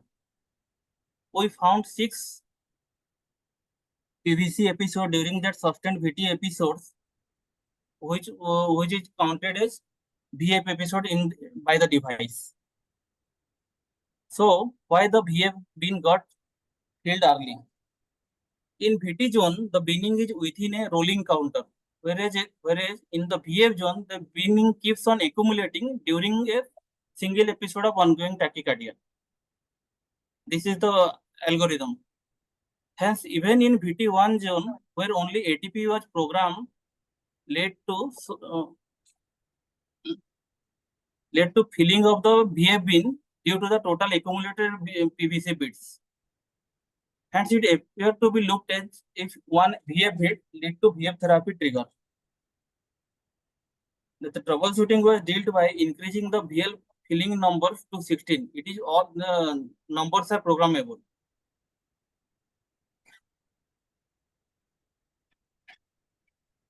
Thank you, sir.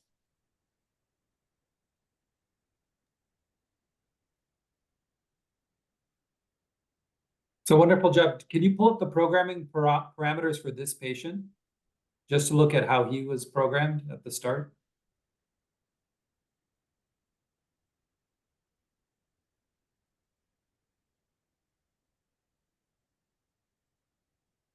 Okay, so you have ATP times 2 for VT1. No, sorry, this is not the full programming parameters. Do you have the full programming?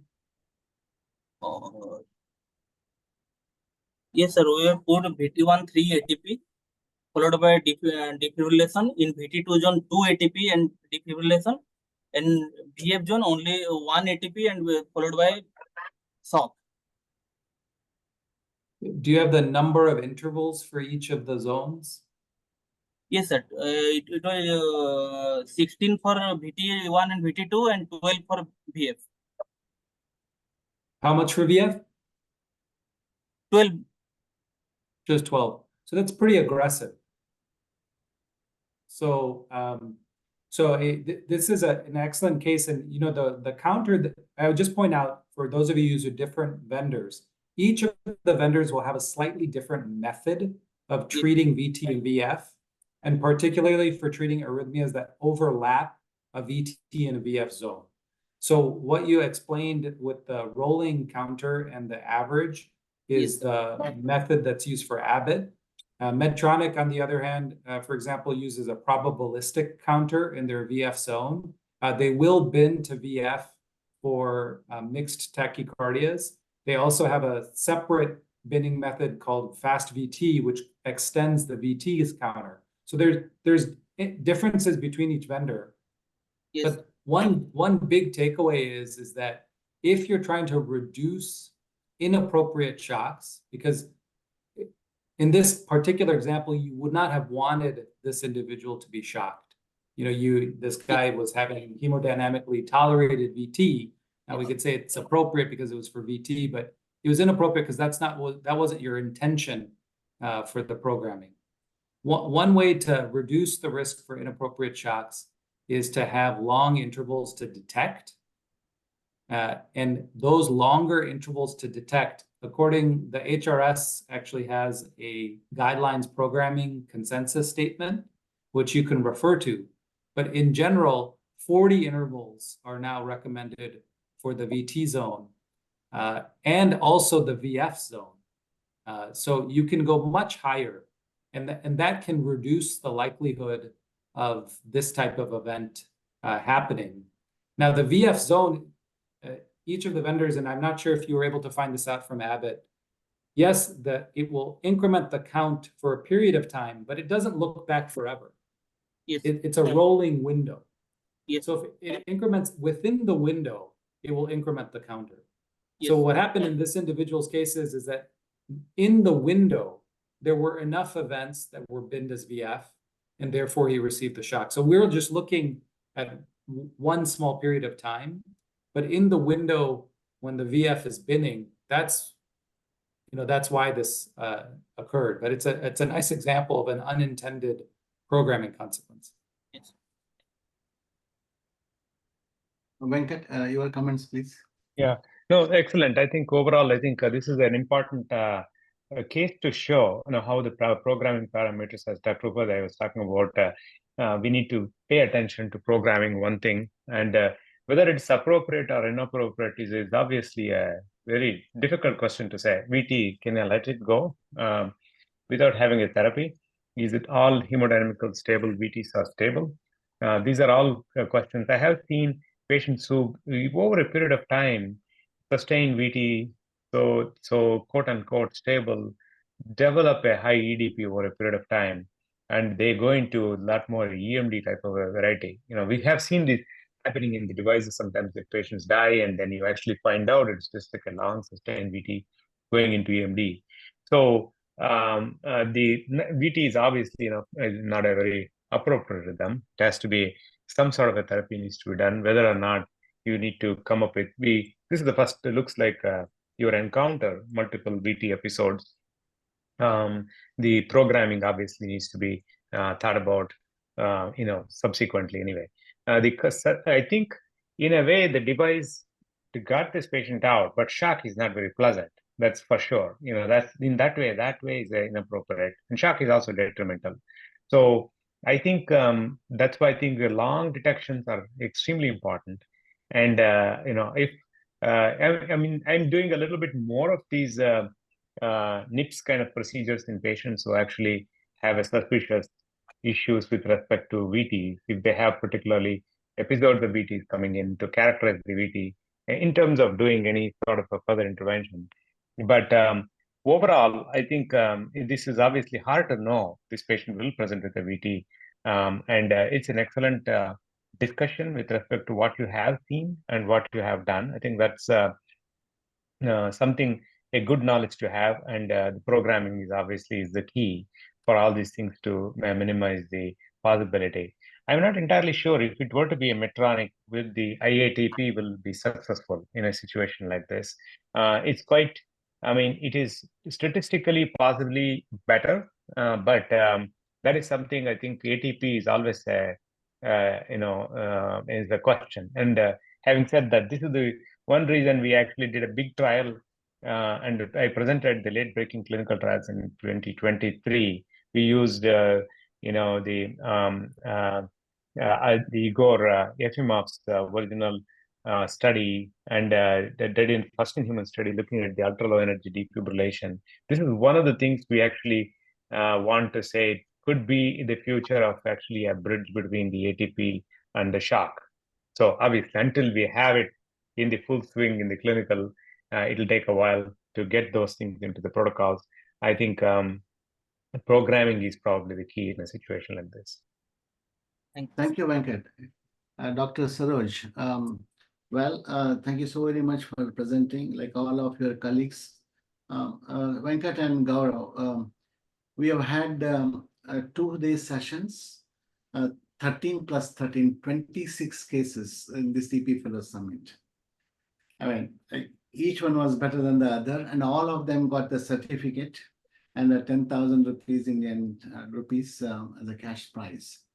Saroj, every year it is growing, just because there's an opportunity for these presenters to be moderated by great electrophysiologists like you, Venkat and Gaurav. By the way, so about this presentation, I have some comments to make, Venkat. You see, the ICD implantation is the easiest thing what an electrophysiologist can do. And that is why he has to do this very less. Because we got to do only something difficult and something which is really worthy. ICD implantation, just because of easy, we shouldn't do it. And if you do it, it has to be painless. I mean, it's like a terrible thing, putting an ICD and patient getting a shock and coming back to you. And the programming is very important. And there is, as you said, ATP or post ICD. He shouldn't have. What are the things to be done pre ICD?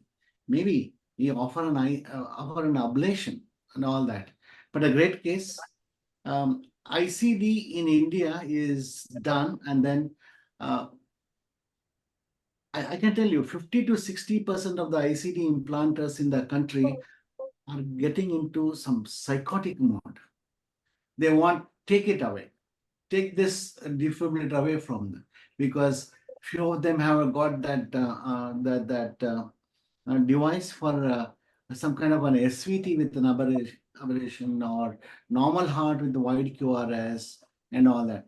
You know what, Gaurav and Venkat, we need to increase this knowledge about this wide QRS tachycardia, normal heart, the ablation, how it can help the people to live without an ICD and all that. So this whole summit is all about this. And again, Gaurav and Venkat, Chennai, all the Shomu was here all around. Yash was here. Sam was here for this session. All of you, I'm very, very grateful to you.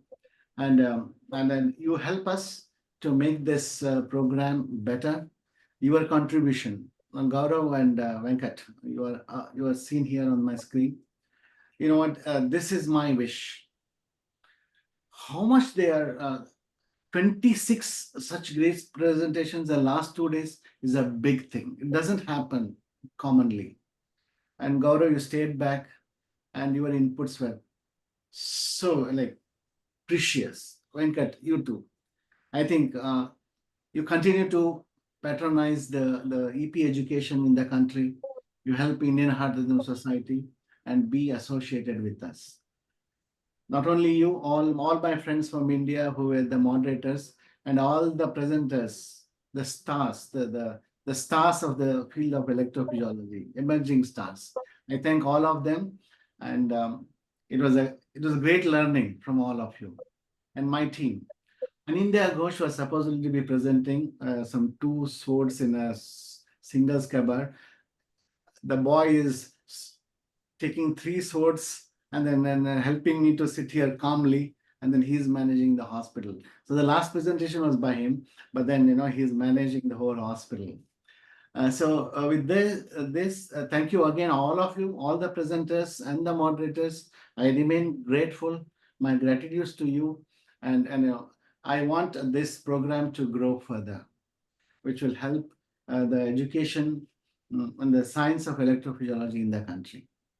With this, let's end this second day of this 4th EP Online Summit.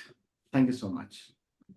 Thank you, Ullas. First of all, thanks for giving me this opportunity to part of the education. And I really appreciate all the speakers and their mentors. I think this is tremendous, and everybody's contribution. And Ullas, I think putting together like a tremendous amount of work behind the scene to get everybody involved and notifying everybody.